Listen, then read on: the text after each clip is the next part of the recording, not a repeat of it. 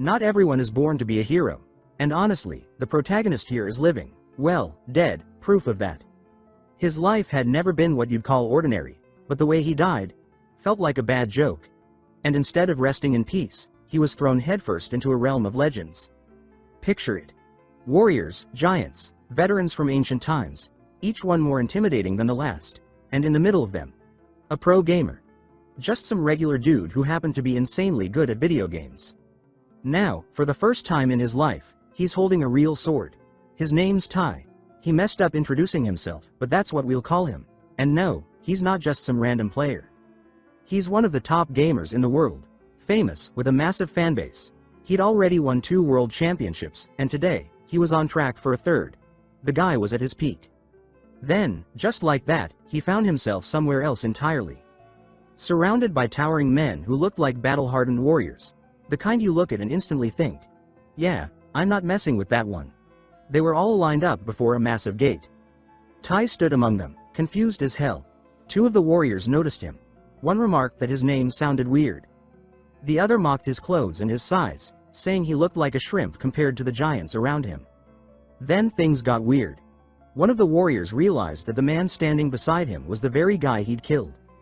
The other stared in disbelief, asking if it was really him. They stared at each other with zero warmth. Tai braced himself. He was convinced a fight was about to erupt. Their eyes lit up like the opening scene of some epic duel. But instead, they burst out laughing. The warrior who'd been killed said he was only there because of his rival.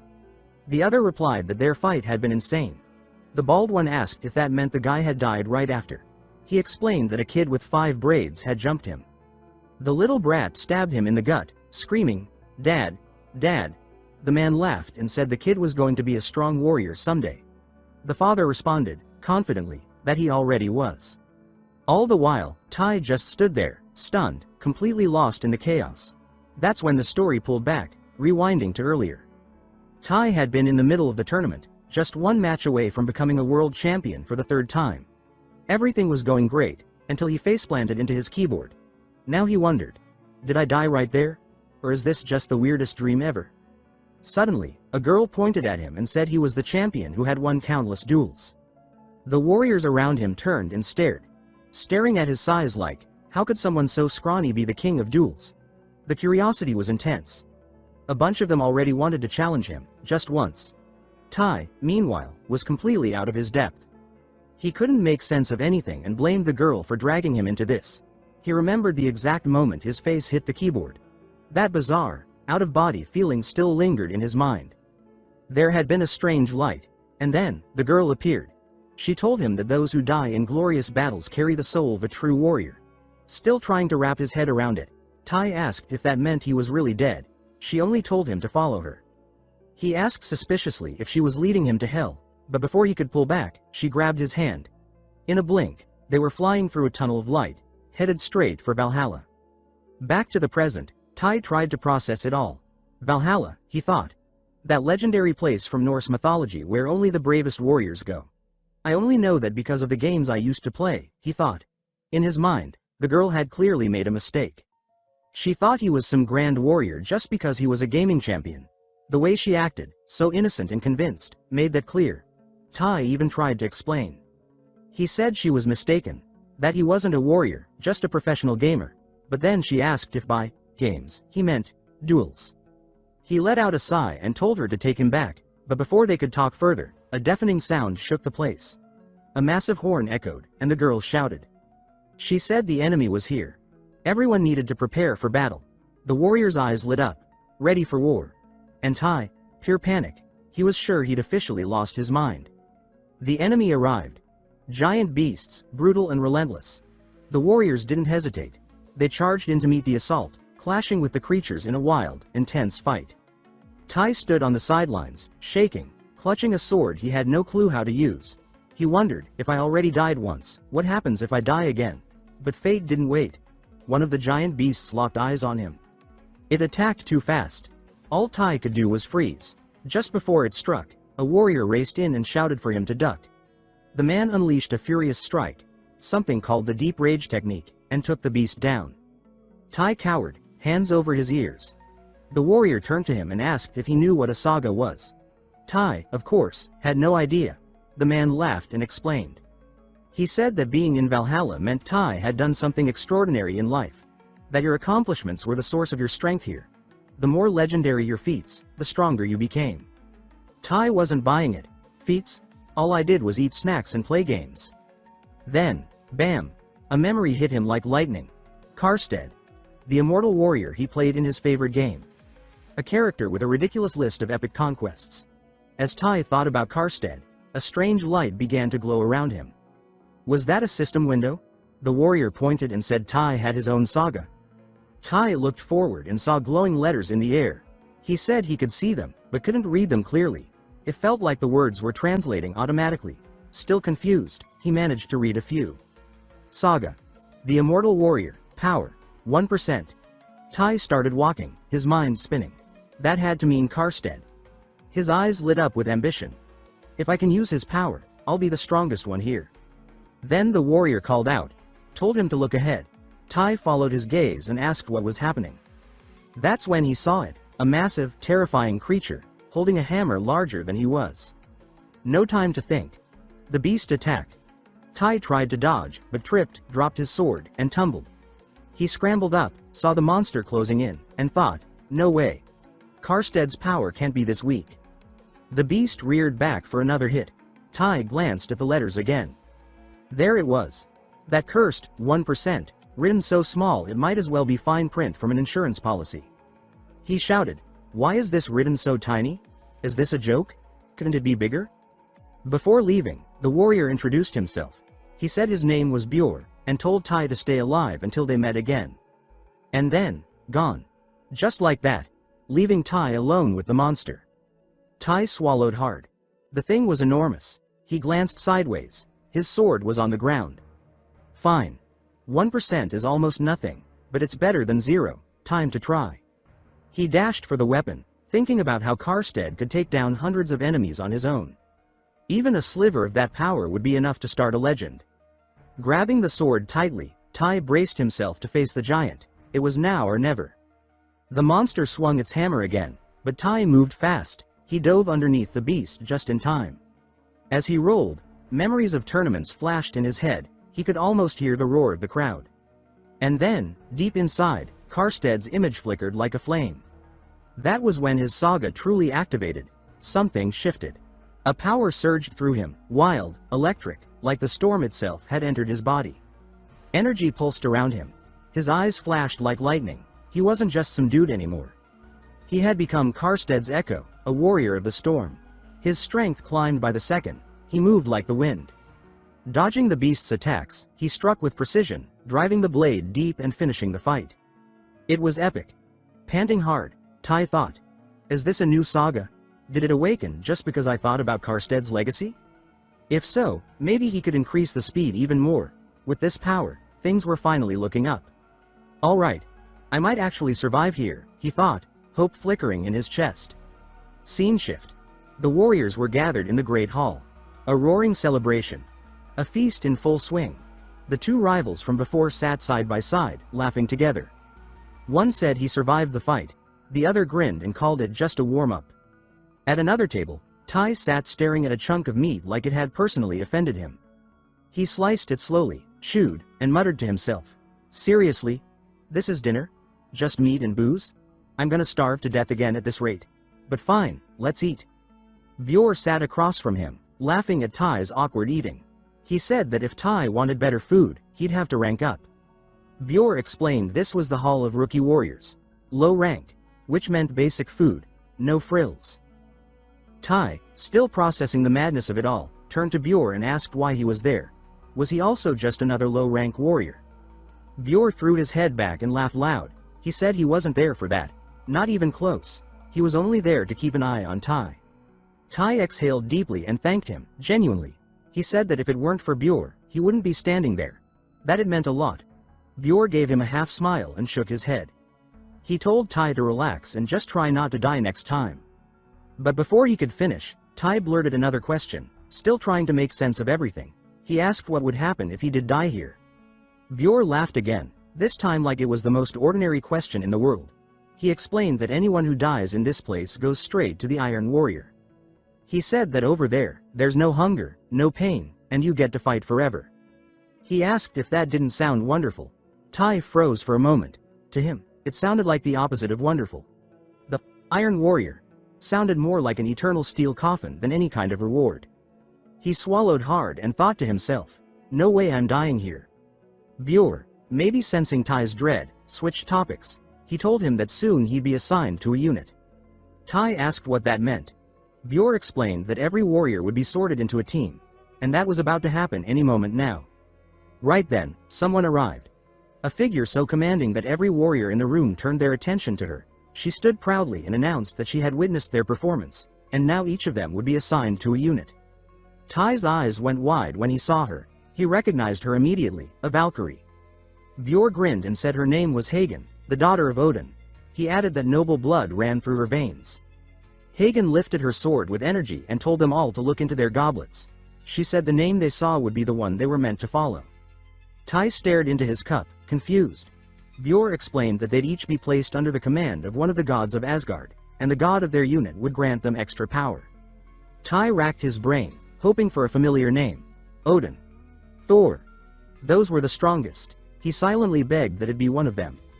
He peeked into his goblet with nervous excitement, hoping for a powerful sign. When Tai finally saw the image appear, his hope crumbled. It was a girl. Beautiful, yes, but not at all what he'd expected. The scene shifted. Now, Tai was sitting in a small boat, sailing down a quiet river. The girl was rowing calmly while Tai looked ready to explode. He thought bitterly that they'd said these were teams of gods. So how had he ended up like this? What kind of awful luck was that? The girl noticed his sour face and asked, curiously, why he'd been acting strange since the start. Tai looked around, frustrated that there wasn't even a third person to share the awkwardness. Not even a pet. But before he could get lost in those thoughts, the girl cut in again, calmly. She told him their team had strengths that could rival any other. Even with his doubts, Tai started wondering if that might be true. She went on, telling him that no one above them could interfere, and no one below them could cause problems. She said this place was paradise. Tai glanced around. It didn't feel like paradise. He asked if it was really just the two of them on the team. He remembered the awkward moment during the ceremony when he saw the word Hindu appear in his goblet, while everyone else cheered at names like Odin and Thor. He was the only one who saw a name no one else recognized. Bjor's reaction back then hadn't helped. That classic brace yourself kid looked mixed with a strained, good luck. Trying to be supportive, Bjor had told him to stay strong. As the ceremony went on, each team leader called out the names of the warriors who joined their ranks. Lines of warriors formed. Tai stayed where he was, unsure who was supposed to lead the Hindu team. Then he saw her. In the distance, a red-haired girl sat slouched, looking like she hadn't slept in days. Her eyes were dull, her body language defeated. This was the leader of the Hindu team, and clearly, she hadn't recruited anyone.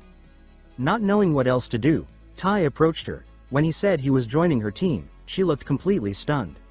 She said that he was the first rookie to show up in a very long time. Her eyes lit up like someone had handed her a winning lottery ticket. She added that they hadn't had anyone new, or young, in years. Tai felt a lump form in his throat.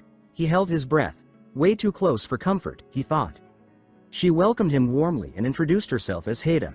Back in the present, still on the boat, Haida stared at Tai, clearly trying to figure out what was going through his head. Finally, Tai broke the silence. He asked what exactly they were fighting to protect, and why. Haida pulled out a map and said it was time to explain things properly. She pointed and said their current location was Asgard. Beyond that, past the lands ahead, was Muspelheim.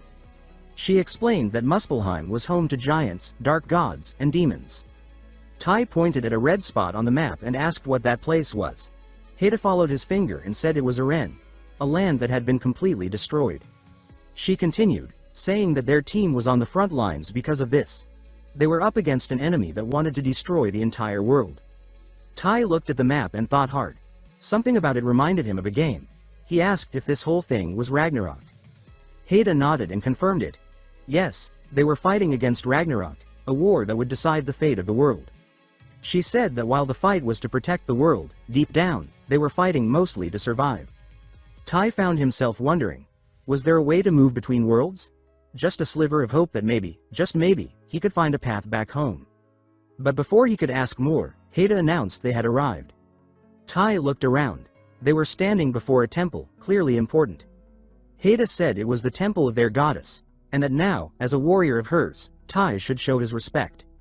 They entered the temple, walking down a grand, echoing corridor. Tai's eyes scanned the immense structure, clearly impressed. He asked if he was going to meet the goddess in person.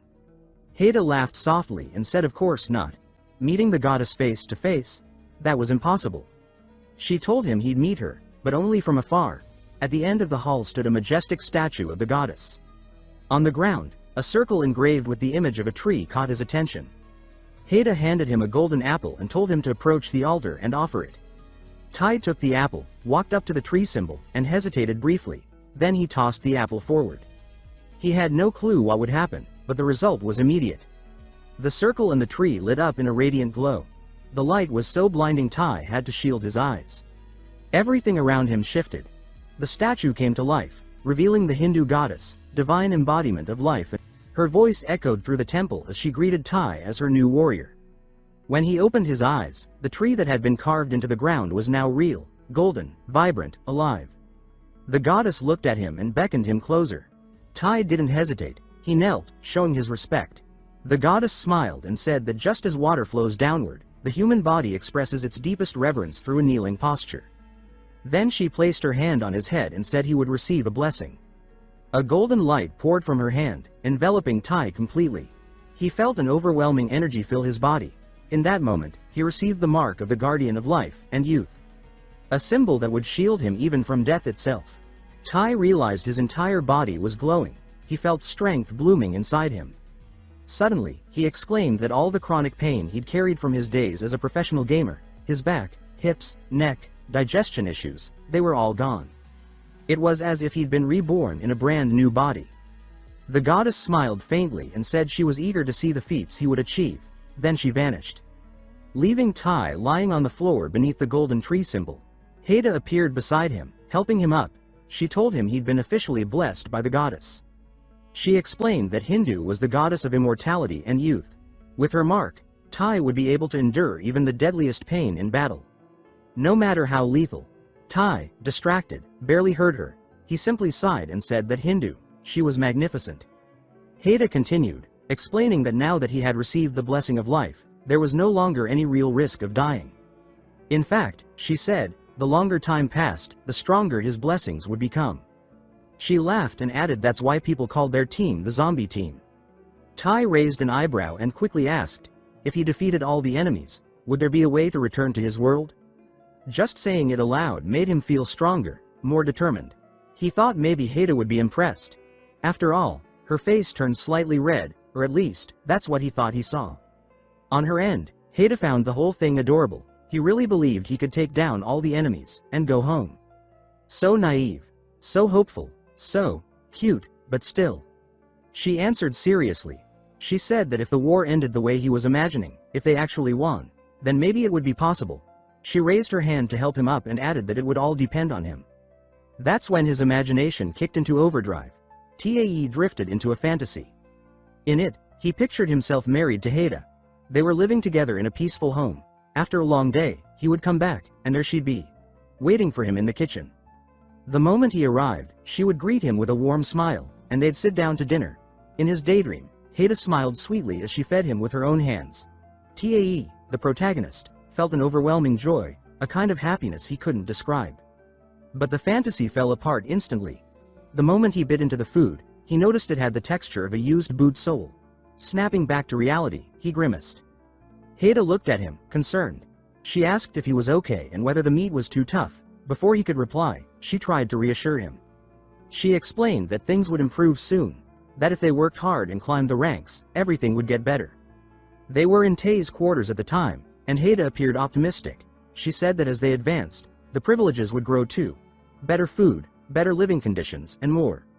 Tai drifted again into his dream world, picturing Haida encouraging him to be patient while holding their baby beside a calm river. Then, reality smacked him again.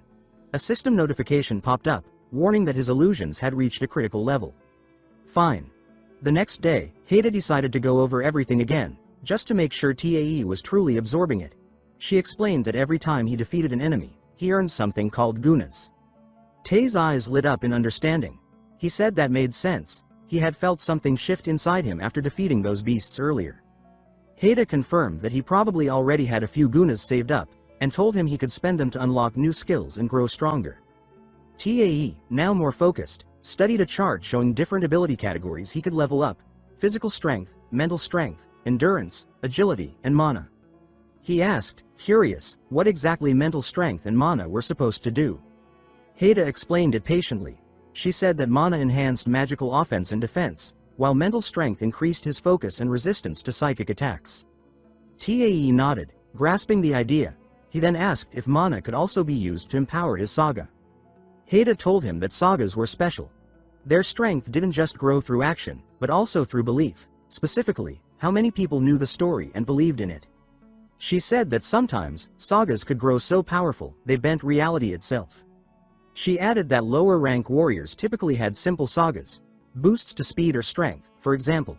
Impressive, sure, but still far from legendary potential.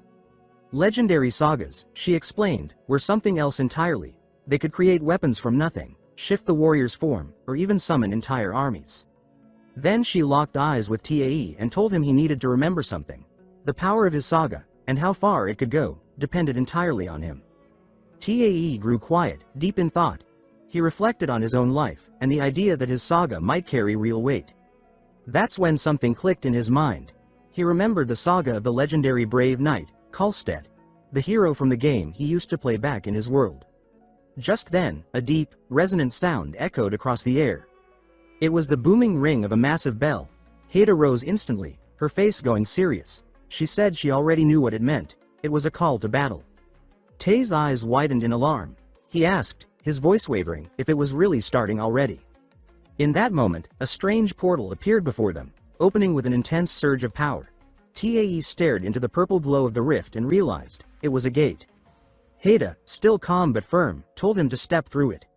She said that on the other side, he'd find the assembly area, where all the warriors would gather before heading to the battlefield.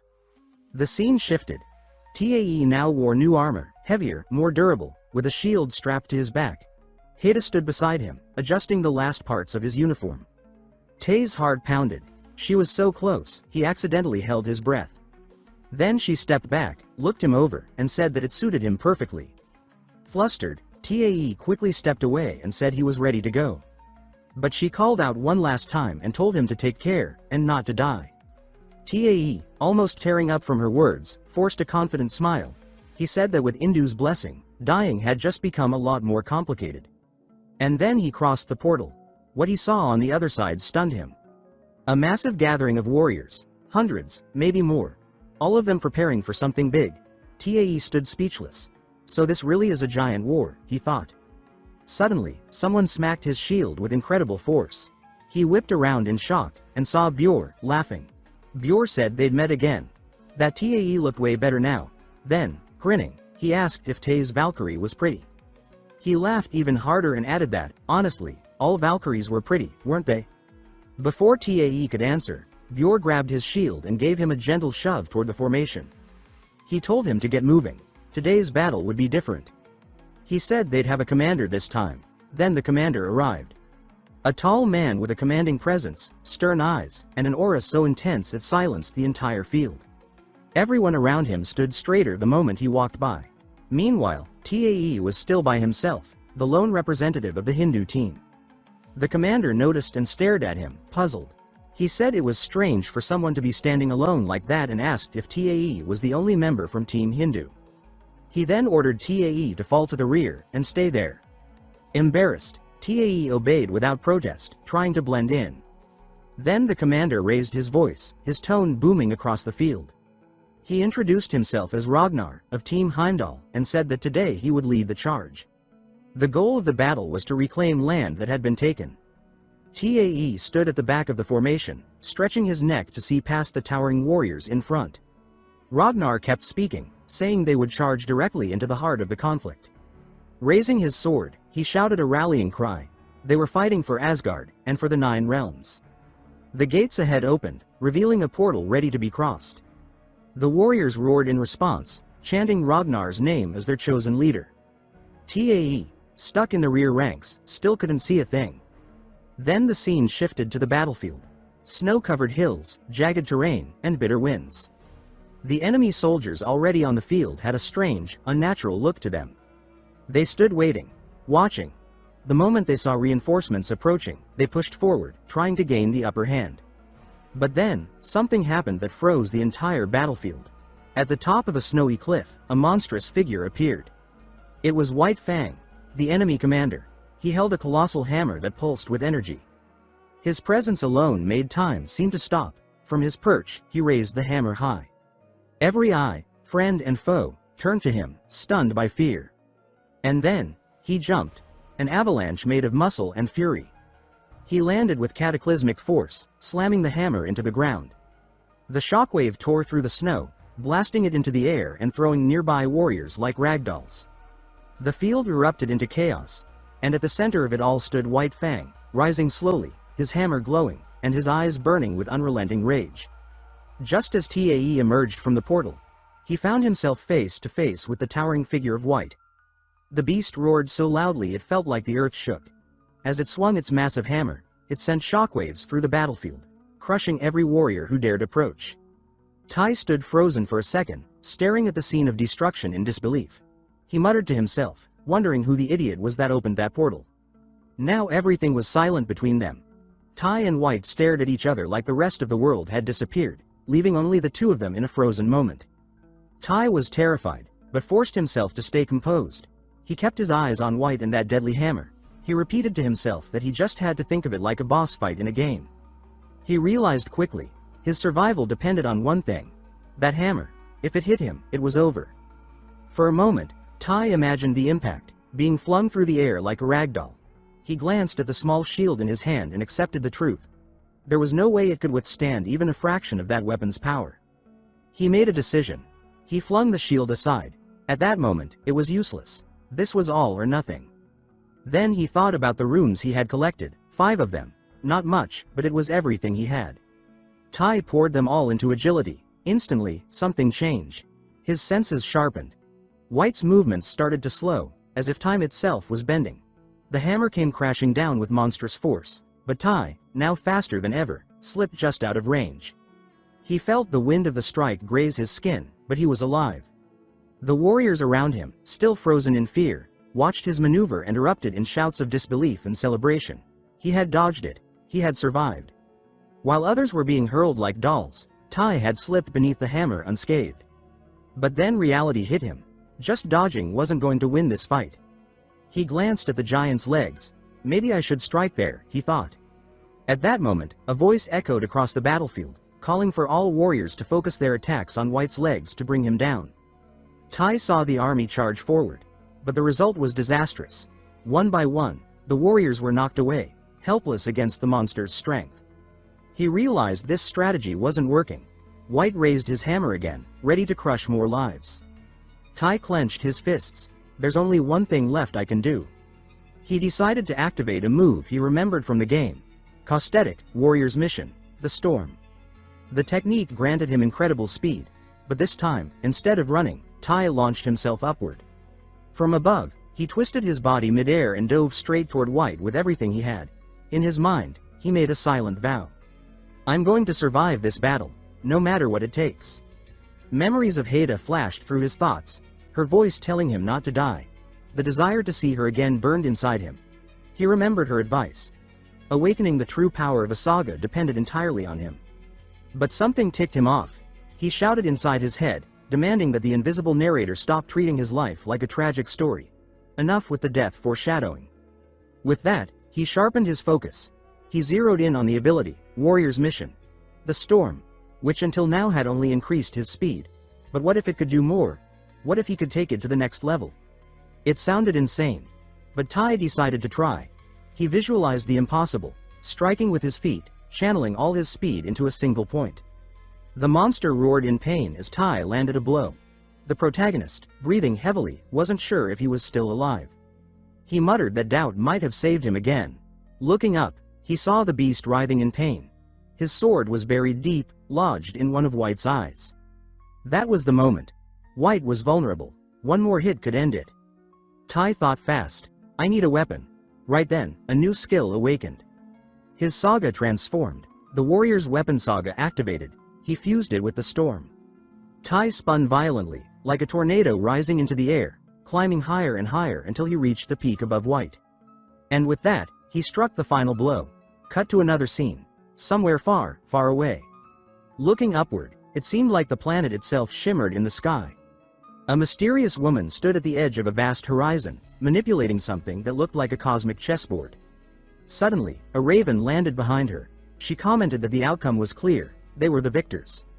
Turning toward the raven, she introduced herself as Raskard, a Valkyrie in the service of Odin. But the raven responded in a grave tone. He said he wasn't Odin, she was speaking to Hugin. Raskard sighed, clearly annoyed. Hugin then asked if any warrior had impressed her, pressing the question again. She hesitated, but then admitted, yes, one had, one who faced the beast. The scene cut back to the battlefield. Tai stood holding his sword with both hands, the corpse of the fallen wight beside him.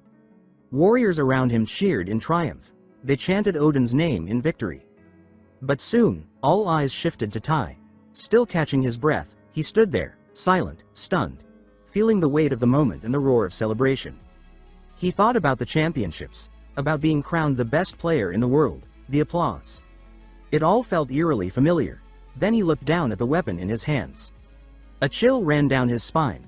Wait a second, this sword, it's just like the one from the game. A rare item. Once difficult to obtain, then eventually common, weaker than what he was used to using. Just like his current state, far from his peak, but full of potential.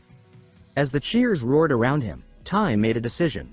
I want to keep hearing this, I want to get stronger. Tai, the conqueror of Valhalla, raised his sword and saluted the warriors.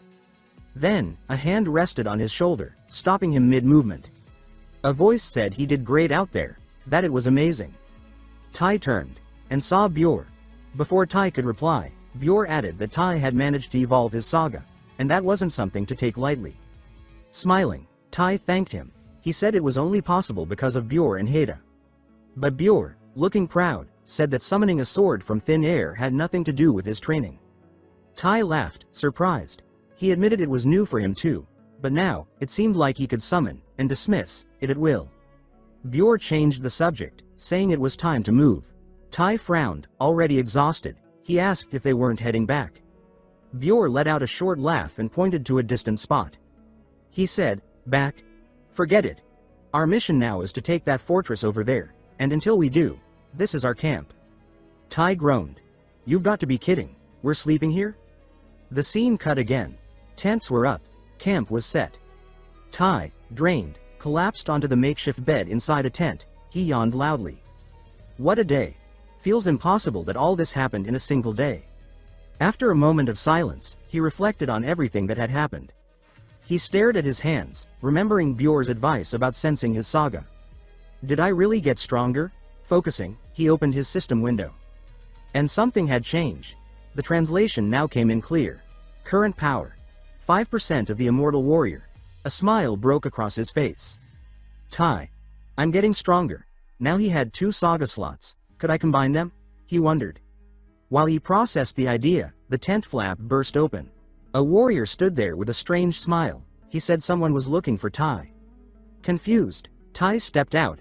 Outside, he saw all the warriors gathered, each one looking at him with that same odd grin. What the hell is going on? Then he saw the reason. Amidst the crowd stood Heda. She saw him, beamed with joy, and called his name. The sight of her caught him completely off guard. Cut to Heda sitting on the ground, tears running down her cheeks. She apologized over and over to Tai, sobbing uncontrollably. She was overwhelmed by his unbelievable accomplishments. Back to the crying scene. She said she had been arrogant, she never realized he was such a powerful hero. Tai tried to calm her down, but the tears kept coming. She begged for forgiveness, saying she never should have treated him that way, and yet, she had still called him a rookie. Even as she sobbed, Tai thought to himself, she's ridiculously adorable like this. But he knew he had to explain. He told her, gently, that everything she saw had happened inside a game. Heda gasped loud enough for the whole camp to hear. She asked in disbelief, all of that was in a game? Tai, still awkward, confirmed it. He said yes, he did all those things, but in a virtual world. Not the real one. She paused, thinking. then replied that she sort of understood. But she added, with a warm smile, that the important part was, he had done all that, and to her, that was still incredible. Tai looked at her, speechless. In his head, he started wondering, should esports count as real sports? His mind drifted. If they did, everyone would want to be a gamer. Maybe even dodge military service because of it. The world would be chaos. He laughed quietly to himself. Somehow, those thoughts made him feel better. But Haida snapped him back to reality. She said they needed to talk about sagas. She explained that usually, there's no fixed number of sagas one can use. But in his current state, without forging a new saga, he wouldn't be able to create another one for a while. She warned him to think carefully before doing anything impulsive. Tai looked at the options before him. For now, he could only equip one saga. So he began racking his brain. What's truly worth it? He reflected on what he already had. Falsted's power. The storm speed boost. The summonable warrior's sword. All useful. But what was missing? His first instinct was to pick something offensive. Then he shook his head. No, that's not what I need right now. And with that, he made his choice. He says he wants dragon eyes, something that would let him see everything. Suddenly, his eyes glow with an intense blue light, and he lets out a yell so loud that it startles Haida. She asks if he already made his choice.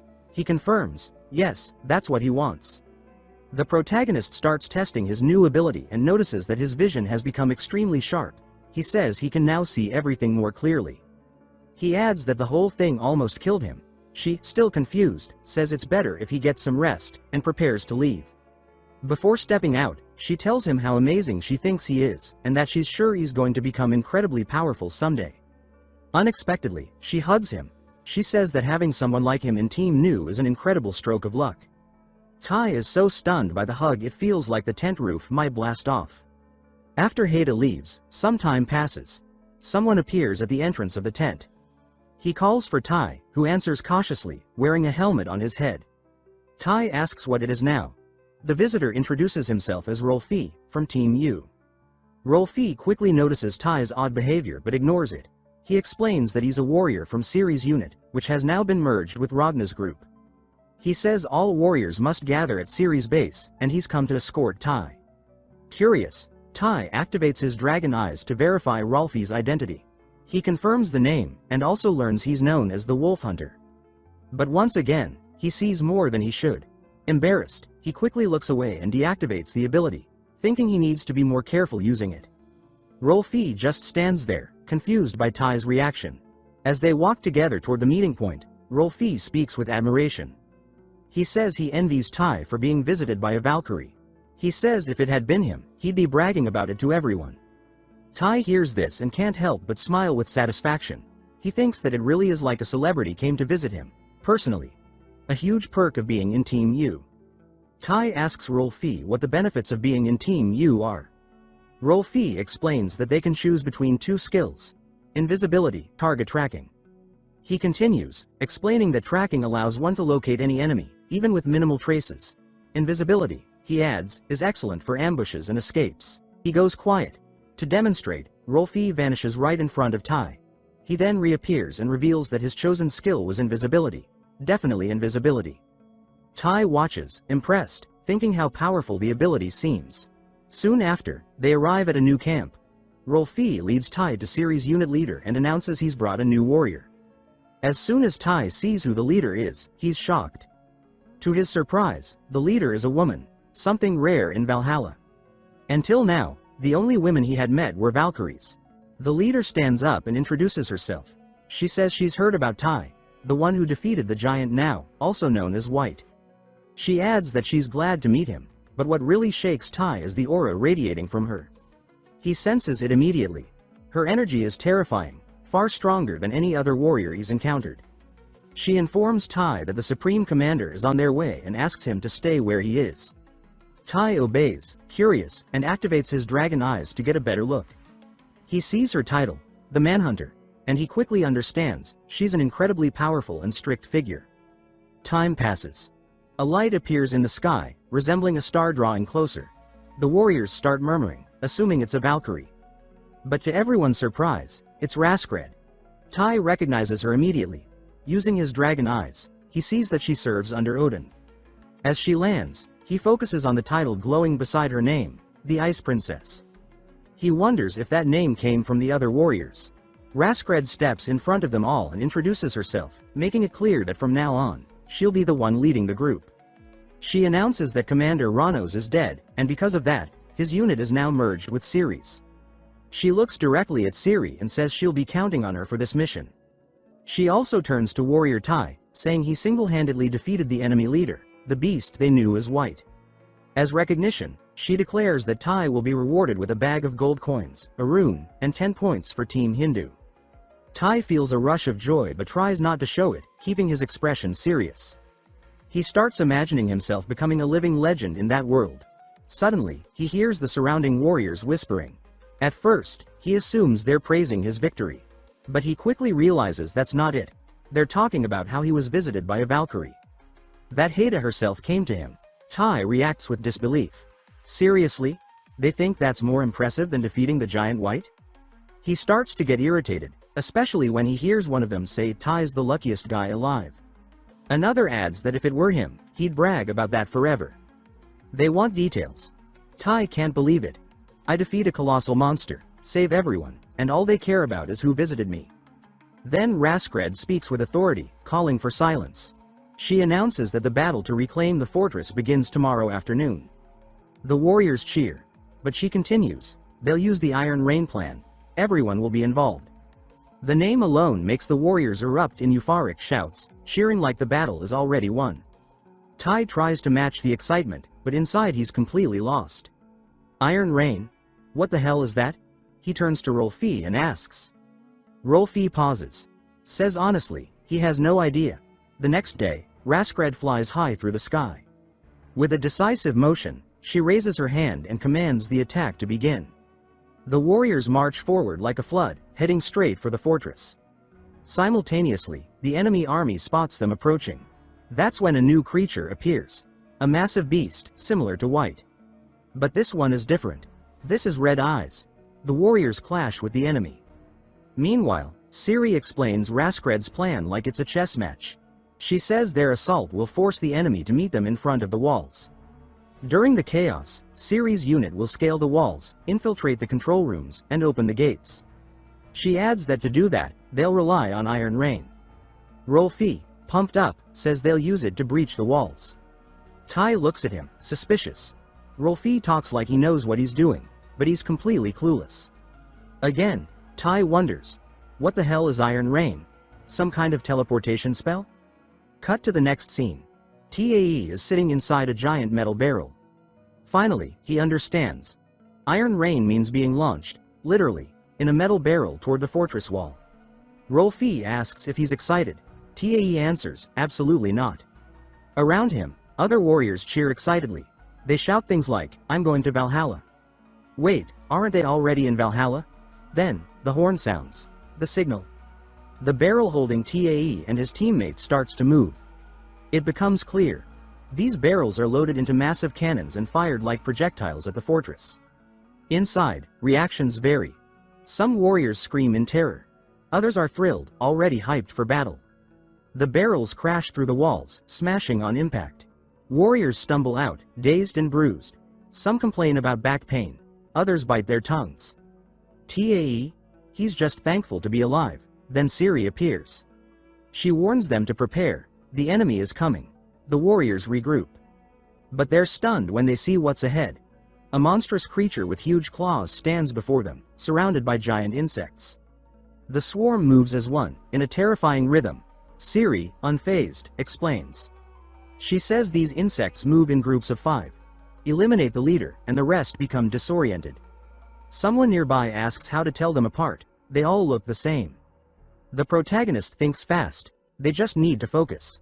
He activates his dragon eyes to spot the leader. With enhanced vision, he detects the boss. He points and informs Ciri. It's that one. He explains this is thanks to his saga ability, making it clear he can help. Ciri wastes no time.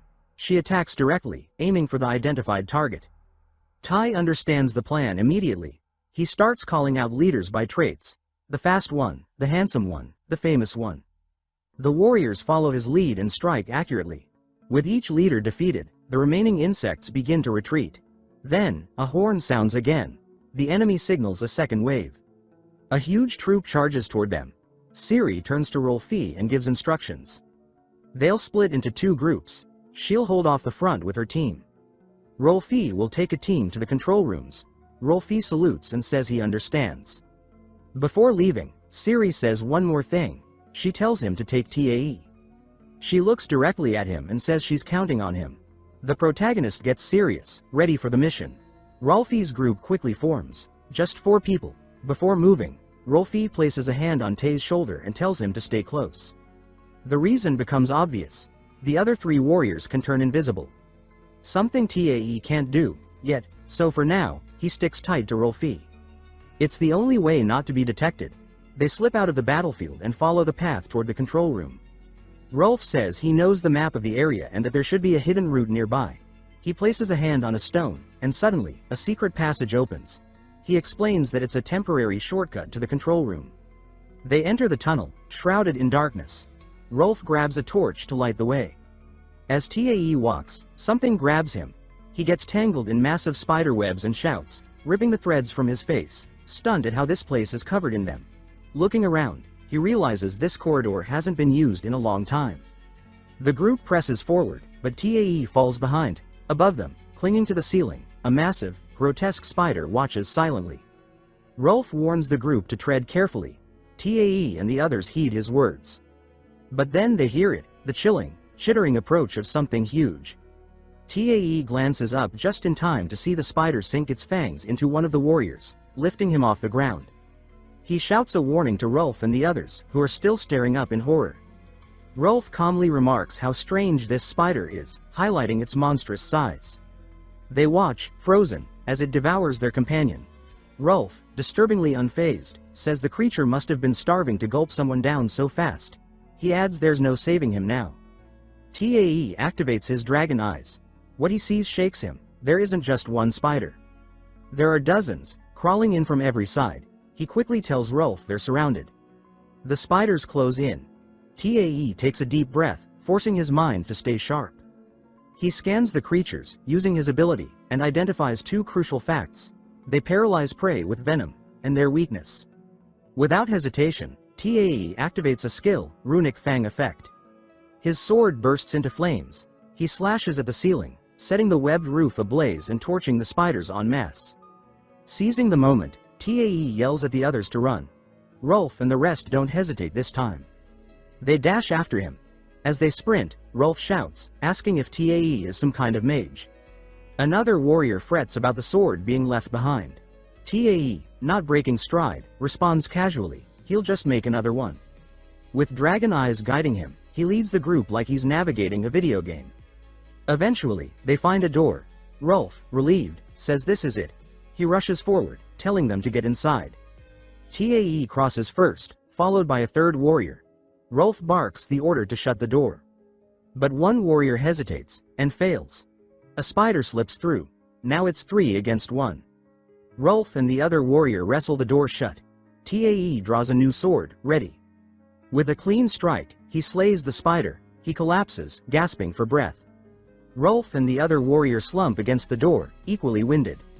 TAE glances around and asks if this really is the control room. They head to the center. Rolf confirms, it's the emergency control chamber. As they advance, he explains that this is the second hidden system within the fortress. TAE reflects, it makes sense it was so hard to reach. Being so secret, it has no guards. Wasting no time, Rolf says they need to finish fast. He pulls a circular key from his gear and inserts it into the device at the room's core. He says they'll open the main gate now to minimize their troops' losses. As the key turns, a blinding light bursts from the control device. A mechanical voice announces, emergency control key recognized. From above, a beautiful girl descends. She introduces herself, Black Caster. She asks how she can assist. Rolf and the other warrior stare, dumbstruck.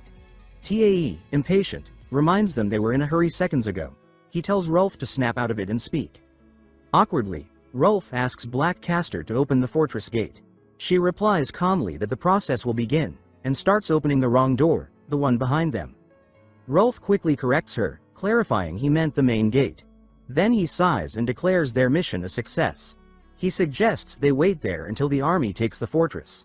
Looking at Tae, he says that while they have time, they could chat with the girl. But Tae is locked on the door. He warns that someone's coming, they need to prepare. A moment later, a shadow looms. Something massive approaches. Tae, terrified, mutters how it's possible anything could break through that thick metal door. Rolf, equally on edge, notes that there were tons of spiders outside. But Tai realizes, whatever this is, it already killed them all. Suddenly, the door bursts open. The red-eyed monster storms in. Tai recognizes him instantly. The beast is furious, growling threats. He declares that he'll wipe them out right there. The trio freezes, paralyzed by fear. Tai activates the warrior's sword saga. Thinking of Haida, he charges. Rolf and the other warrior follow. But the beast is too fast. It spins its hammer with terrifying speed and smashes the warrior beside Tai. The man is hurled into the wall, cracks split the stone on impact. The monster mutters in confusion, asking where the little one went. From above, Tai descends using the storm saga, blade aimed at the monster's skull. But Red Eyes sees him coming. It drops the hammer and unleashes its claws. Tai realizes too late, the beast was waiting for him. Midair, the creature catches him and slams him to the ground with a brutal move, gravestone spike. Rolf cries out in horror as the floor craters. Tai lies motionless. The scene fades. Tai is flying, weightless in the sky. He wonders about the strange sensation. As he opens his eyes, bathed in light, he whispers, "So this is death." Memories flash. The beast raising its foot to crush him. Tai thinks, this wasn't supposed to end here. Back in the control room. Rolf stands tall, bow in hand, a flaming arrow drawn. He activates his saga and fires. The flames wrap the monster, and it howls in pain as fire devours its skin. Rolf shouts at Tai to hold on, but the monster spins, rage in its eyes. He swears vengeance on the archer. For a moment, it hesitates, eyes flickering between Rolf and Tai. That moment is all Tai needs. He plays dead, unmoving. His mind races. He knows, if I move now, I'm dead. He lies still, formulating a plan. The monster turns its back on him and charges at Rolf. The archer steadies his aim, ready to die fighting. Tai, still on the ground, feels fire pulsing through his body. Everything hurts. But something inside him roars, I'm still alive. Summoning all his strength, he rises. Red Eyes doesn't notice. Tai ignores the pain and reactivates the storm. He flashes forward, faster than lightning. He slices through the monster in a single blur. He lands next to Rolf, who stands frozen, eyes wide. For a moment, time stands still. Then, chunks of the creature's body fall around them. It screams in agony, then collapses. Tai looks down at the corpse, as if even he can't believe he won. Across the room, the third warrior stands dumbfounded. Rolf turns to Tai and says they should finish this, for good. The beast lies writhing. Tai walks forward slowly. He breathes deeply and apologizes, says he has to do this. He activates the warrior's sword saga, ready to end it. But before he can strike, something erupts inside him. A surge of energy fills him. His hands glow. A new weapon forms, a massive metal hammer. The system notifies him. New saga unlocked, Skullcrusher. Stunned but thrilled, Tai roars and slams the hammer down with everything he has. The impact shakes the entire control room. Rolf and the third warrior rush over. The warrior screams with excitement. Tai did it. He shouts that Indu has triumphed. Rolf stares at Tai, barely processing what he just saw. Then, another notification pops up. Tai's level has increased. Karstead synchronization, 7%. He doesn't even have time to absorb it all when they hear the report. The Black Fortress has been captured. Valhalla has won. Rolf and the others rush Tai, grabbing him in a massive group hug. They yell that the war is over. And so, the legendary Red Eyes, the enemy army's final commander, was slain. Cut to the battlefield. A warrior holds Red Eyes head high and proclaims victory in Thor's name.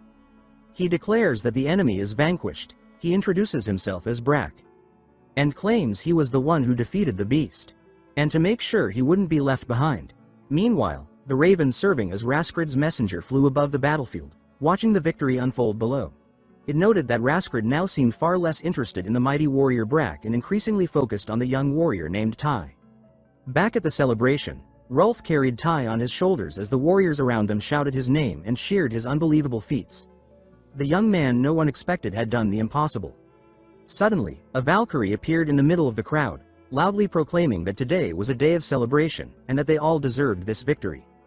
The warriors erupted in joy, celebrating the end of a brutal era. Tai, standing apart from the crowd, looked silently up at the sky. The weight of the battle still lingered in his body. That's when Rolf approached and asked if he was okay. Tai admitted he was in a lot of pain.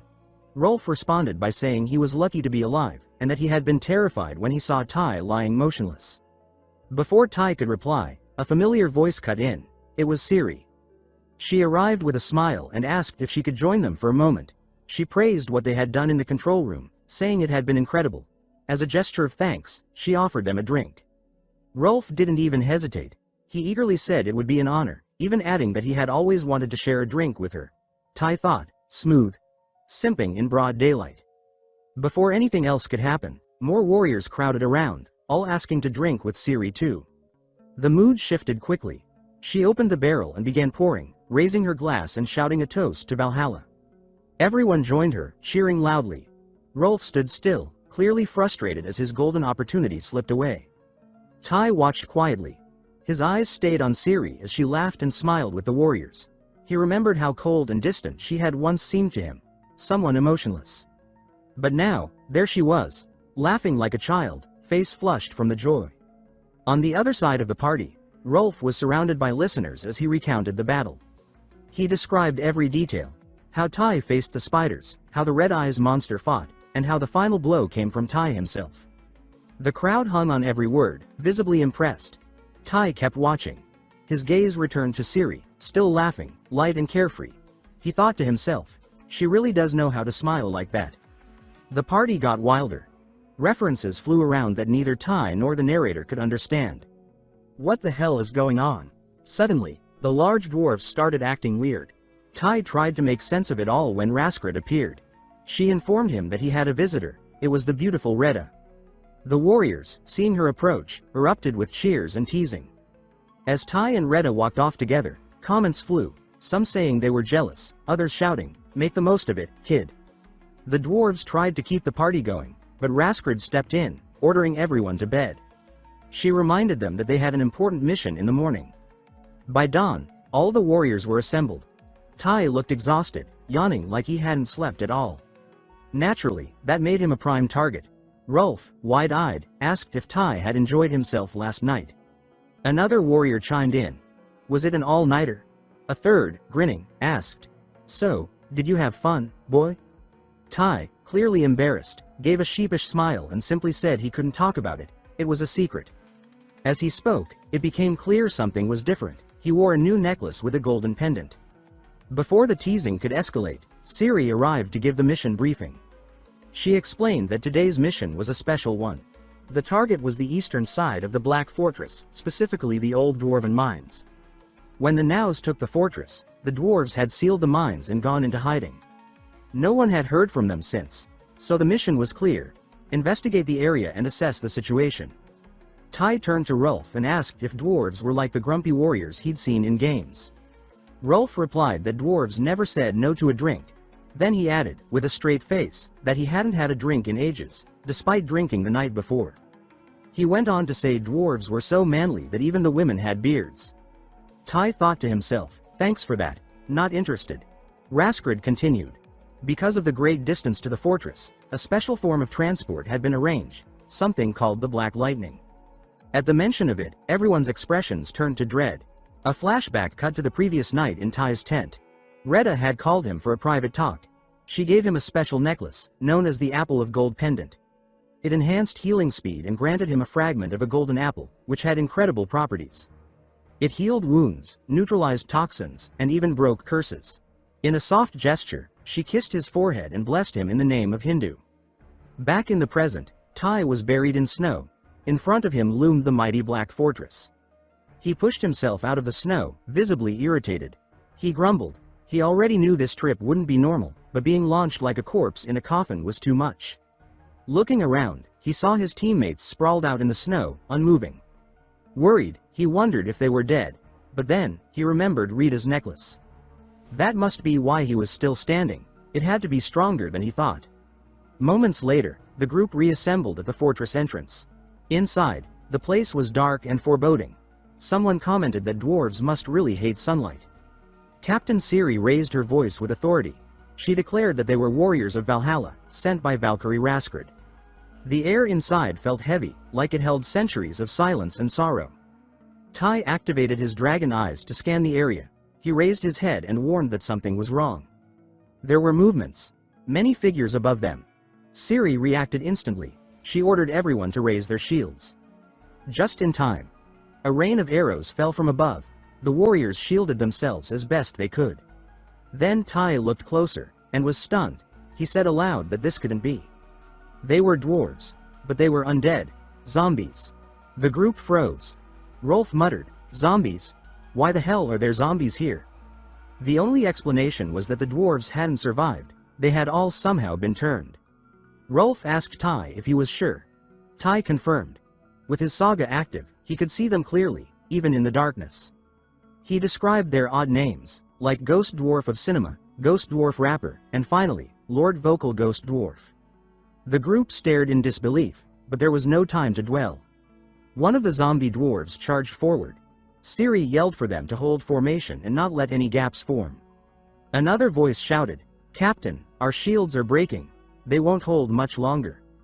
Then, more zombie dwarves appeared on the higher levels, ready to strike again. Things looked grim, but then, something unexpected happened. A different dwarf emerged, alive, and holding something in his hands. He threw what looked like a homemade Molotov. It exploded, creating a wall of fire that blocked the zombies' sight and stopped the arrows. He shouted for them to follow him.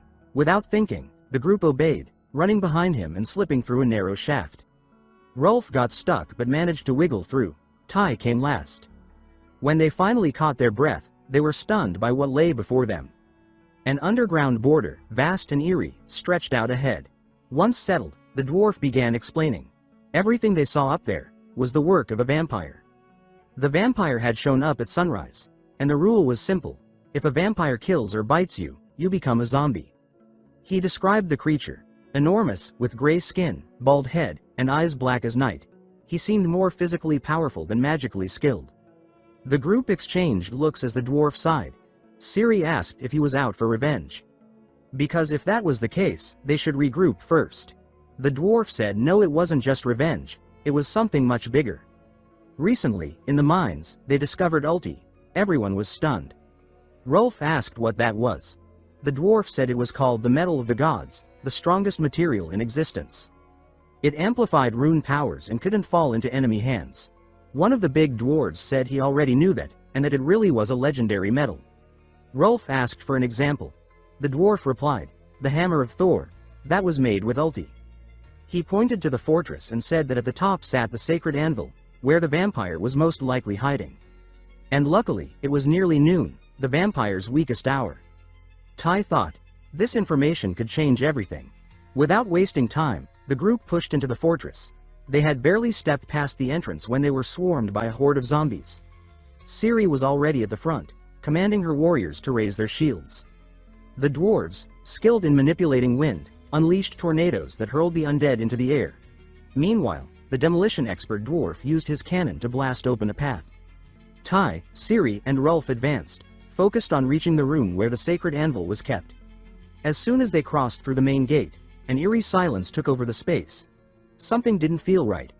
Tai glanced around and commented that everything seemed far too easy. Then they saw it. Above the anvil, a shadowy figure watched them. The vampire was already there.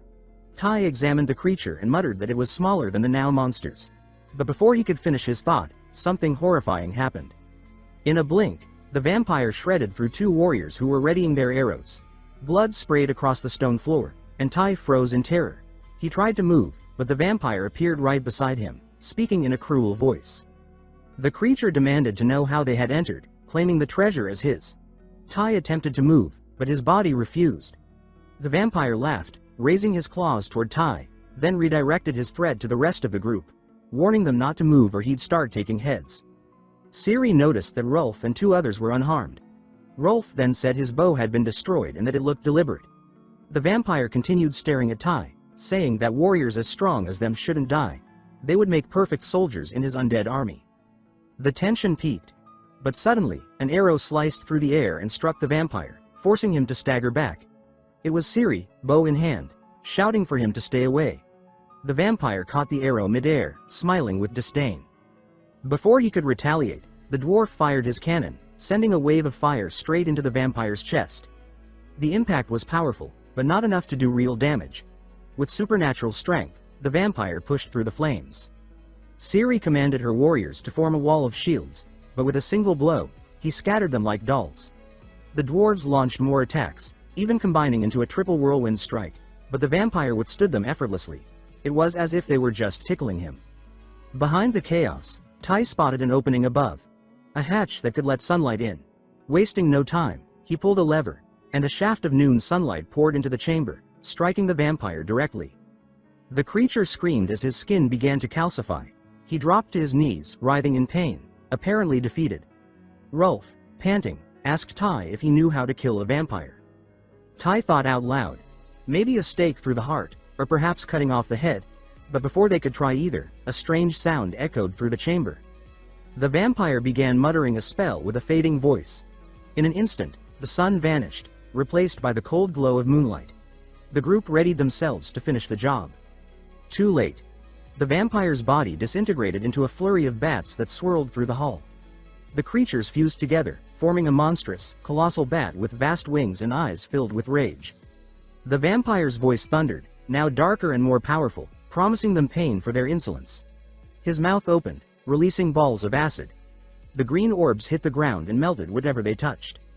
Tai shouted for the group to get to the corners, but one warrior stood there, frozen. Only bones were left. Ciri dodged and yelled for everyone to stay alert. The monster continued spitting acid, driving them to scatter. Tai, desperate for a solution, took a deep breath and activated his saga. He leapt straight at the beast, facing it head-on. The bat let out a grotesque laugh, questioning if Tai was stupid or just suicidal. It prepared another acid blast. But Tai, faster than before, dodged the attack and slashed at the creature. The hit landed, but his sword shattered against the creature's hardened skin. Speechless and vulnerable, Tai balanced precariously on the beast's back. The vampire was clearly irritated and told Tai to get off.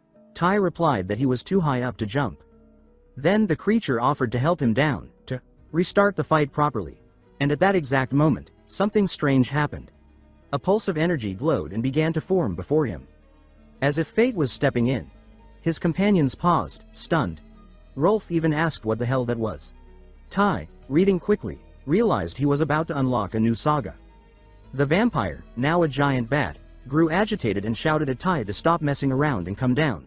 Tai closed his eyes, focused, and activated his new power. It was called Dragon Commander. With it, he could tame and ride any creature, griffins, dragons, or bats. A gift from the bloodline of Chaos Fed. And now, this bat was under his command. The giant monster shrank into a harmless, adorable little bat. Everyone stood there in awe.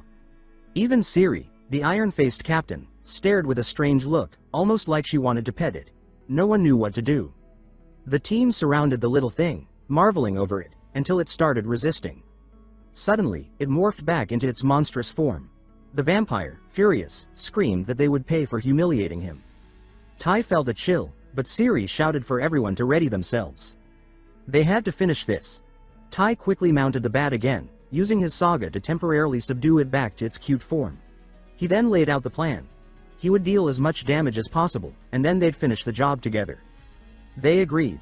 He soared into the sky on the bat's back. The first rays of the new sun began to burn the beast. Tai, still in control, gave the order. Full speed. Crash into the ground. He leapt from the creature just before it smashed into the earth, causing a massive shockwave. Then he activated his warrior saga, Skullcrusher, and delivered a brutal blow to its head. Still breathing. But the dwarf wasn't done. He hurled a pack of explosives onto the bat. The explosion was enormous, obliterating the creature and nearly taking Tai with it. He groaned aloud, asking how anyone carried that in a backpack. Rolf checked on the remains, confirming the beast was finally dead. When the dust cleared, they stood before the sacred anvil. Above it sat a chest. Inside, the metal of the gods, a small fragment. Tai, Rolf, and Ciri frowned. It was tiny, didn't seem like something worth all this. The dwarf snapped, saying it was enough to craft a powerful ring. Then he said that such a metal was too valuable to leave unguarded, so he handed it to Ciri, trusting Valhalla to protect it. Ciri accepted with honor. But before they left, the dwarf insisted on another reward. "Let's eat and drink," he said. The others were already ready to celebrate, but Ciri reminded them they had to return. The dwarf relented but said he couldn't let them leave empty-handed. He led them to a vault full of magnificent weapons, true masterpieces. He told Tai to choose one. Tai didn't hesitate. He activated his dragon eyes to scan them. Something caught his interest. Later, as the group prepared to leave, the dwarves gathered at the gates to say goodbye. They thanked them sincerely, for saving them, and for avenging their kin. One dwarf approached Tai and said he had chosen well. "We see Tai's new gear, a cloak, the only blue item in the vault." The cloak, called Falcon Wings, was light and durable, and had a special ability. The dwarf taught Tai a chant that would unlock it. Then the scene cuts to a falcon soaring high above the mountains. It's Tai, flying fast, passing over the enchanted coffins where his companions rest, returning to Black Castle. After landing, the group went straight to report to Valkyrie Haskred, who awaited them with a stern gaze. "Mission complete," she said. "Well done."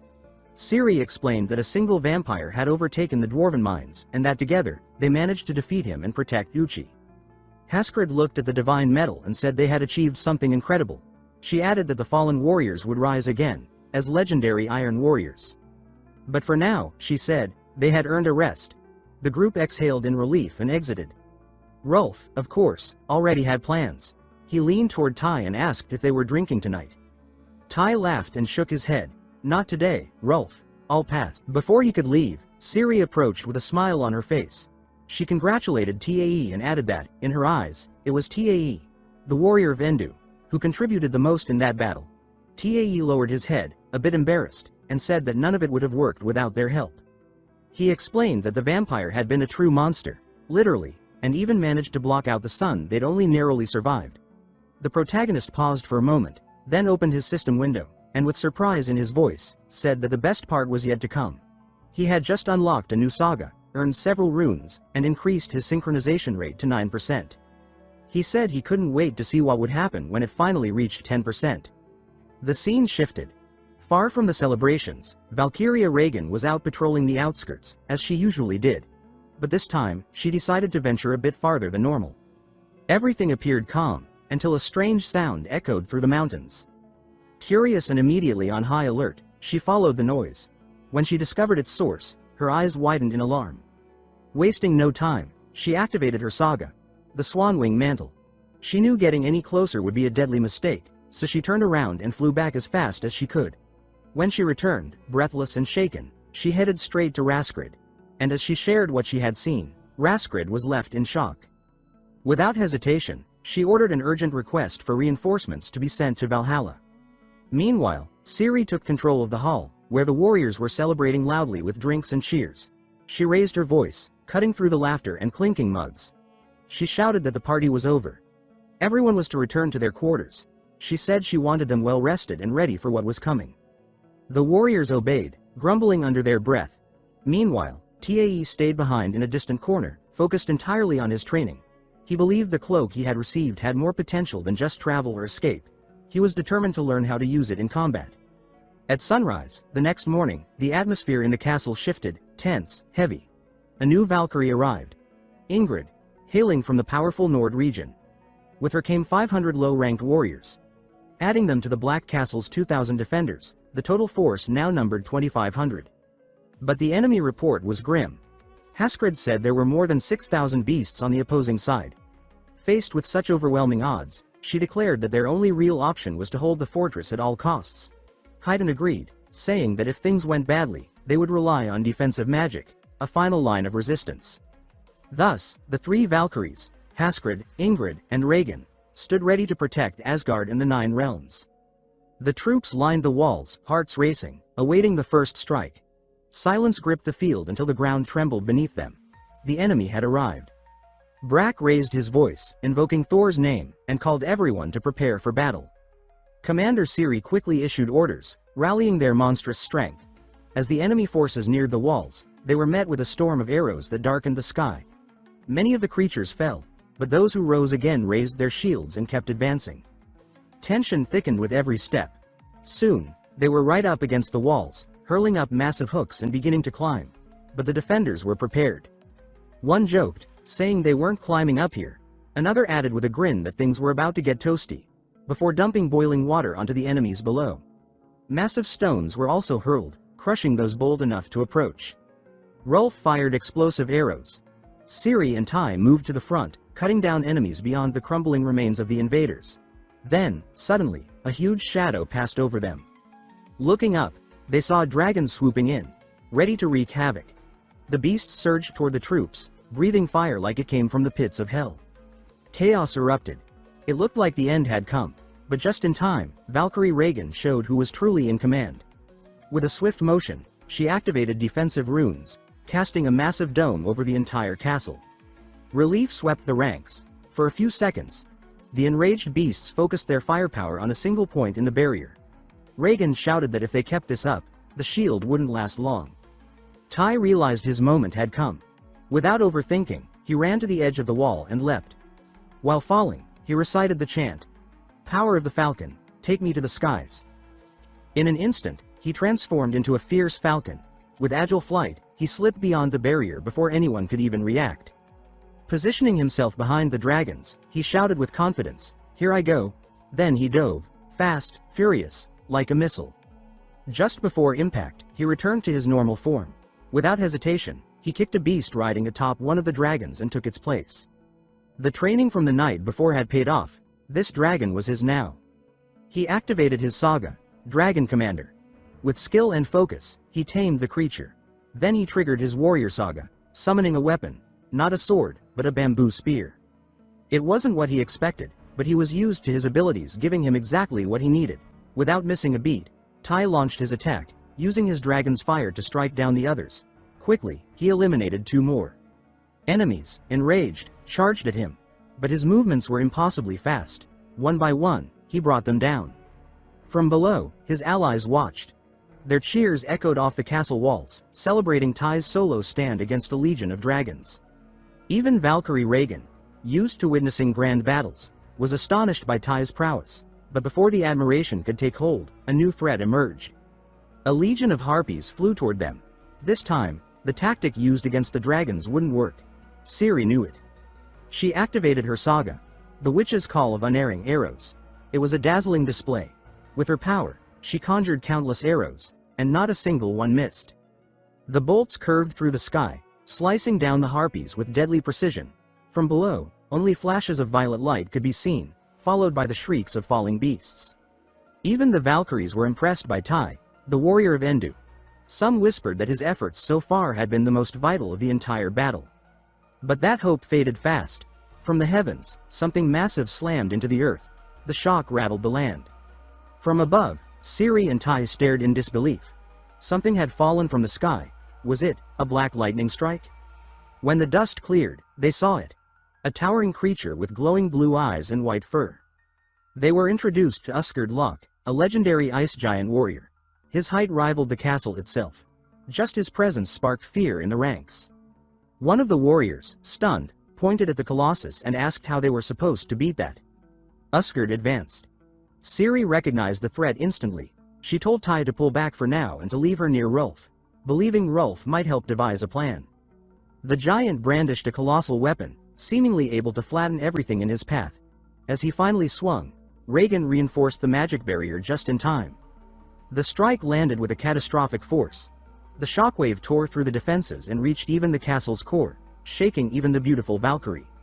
Still, the barrier held, but barely. Another hit came. This time, Uskard cracked the shield. Reagan was running out of energy. That's when Raskard joined her, adding her own magic to the barrier. She looked at the others and said gravely that they were not prepared to face something of this magnitude. She added that if only she could use that, but until then, they had no choice but to pray for a miracle. Raskard looked skyward and cried out, nearly desperate, calling for Odin. She said they couldn't win this fight with a force of low-level warriors. The situation was dire. Uskard was supposedly the weakest of the ice giants, and still, he made their entire army look like a joke. And of course, the giant didn't care. He raised his weapon again, preparing another devastating strike. Regan gritted her teeth. Ingrid was thrown backward, the force too great to withstand. The truth was clear. The barrier was about to collapse. Seeing the chaos spiral out of control, Raskrid pleaded again, this time from her core. She begged Odin to release them from the seal, to let them fight this monster on equal footing. As she prayed, a raven flew above the giant's head. But this was no ordinary raven. It was Hugin, one of Odin's messengers. Through its eyes, Odin watched the battle unfold like a front-row spectator. Silence came first. Then, the god's reply echoed in the Valkyries' minds. He refused. The blow landed deep in Raskrid's heart. None of them had expected to hear that from Odin, but he had his reasons. This battle wasn't for them. It was a test. He wanted to see what the low-ranking warriors of Valhalla were truly capable of. Only the strong have a place here. Raskrid opened her mouth to speak, but no words came out. She knew Odin well. He was a god of war, merciless and unrelenting. Someone appeared beside her. It was Brak, a towering warrior with muscles that looked capable of crushing steel. With a thunderous war cry, he shook everything around him and roared that it was time. He called the warriors to action. Brak was a member of Thor's legion, and he didn't come alone. Following his cry, the other warriors began shouting his name. Those who had seemed uncertain now rose with renewed fire. Without hesitation, Brak leapt forward. With his gleaming axe in hand, he launched himself toward the giant's head, shouting again. His strike landed straight on the giant's forehead, merciless and direct. The blow triggered a wave of courage in the warriors. They charged, screaming the names of their gods. Brak's attack, while visually striking, barely made a dent. Just a small cut. It looked insignificant, but in truth, it was far from that. The giant's skin was so dense that only a warrior of the highest level could pierce it. Enraged, the giant swung his massive arms and hurled Brak like a mosquito. Meanwhile, Tai landed on the wall where Ciri had asked him to drop her off, right next to Rolf. As soon as he touched down, Ciri turned to him and told him they would create an opening. She asked him to take to the skies again and wait for the right moment. Tai looked confused but turned his gaze to the giant. He noticed the cut on the creature's forehead. It was small, but it showed the monster was angry. Understanding what Ciri meant, he took a deep breath and prepared to take off again. While Tai took position above, searching for a way to surprise the monster, Ciri explained the plan to Rolf. They would use the siege ballista and activate their sagas simultaneously. Rolf's eyes widened. He asked if she was crazy. He said no one had ever tried something like that before. Ciri admitted it was risky, but said it could work. Tai stayed high above, watching carefully. But before he could act, the giant's eyes locked onto him.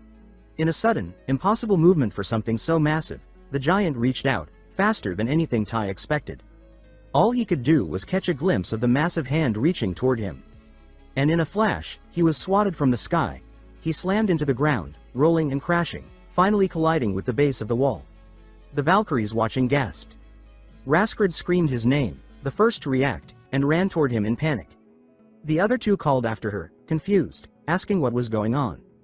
Raskrid shouted back, ordering them to hold the barrier while she checked on Tai. She knew now, he was their last hope. When she reached him, what she found was grim. His leg was shattered, bent at an impossible angle. Bones snapped. The fall had been brutal. But miraculously, he was alive, thanks to Endu's blessing. Still, the situation was dire. Beasts gathered just outside the wall, clustering directly in front of them. Tai tried to move, but his body refused. His vision blurred. He felt death creeping in again. This time, he was sure there would be no escape. And then, something unexpected happened. He found himself sitting across from Retta, peacefully eating in what looked like their home. Retta smiled and told him to eat quickly. Before him was a plate of golden fragments. The apple pieces she had gifted him. As he took a bite, golden light surged through his body. Even the Valkyries sensed it. They paused. That light, it was divine. Raskrid asked herself how low-ranking warrior could emit a god's aura. Then, Tai stood up, bathed in that golden glow. The beasts around him hesitated. They sensed something had changed. He could feel his body again. Every wound, gone. An overwhelming power surged through him. The beasts lunged. But with a simple motion, Tai raised an arm, and they were blasted away. Back on the wall, Ciri and Rolf stared in disbelief. She asked if Tai was okay. She said their part of the plan was ready. But Tai had no mount. Even with his cloak, he couldn't get high enough. That's when Raskrid appeared behind him and told him not to worry. she offered herself as his mount. Tai blushed, stammering as he tried to process what she meant. He asked what she was talking about. Raskrid answered with a single word, Draco, and a radiant light burst around them. Before Tai, a massive white-scaled dragon appeared, eyes glowing blue. She said she now understood Odin's message. She told Tai that he was stronger than she ever imagined, and that this battle was his to win. She told him to climb. This was his moment. The other warriors were buying time, now was theirs. Amid the battle, something extraordinary unfolded. Despite the towering giant before them, the warriors felt no fear. They attacked with everything they had. Blades, axes, claws. Every strike like a mosquito bite on the creature's hardened skin. But they kept him busy. They forced him to focus on these insignificant insects. Meanwhile, Tai stood on Raskrid's neck, now in dragon form. He apologized for what was coming. She simply said, hold on. Without warning, she took off, her wings slicing through the air with unmatched speed. They rose far above the battlefield. From below, Ciri watched and yelled to Rolf that the time had come. She adjusted the siege ballista. Rolf stood behind it, pulling back its massive frame. The weapon glowed with the power of both their sagas. Together, they activated them. Down below, Brack, though bleeding and battered, refused to fall. With a thunderous cry, he invoked his saga, Son of God. Power exploded around him, tenfold strength. His aura surged, crackling with raw energy. At that moment, Ciri and Rolf's sagas merged. They named their attack, the Huntress Witch's Arrow that never misses. Tai and Raskrid watched from above. Brack struck first, leaping up and slamming his axe into the giant's Achilles tendon. The impact tore a monstrous scream from the beast, echoing across the field. Then, as the giant opened his mouth to roar, Rolf and Ciri fired. The colossal arrow flew, almost alive, and dove into the giant's open jaws. It detonated. A thunderous boom followed. The giant staggered, howling, and then began to fall. Raskrid saw the opening and dove. She called to Tai to get ready. This was their chance. And Tai, burning with purpose, knew exactly what had to be done. He activated both of his sagas at once, naming it the Saga of the Warrior's Storm Charge. As Raskrid dove through the air at incredible speed, a tornado formed around them, intensifying the velocity and weight of their descent. Their target was clear. The open wound on the giant's forehead. The impact was devastating. The earth shook beneath them. As tradition demanded after such a brutal victory, a grand banquet was held to honor the warriors' efforts. Laughter and spirited conversation filled the air. On the central stage, the Valkyries appeared, shedding their armor in favor of flowing white dresses that emphasized their divine elegance. Regan, one of the Valkyries, lifted a massive horn filled with mead and called for attention. She raised her voice and invited the warriors to lift their cups. She said it was a time to toast and celebrate. The crowd erupted in a roar, raising their horns in reply. Regan continued, expressing that it was an honor to stand among them tonight, celebrating such a monumental victory. The applause and cheers echoed through the hall. Then she raised her hand, asking for silence. She apologized, saying that unfortunately, she couldn't personally serve every warrior. After all, there were only 3 of them, and far too many soldiers. Her lighthearted remark earned a laugh from the crowd, but her tone quickly shifted. She announced that her sister, the Ice Princess Haskrid, would honor 2 warriors personally, those who had distinguished themselves most in the battle. The mention of Haskrid's name sent another wave of cheers through the room. Warriors chanted her title, Ice Princess, which made her visibly uncomfortable. But before the crowd could get carried away, she raised her hand, calling for silence. It wasn't the title that bothered her, it was the weight of the moment. With graceful poise, she called forth the first warrior to be honored. It was Brack, of Thor's Legion. Thunderous applause filled the hall as his name echoed. He was quickly dubbed Son of God, and One-Man Army, for his unmatched courage and strength on the battlefield. Haskrid quietly poured mead into his horn, her face calm and unreadable as she looked out over the crowd. Then she named the second warrior to be honored, from the Legion of Endu, Tai Li Ho. This time, the cheers were even louder, but there was a different kind of energy in the air. The crowd wasn't just applauding his bravery. They were shouting things that made Tai visibly uneasy. They joked that he'd been visited by a Valkyrie and even rode one into battle. Someone shouted, "That's my guy." The teasing drew laughter, and more cheers erupted. Haskrid, standing nearby, looked increasingly bothered by how the crowd spoke about Tai. Before it escalated, Ingrid stepped in with her commanding voice. She declared that due to their contributions in the battle, both Brack and Tai were officially being promoted to lower-class warriors. Tai stood in stunned silence. He remembered that Bjor once held the same rank. Being a lower-class warrior, it felt like the start of something greater. The hall was flooded with applause as the celebration swelled. Reagan lifted her horn once more and shouted that now it was time to drink and revel in the day's victory. Brack and Tai, standing side by side, raised their horns in a toast. It was their first real encounter. As Tai looked around at the roaring warriors chanting his name, he thought, "This feels right." For the first time, he genuinely felt the recognition he'd earned through sweat and battle. So he finished his drink in one go. Unfortunately for him, he didn't handle alcohol well. He was drunk almost immediately, but he didn't care. He was savoring the moment. But while the voices and laughter echoed through the hall, two shadowed figures watched from afar. One, hooded, turned to the figure hidden behind a column and asked if this was the famed Tai, the low-class warrior who had awakened a divine aura. He admitted it was impressive, but added that even his own children could do that. The figure behind the column remained silent, offering no response. The hooded one sighed, saying that since it had been requested, he would help, but only this once. Then he stepped away from the Great Hall. The scene cut to 1 week later. The warriors who survived the brutal battle finally had time to rest. As part of his promotion, Tai now had his own small cabin.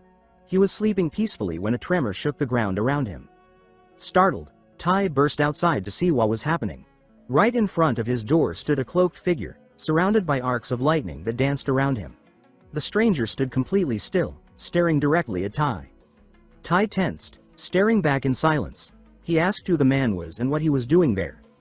The hooded man didn't answer right away. Instead, he asked a question of his own, confirming if Tai was the low-class warrior who had defeated two now commanders and was the key figure in bringing down a giant. He said he'd heard that Tai was now being hailed as a hero among the low-class ranks, but added, condescendingly, that even his children could outdo all of that. Then, the stranger slowly pulled back his hood and drew a sword. Tai didn't hesitate. He activated his Dragon Eyes saga. What he saw left him stunned. The energy radiating from this man was crushing, perhaps even greater than that of the Valkyries. And then, with his saga's true sight, Tai saw something else. The man's identity. Tai whispered, barely believing it. Ragnar Lothbrok. The legendary warrior stood before him. Ragnar declared boldly that he had come to fight. He wanted to see what Tai was really capable of. Tai hesitated. He knew the name, but not the man. What shocked him most was that someone so powerful would seek him out for battle. Trying to stay calm, he asked, did this guy really just show up at his doorstep to demand a fight, without offering any reason? Ragnar paused for a moment, then answered. Why would he need to give a reason to someone about to die? The killer intent in his words froze Tai. Fear gripped him. The next scene took them to a makeshift battlefield. Tai summoned his sword. Ragnar stood calmly, as if this were a game. But Tai was focused, questioning if he'd even survive this. He activated his saga, Warrior of the Storm, boosting his speed and attack power. He launched a fierce blow at Ragnar. It looked strong. But Ragnar blocked it with one hand. The other didn't even twitch. His smirk grew.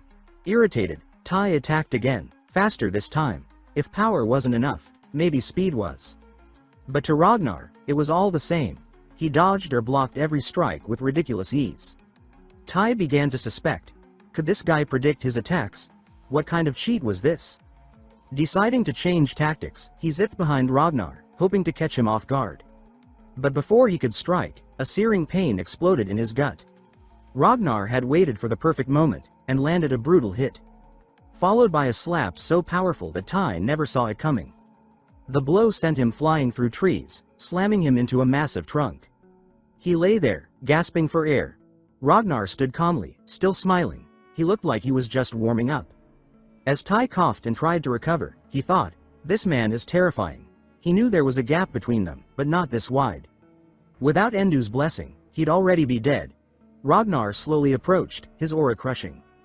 With a predatory gaze, he said that all fallen warriors here became warriors of steel. If they died as warriors of steel, they'd find eternal rest. So Tai, he said, had nothing to fear. Before Tai could react, Ragnar raised his sword and unleashed a brutal strike. He split the massive trunk behind Tai in half, but for the first time, Ragnar was surprised. Tai had used his cloak, transforming into a falcon at the last second. He soared upward, narrowly escaping. Ragnar watched him fly higher and higher, quickly realizing Tai wasn't fleeing, he was preparing something. Ragnar smiled and shouted up to him, "If you're going to strike, give it everything, I won't even move." Tai didn't hesitate, he activated his saga again, Storm Warrior. His speed surged as he dove like a missile. Just before hitting the ground, he shifted to his next saga, Skullcrusher Warrior. Behind him, a colossal warhammer materialized, glowing with explosive energy. The combination of his terminal velocity and the hammer's crushing mass would create devastating force. Tai aimed for a direct hit.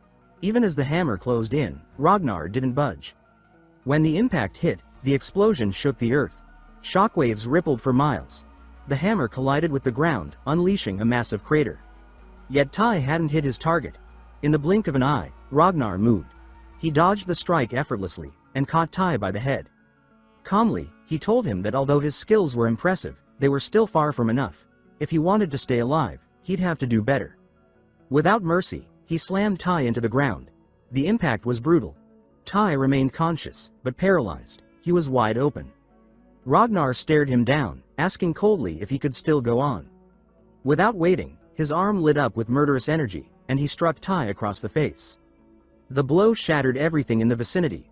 Ragnar stood over him, watching the motionless body with a flat expression, as if measuring the results. Satisfied, he turned to leave. Murmuring to himself, he said he had expected more. Maybe whoever praised TIE's potential was wrong, but then, something caught his attention. A golden light began to rise behind him.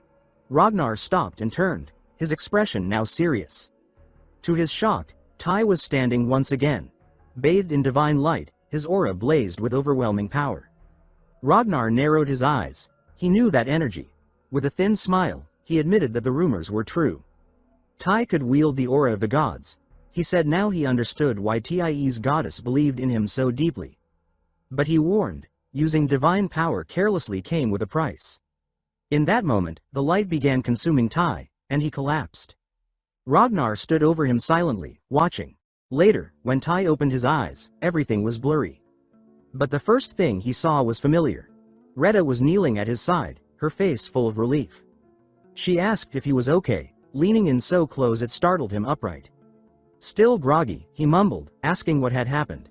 She told him she'd been worried, he had been unconscious for hours. Regaining his senses, Tai sighed and began recounting the fight. He said a madman had appeared at his door, dangerous, radiating killing intent, and challenged him. He explained that he tried to refuse, but was threatened with death. He truly thought he'd die. Turning to Retta, he stopped mid-sentence, because something in the distance had caught his eye. And in that moment, his heart nearly stopped. Ragnar stood against the wall, arms crossed and his expression unfriendly, listening to every word with sharp focus. Then he asked with a cold edge if that's what Tai had been saying behind his back. Tai froze where he stood. Before the tension could escalate, Retta quickly stepped in, raising her voice and trying to mediate. She said she wanted to take the opportunity to introduce them formally. She pointed at Ragnar and told TIE that he would be his new mentor. Tai looked stunned, like he had just heard the worst joke in the world. He exclaimed that there was no way he wanted Ragnar as his master. He already had Retta. Ragnar snapped back, saying he never agreed to be anyone's mentor, especially not some random kid, and that he had far more important things to do. The two locked eyes, the air between them crackling with defiance. Retta sighed, visibly frustrated. After a pause, she explained that since Tai had already tapped into the power of the gods, there wasn't much more she could teach him herself. Her knowledge was mostly theoretical. What he needed now was someone who truly understood the path ahead, and that's why she had insisted on Ragnar. Ragnar eyed Tai up and down before commenting that it was almost insulting for such a weak warrior to wield divine energy. But he added that even his sons could manage that with ease. If what Tai had shown so far was his full potential, then there wasn't much worth training. Retta folded her arms and shot him a pointed look. She told him he'd change his mind soon enough. Maybe he'd even ask to train the boy himself. Turning back to Tai, she told him to show his saga. She reassured him Ragnar could be trusted. Tai hesitated, still confused, but seeing her confidence in the man, he relented. With a deep breath, he pulled out a magical feather quill, an artifact that allowed one to display their saga. Ragnar muttered that he was curious to see what all the fuss was about. As Tai focused, the saga of the immortal warrior appeared. revealing a magical scroll brimming with glowing runes. It projected the full might of the Dragon Knight Callisted, an entity revered as the most powerful force of the Dark Era. Seeing that legacy now carried by Tai left Ragnar visibly shaken. For a moment, the proud Viking warrior was speechless. Finally, he asked Tai what he used to do when he was alive. Tai didn't respond, simply meeting his gaze. Retta, however, smiled knowingly. She had expected that reaction. Ragnar, dragon slayer and bearer of a legendary Viking saga, found himself humble. Tai had far exceeded anything he anticipated. Retta leaned in and asked Ragnar how powerful he thought Tai could become if he completed his saga. Ragnar grew thoughtful. After a moment, he said that maybe, just maybe, Tai could reach the level of Sigurd. The name meant nothing to Tai, who before arriving in Valhalla only knew mythic figures like Thor and Odin. Retta explained that Sigurd was considered the mightiest warrior in all of Valhalla. Even on Earth, he was already a legend, famous for slaying a dragon. In Valhalla, his legend grew. Some said he could defeat entire armies of dragons single-handedly. After the explanation, Retta looked Ragnar straight in the eye and asked if he would help Tai reach that level. Ragnar didn't hesitate. He stepped forward, wrapped an arm around Tai, and declared that he would. Retta smiled, clearly having expected that answer. Still, she cautioned him not to push Tai too far, not like before. She asked him not to be reckless, and to remember that Tai wasn't some weapon to be tested. With that, Retta said it was time for her to go, officially leaving Tai under Ragnar's care. The scene shifted to the two standing outside the house. Ragnar admitted he was honestly impressed.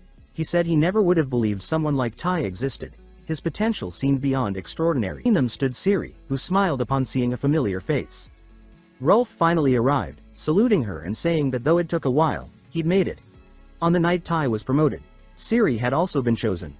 Rolf, however, had needed one more mission to prove himself, and now he, too, was officially recognized as a lower-rank warrior. He looked around and asked if everyone was there. Ciri shook her head, arms crossed, and said one was still missing. Right on cue, Tai approached the group with a slight smile. He said it was good to see them again. Though his voice was calm, his appearance had changed. Blue runes glowed on his arms like mystical tattoos. He noticed the admiration in their eyes. Everyone there knew exactly who he was. The warrior visited by a Valkyrie, the only one to ever ride one. Feeling awkward under all the attention, he looked at Ciri, asking what exactly she had told them. Ciri grinned and glanced at Rolf. It was him, she implied. And Rolf, as if that weren't enough, had even added a few dramatic embellishments, like how Tai had single-handedly taken down an ice giant. Before Tai could defend himself, the group erupted with questions and chatter. But then a commanding voice cut through the noise. Someone asked if everyone had arrived. It was a Valkyrie. She had silver hair and wore an emerald green armor. Her name was Gandor, a warrior of the Jew Legion. Wasting no time, she made it clear this was a mission for lower-ranked warriors of the Jew and Hindu legions. But she warned them not to let the small size of their group fool them. This wouldn't be easy. The warriors started to protest, though their tone was lighthearted. It was more teasing than resistance. Gandor played along, laughing and telling them she couldn't let them slack off all the time. Tai noticed the relaxed, informal atmosphere among them. It made everything feel more natural, more human. But the moment of ease passed quickly. Gandor called everyone to order. She said she'd explain the mission details at the destination. When Rolf asked at least where they were going, her playful tone vanished. Her face hardened. They were headed to the land of the Dark Elves, Svaltenfinrai. Also known as the Land of Eternal Night. Silence fell over the group as they stepped through the portal. As soon as Tai crossed over, he felt the air change. It was dense, damp, and heavy with shadow. Massive trees towered above, their branches tangled to form a canopy that blocked out all sunlight. The forest floor was littered with rotting leaves and twisted roots. Every breath Tai took was laced with the chill of ancient dampness. Behind him, the others marveled at the eerie beauty of it all. Gandor came to a halt and finally explained the mission. The Dark Elves in this forest were key suppliers of medicinal herbs to Valhalla, but one of them had accidentally awakened a basilisk from hibernation. Everyone fell silent. They all knew how dangerous those monsters were. Basilisks were called the kings of serpents for a reason. And now, the elves had asked for help to slay it. That's why they were here. Gandor explained that the Jew Legion was known for beast hunting, and for this mission, she had something special planned, Silent White. She smiled, and the group buzzed with excitement. Tai looked around, unsure what the excitement was about. He had a feeling this would be just as wild as the time he was stuffed in a giant barrel. Curious, he asked Ciri if she knew what it was. She only told him to wait and see. Then, a pack of white wolves emerged. But these weren't ordinary wolves. They were massive and emanated both menace and majesty. Without delay, Gandor explained that these were the beasts of the Wu Legion. Everyone mounted up. As they began to run, Tai was amazed. They were incredibly fast, yet silent as ghosts. That's when he understood the name, Silent Whites. Vandora turned to him and remarked that he was a good rider. He blushed slightly and thanked her, thinking his Dragon Commander saga probably had something to do with it. Maybe it wasn't limited to flying beasts after all. Then something unexpected happened. The Valkyrie studied him with interest. She said he had serious talent. Tai didn't know what to say. Vandora told Ciri she had business with the Dark Elf Council, and would leave the mission in her hands. But she reassured her. There was no need to worry. The wolves already knew the way. And with that, the Valkyrie vanished into the trees, and the group continued on. After hours navigating the endless forest, they finally arrived. A hidden village, deep in the heart of the woods. The ancestral land of the Molo family. At the entrance stood a figure who bowed lightly. He introduced himself as Tolares and said he would guide them to the village chief. Tai scanned the surroundings with curiosity. This race, he knew only from the games he used to play. Their skin carried a grayish hue, and their hair was light, nearly silver. The other warriors around him were just as intrigued, fascinated by the exotic features of the Dark Elves. But Tai also noticed the sharp, guarded stares, and the whispers. Even the children peeked out from behind doorways, eyes wide with fear and curiosity. Deciding not to take chances, Tai activated his saga, Dragon Eyes. This ability allowed him to see the names and titles of everyone nearby. Even more importantly, the color of their names would reveal if they were allies or enemies. Most names glowed neutral, but one name stood out, Tolares. His name shimmered in green. He was friendly. After walking a little further, the group arrived at an imposing mansion. Excitement was hard to hide. As they passed through the tall gates, they entered a grand hall, vast, but oddly empty. Without delay, Tolares opened a door at the far end and motioned for them to enter. He welcomed them in with a courteous tone. On the other side, a massive feast awaited. The table was stacked with food of every kind. Behind each chair stood servants, ready to assist. At the head of the table sat an elderly elf with a warm smile. It was clear he had been expecting them for some time. He introduced himself as Malice, head of the Molo family and leader of the village. The warriors began to take their seats. Some cautiously, others, like Rufy, clearly eager for a drink. Malice raised his cup and toasted their arrival with enthusiasm. Instantly, all eyes turned to Ciri. Her stance on drinking during missions was well known, but to everyone's surprise, she smiled and said that after such a long journey, one sip wouldn't hurt. The room erupted in celebration. Tae, in good spirits, raised his cup, ready to join in. But then he froze. His eyes widened, and his body stiffened. Something was off. Without warning, he shouted for everyone to stop. He threw his own cup to the ground and dashed across the table. Moving fast, he snatched goblets from warriors who were just about to drink. His gaze locked with Ciri's. It was a silent alarm. She looked surprised at first but quickly caught on. She ordered everyone out. At the same time, Malice shouted for the doors to be sealed. The trap was sprung. Tae's dragon eyes were still active. He scanned the entry hall above. It was full, and every name glowed red. Enemies. Elven archers stood at the ready. But Ciri reacted faster, shouting for shields. The warriors moved instantly, raising defenses just as arrows rained down. The first wave was blocked, but they weren't safe yet. Tae noticed something critical. The elves were moving to lock the exit. If they succeeded, it would all be over.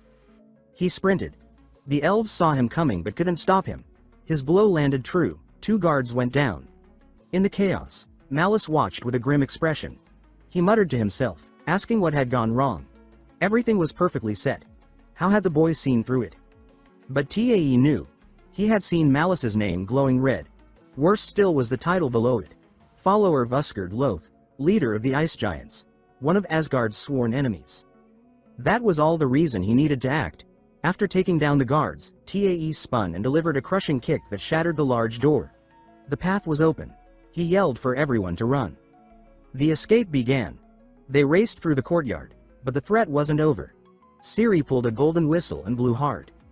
In the distance, from the shadows, the Silent Whites arrived. The colossal wolves tore through the closed gates with terrifying speed. They ran straight toward the warriors. Ciri commanded them to climb aboard quickly. But it still wasn't over. Dark elf archers were right behind them, preparing another wave. The warriors had no choice but to keep running, each silently praying they wouldn't be hit. The arrows flew. That's when Tae stepped forward, not to die in their place, but with a plan. He rolled up his sleeves, revealing golden runes glowing on his forearms. During his training with Valkyrie Retta, she had drawn those runes onto his skin, and while he'd admittedly enjoyed the process, they weren't for decoration. Retta had taught him this technique, rune engraving, a method for channeling magic. The power depended on the size and design of the runes. Permanent tattoos were too risky. There was limited space on the body.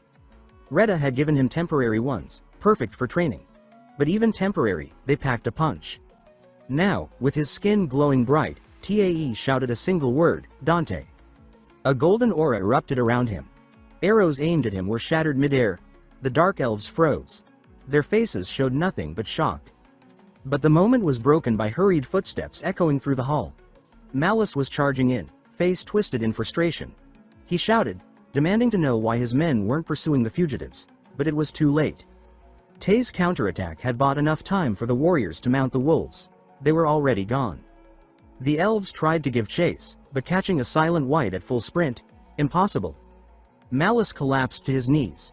His body trembled. Clutching his head in despair, he cried out, asking how it all fell apart.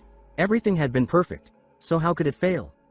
Meanwhile, the group had put enough distance between themselves and the village. They finally stopped to regroup. Some questioned if it was safe to rest there, but they had no choice. Even the wolves were panting, worn out from the sprint. Then came the grim discovery. Despite deflecting most of the arrows, some had found their mark. The injuries weren't fatal, but they could be a serious problem if another fight broke out. They began pulling arrows from their bodies. But when someone noticed the dark liquid mixed with the blood and dared to taste it, the truth was clear. The arrows were poisoned, and not just with any toxin. This was deadly stuff. One warrior turned to Ciri, asking if they could rest a while to treat the wounds. But Ciri, stroking her wolf calmly, said they would treat wounds on the move. Stopping now wasn't an option. They needed to press on. They had to find Valkyrie Gandor. Back in the grand mansion of House Molo, the old elf was still on his knees, trembling. Then, a figure appeared before him, surrounded by purple flames. A voice echoed through the chamber, "You failed." The old elf bowed low, voice trembling, begging for mercy. He knew his life was hanging by a thread. Desperation rising, he shouted for power. He asked to be given the power of the basilisk, swearing that with it, no one would be able to stop them. The entity only laughed, and then, he responded coldly, no, the rejection was merciless. But the voice continued, saying there was no need to fear. It explained that the failure had already been foreseen, and for that reason, a backup plan had been prepared. The scene shifted to the group of warriors. They continued moving further away from the danger, or so they believed. That's when Rufio looked over to Tae and asked if he had realized those elves were enemies because of his saga. Tae, surprised, nodded and admitted it. He also thanked Ciri for trusting him, saying that if he had tried to explain earlier, it might have been too late. Ciri replied with a soft smile, saying it was only natural to trust a companion, especially someone who had already faced life or death battles by their side. But suddenly, Ciri's face changed completely. Her eyes widened. Behind them, something red began to swirl into existence. It was a portal. She shouted for everyone to prepare, but before anyone could even react, the warrior standing at the rear was impaled by a massive blade. His body was lifted into the air. Blood spilled. The others could only watch. Helpless. And worst of all, the one who wielded that blade hadn't even fully stepped through the portal yet. One thing was certain. That thing wasn't human.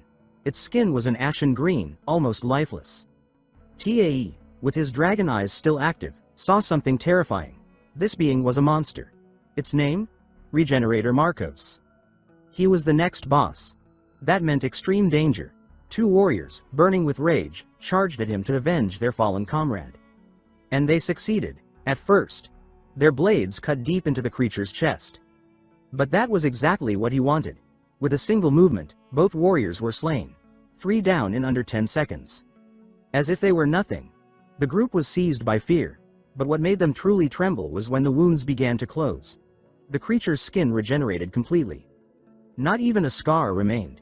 Siri shouted the name, the regenerator, and everyone understood instantly. This was an enemy they couldn't beat. She ordered them to mount the wolves. They had to run fast. But Marcos reacted even faster. Before they could escape, he charged. From his arms, monstrous serpents erupted. In seconds, they coiled around the wolves. The beasts panicked. All the warriors were thrown off. Siri leapt backward, narrowly avoiding a venomous bite. But in that moment, Marcos locked onto her. He advanced. Fast. Relentless. And just before striking, Siri activated her saga. But something was different this time. Her arrows glowed with a crimson hue. More arrows manifested around her, floating mid-air. She loosed them. They all fired at once. All hit their mark. They tore through Marcos's body, an attack that would have been fatal to anyone else. But he didn't even flinch. He jumped, and mid-air, prepared to strike. Siri was dazed. But she moved fast. She drew 2 daggers and managed to block just in time. But her focus was too locked on his swords. She didn't see the next attack. A brutal claw smashed into her face. The impact sent her flying, and she blacked out. Rolf saw it all, and before Marcos could finish her off, he activated his saga. He drew an arrow and fired at point-blank range. The field erupted in an explosion. Without pause, Rolf grabbed Siri in his arms and ran, faster than he ever had. But he felt Marcos's presence. It was like death breathing down his neck. Then, Marcos stopped. His eyes shifted. Something behind had caught his attention. The Proto was already mid-strike. The creature turned to block, and that gave Rolf the time he needed. He escaped. As he ran, he heard Ty's voice declare that from this point on, he would be Marcos's opponent. The creature blocked the attack with a confident grin, making it clear he had already anticipated this. Suddenly, he raised his hand.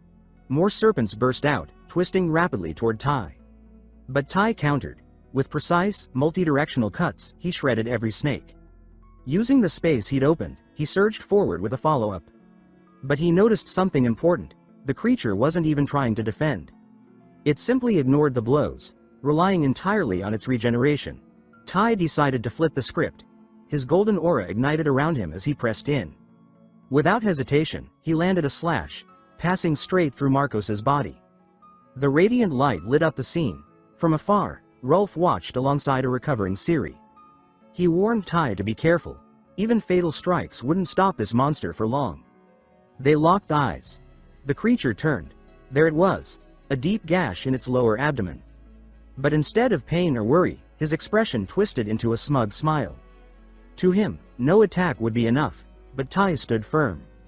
His golden aura still blazing, and more than that, his eyes held no fear, no doubt. That made the regenerator hesitate. In his mind, Ty recalled Ragnar's teachings. He remembered a crucial lesson. The aura of the gods wasn't just for healing or boosting strength. When used properly, it could suppress divine blessings, even nullify sagas. Ragnar had also seen something in Ty. He had too much instinct, too much experience, to waste energy fighting recklessly. He needed to rely on his discipline. The aura's effect was universal, and they had figured out the best way to use it, only activating it for fatal strikes. That way, Ty could avoid exhaustion and ensure each blow counted. Now, the regenerator's blood began to pour, and finally, he understood. That's why Ty wasn't afraid. Looking at his own wound, a chill ran down his spine. That gash wasn't healing. For the first time in his life, he felt something new. Fear. But that was only the beginning. Ty took a deep breath and squared his stance. Opposite him, Marcos clenched his fists. His eyes burned with rage and uncertainty. No hesitation. The two charged, aiming to end the fight once and for all. Their swords clashed in a storm of steel. Sparks lit the darkness. But something was different. This time, the Proto was dominating. Maybe it was fear. Or caution. But for the first time, Marcos was being forced back. Rolf watched, stunned. He couldn't believe what he was seeing. Ty was cornering an enemy that had seemed unstoppable. Even Siri was impressed, but also concerned. No matter how well Ty was doing, he was alone. And fighting alone meant burning out faster. Sooner or later, his energy would fade. And when it did, he'd be wide open. Siri ran toward him, determined to help however she could. And her instinct was right. Marcos spotted an opening. and in a burst of rage, roared before swinging with full force. A lethal strike. Tai saw it coming, and instinctively, threw himself backward. By a hair's breadth. If he had hesitated for even a second, his head would have rolled. He leapt backward, creating a safe gap between himself and the enemy. But he didn't waste a moment. As soon as his feet hit the ground, he launched himself forward again. He charged once more. The Regenerator raised his sword, preparing a vertical strike, hoping to catch Tai off guard. But Tai had a plan. As he advanced, the golden aura around his body pulsed brighter. He was ready to end the fight now. But there was something he didn't notice. The Regenerator had set a trap. It happened fast. The creature's tail shot out in an instant, fast as lightning, and pierced Tai's stomach. He didn't even have time to react. If not for Endu's blessing, he might have died right then. The Regenerator didn't hesitate. Sprinting at Tai, he lifted his blade, bringing it down hard, ready to finish it. But then came the impact, a powerful hit that knocked him aside.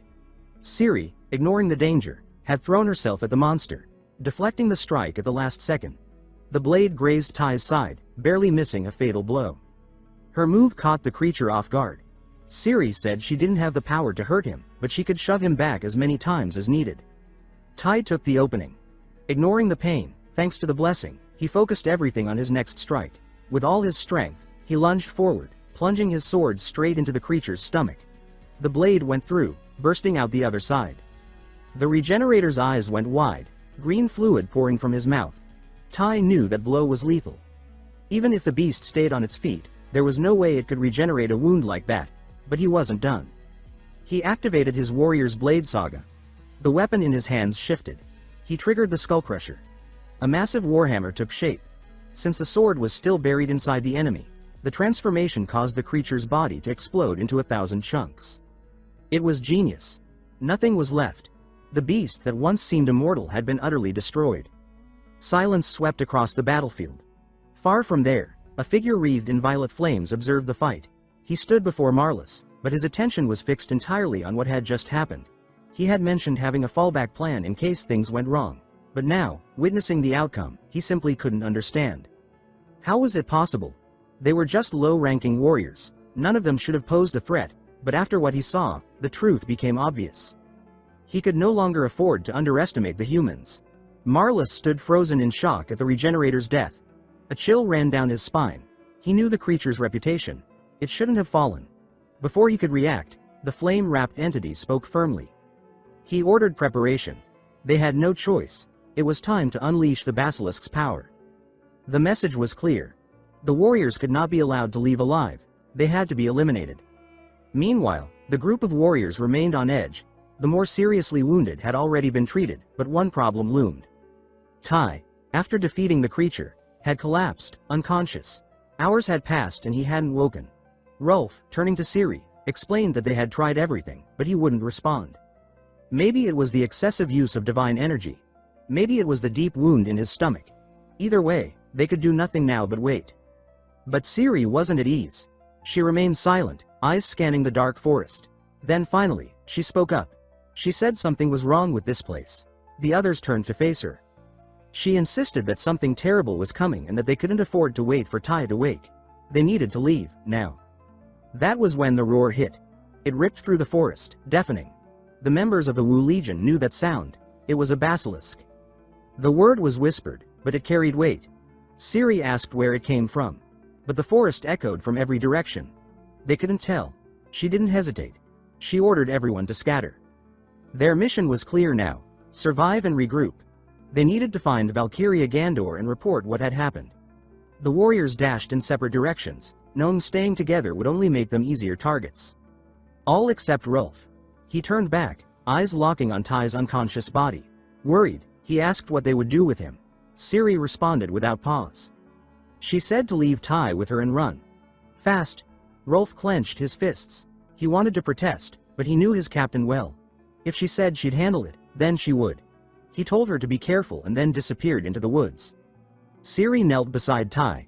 Then she activated her saga, not a normal one. It was the Wolf Witch saga. Her body transformed. Hair grew longer and turned pale bluish white. Her nails stretched into sharp claws. Her face elongated, taking the form of a colossal wolf. Unlike Tai, who needed a cloak to become a falcon. Ciri depended on no tools, only her own power.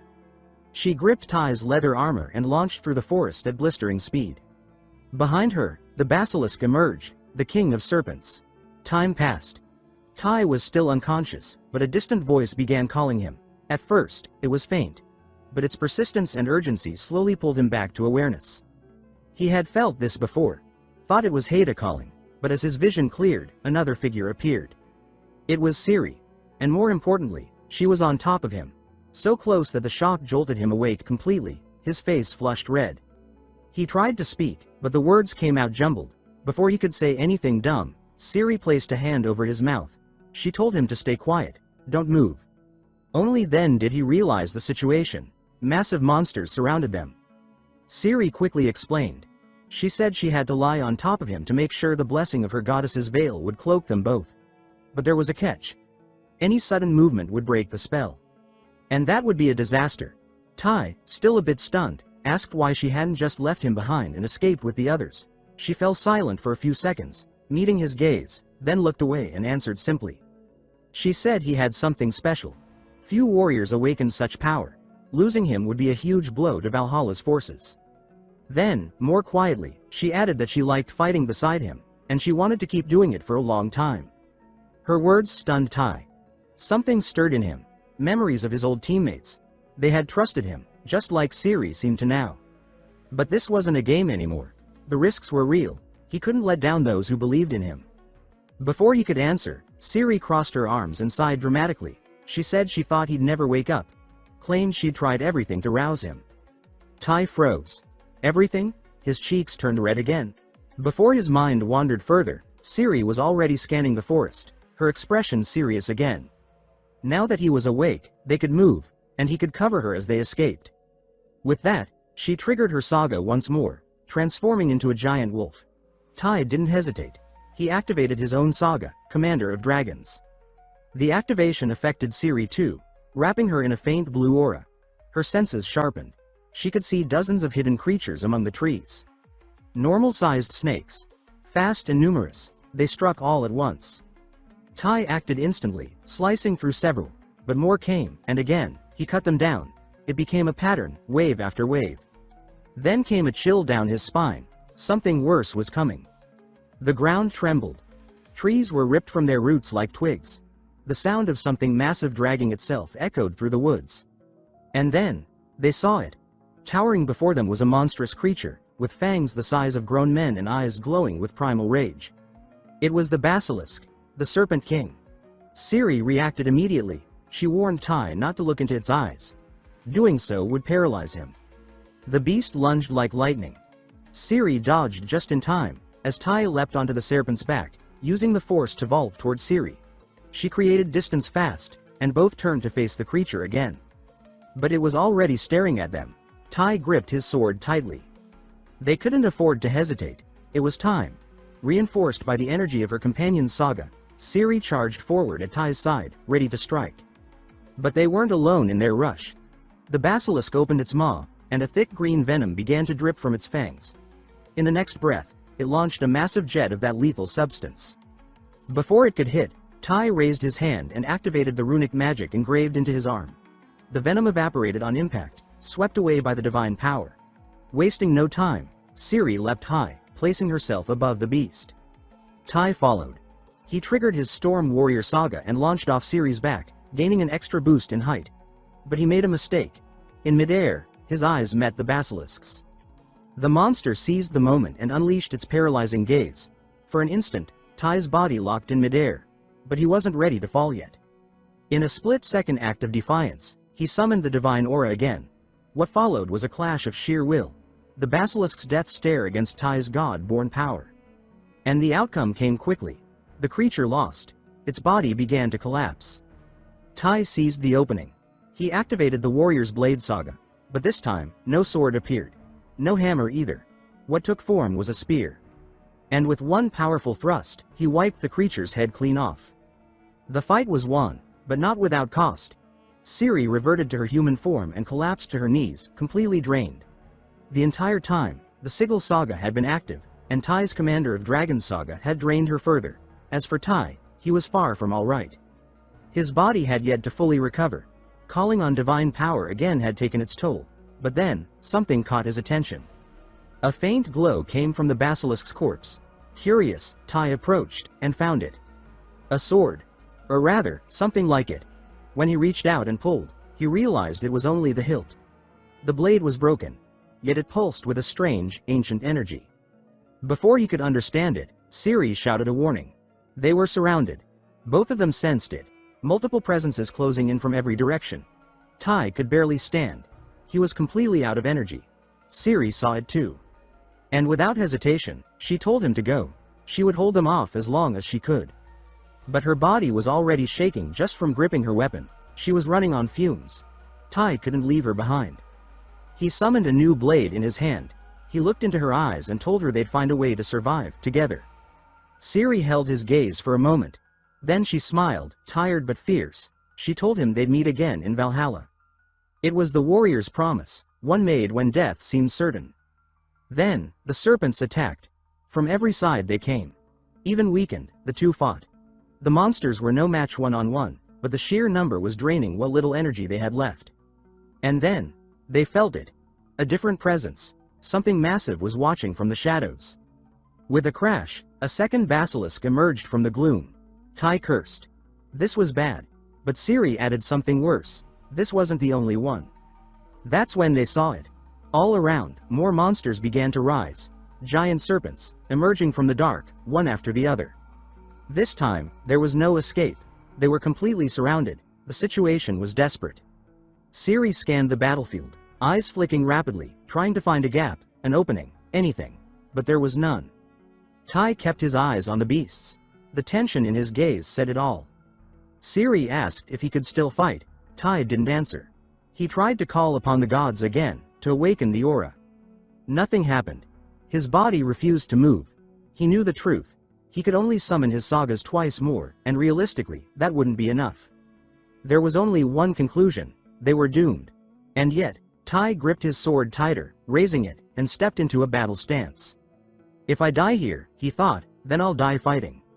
Ceres gave a small grin. Now you're talking like a real warrior worthy of this realm, she told him. Those words lit a fire in her chest. If they were going to fall, then let it be side by side, without fear. Without hesitation, both shouted the names of their gods and prepared to meet the charge. The monsters roared and lunged, but in the chaos, something moved. From behind the creatures, the white silencers approached, silent as ghosts. No one heard them arrive. Then, a voice rang out, clear and powerful.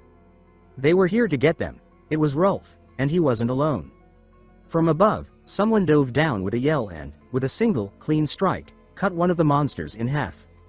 Landing with force, they saw who it was, Valkyria Gandor, exuding pure battle presence. But before celebration could begin, she shouted a warning. Watch out! Tai barely had time to react. A basilisk surged at him, absurdly fast. He was too tired to lift his sword. All he could do was watch. But then, a sharp sound split the air. The beast dropped, cleaved clean in two. Behind it stood someone new, spinning a blade and smiling confidently.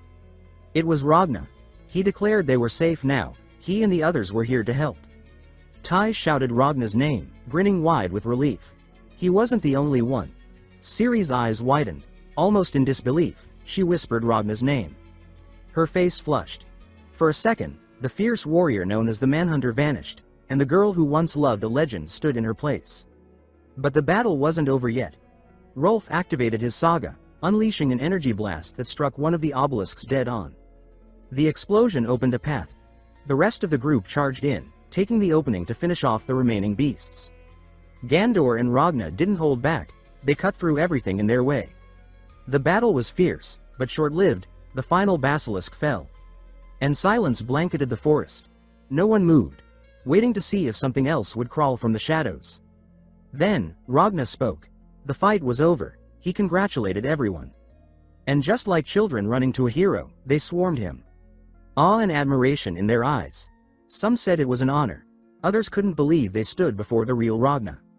Further back, Ceres stood frozen, red-faced, staring at him. Tai saw it now. Ragna wasn't just a warrior, he was a living legend.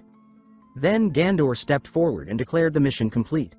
The rest would be handled by Valkyria Haskred, along with the Dark Elf Council, who would investigate the Molan family. Because Marcos the Regenerator's presence could only mean one thing. The giants had returned. And if there was one traitor, how many more were hiding? Gandor turned to Tai. With a sharp gaze, she said taking down the Regenerator was no small feat. He was beyond the level of normal warriors. She promised to report his strength to the god Ahu. That kind of deed deserved reward. Tai didn't know how to respond. Then Gandor smirked. She added, with a sly note, that someone with such desirable talents wouldn't go unnoticed. A shiver ran down Tai's spine. But what truly unsettled him was the sudden feeling of jealous eyes on him. His title as Most Wanted by the Valkyrias was apparently still very much alive. Without lingering on the topic, Gandor summoned a portal and called out, it was time. Mission over. They were going back to Valhalla. There, Valkyria Reda examined the hilt Tai had recovered from the basilisk's corpse. She turned it over, inspecting the worn runes. She said they were too damaged to read. But one thing was certain. This relic was unique. She could feel echoes of war embedded in it. For the first time, Tai heard her speak of battles long before Ragnarok. She said the wars they fought today paled in comparison to those ancient clashes. On both sides, there had been warriors of impossible strength. And that sword hilt? It had once belonged to one of them. Tai thought back to the moment he touched it. He felt it then. This thing wasn't ordinary. That's why the best thing to do was to keep it safe, until he figured out how to use it. But Reda said it was time to head to the sanctuary. They needed to deliver their mission report.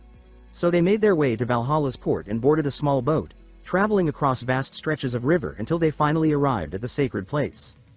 On the way, Reda mentioned that the goddess had prepared a gift for him. That made his heart race. Up to now, he had only received a few small blessings from his goddess. He grew increasingly curious about what it might be. Reda said she was just as eager to find out. When they reached the grand hall, he entered alone and dropped a golden mass onto the floor. The tree etched into the room lit up with blinding brilliance. Suddenly, the goddess appeared in person, smiling warmly. She said she was glad to see him again. He knelt and replied that he, too, was happy to stand before her once more. The goddess said she had read the report.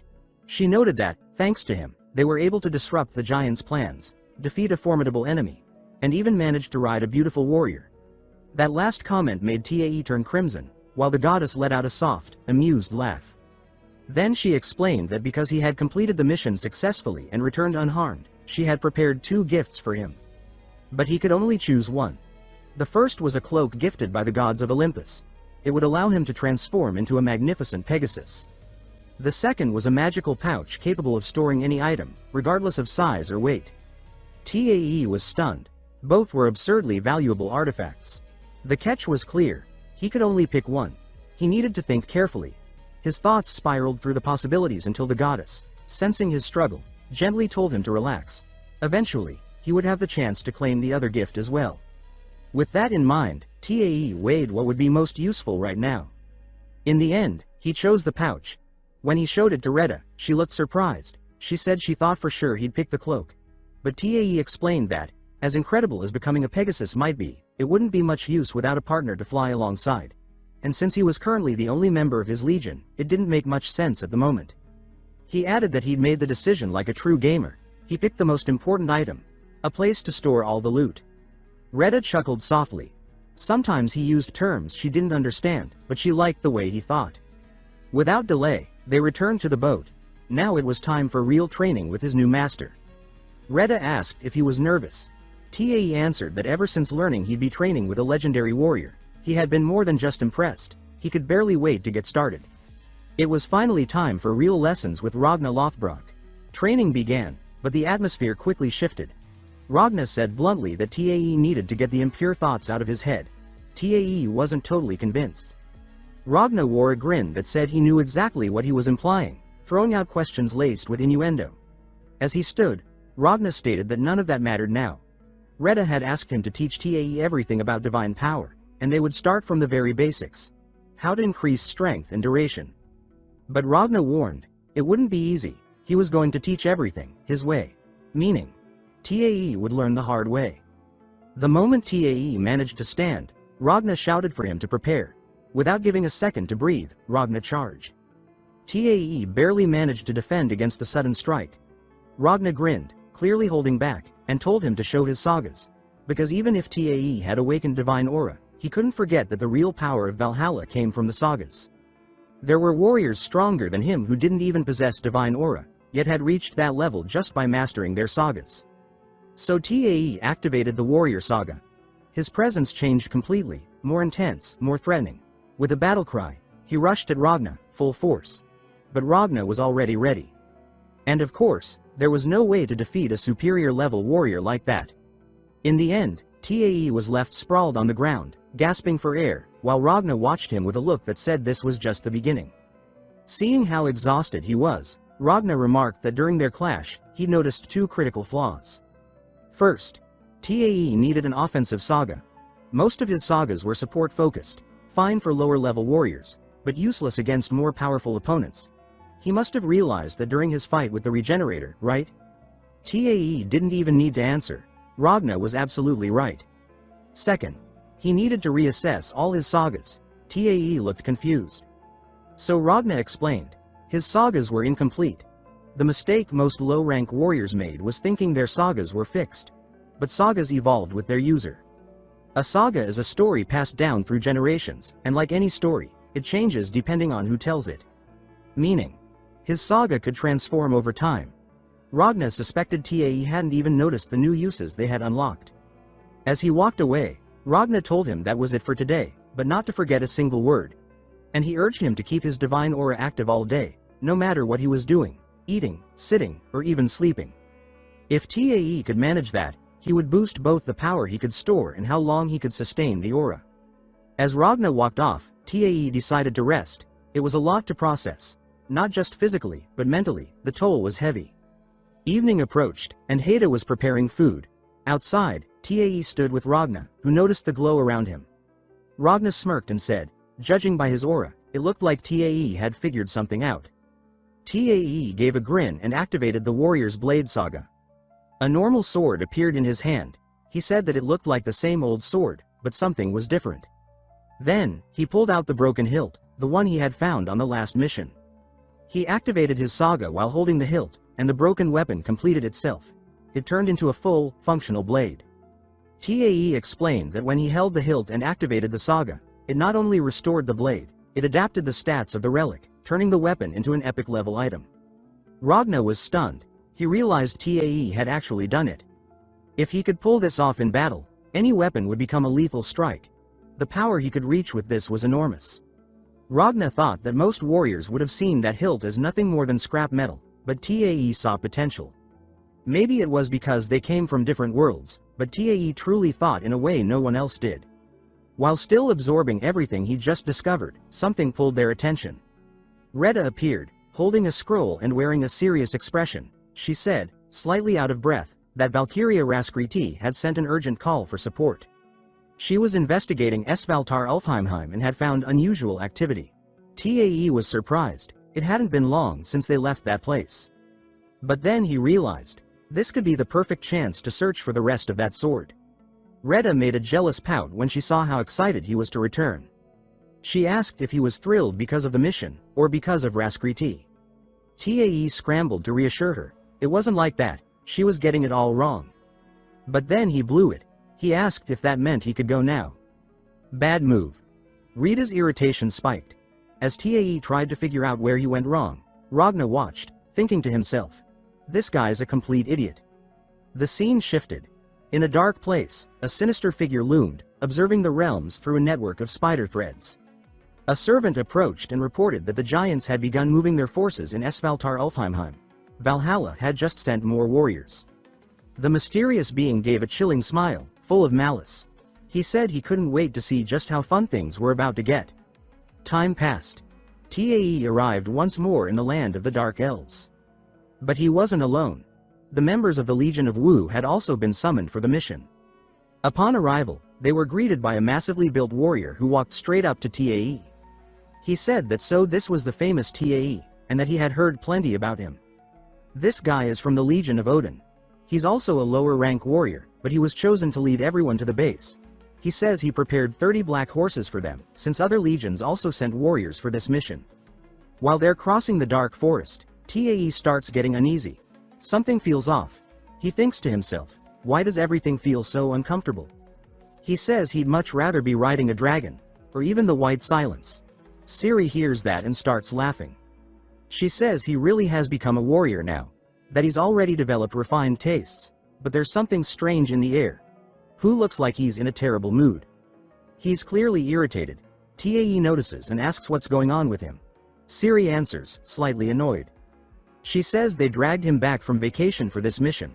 The muscular warrior then states that the base is close. He tells them to pick up the pace. They take off at high speed, but suddenly, something kills the momentum.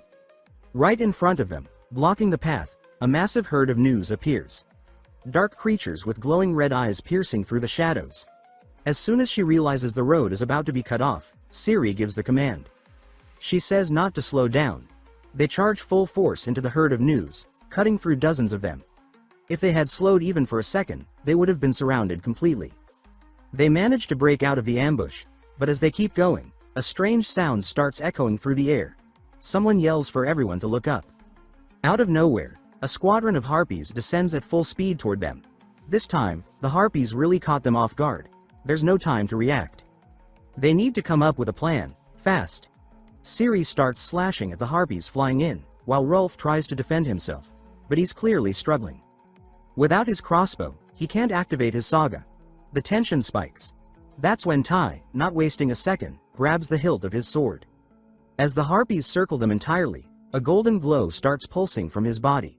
His allies are stunned, but the harpies recoil in fear, fleeing from the blinding light. No one knows what's happening. Tai just activated his warrior's sword saga. The energy gives full shape to the hilt of his weapon. Glowing bright gold, the sword radiates power. The harpies panic and back off as Tai pushes them away with waves of energy. Everyone is stunned by what just happened, and for good reason. Tai wiped out every enemy in a single move. Even he looks a little awkward as everyone stares at him. But the mission isn't over yet. With the path clear, the group moves forward. When they're nearing their destination, the big guy from the Legion of Odin turns to Tai and says, "Welcome to the battlefield." And in that moment, Tai understands exactly what that means. Down in the middle of a massive crater, a real war is raging. Total chaos. The sound of metal clashing fills the air. The group begins their descent. Siri doesn't hesitate. She activates her saga. Her arrows start flying in every direction. And the insane part is, no matter where she fires, she never misses. One target drops after another, until she gives the order. Advance. That's when the group charges forward, trampling any beasts in their way. Nothing manages to resist. It's like an avalanche ripping through. Meanwhile, the Prota grips the hilt of his broken sword, and activates his saga. The warrior's saga. But instead of summoning a sword, what forms is a crossbow, and not just any crossbow. A legendary one. The moment he pulls the trigger, it fires 3 arrows. Everything in their path is vaporized.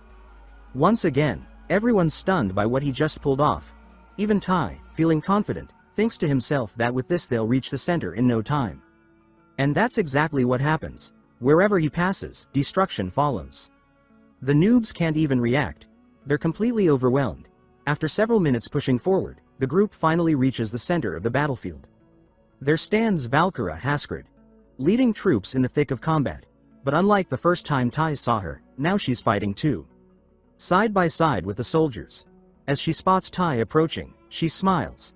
She says it's good to have him here on the battlefield, warrior of Hindu. He dismounts and goes straight to the point. He asks her what the situation is. She answers quickly. She says it's almost under control.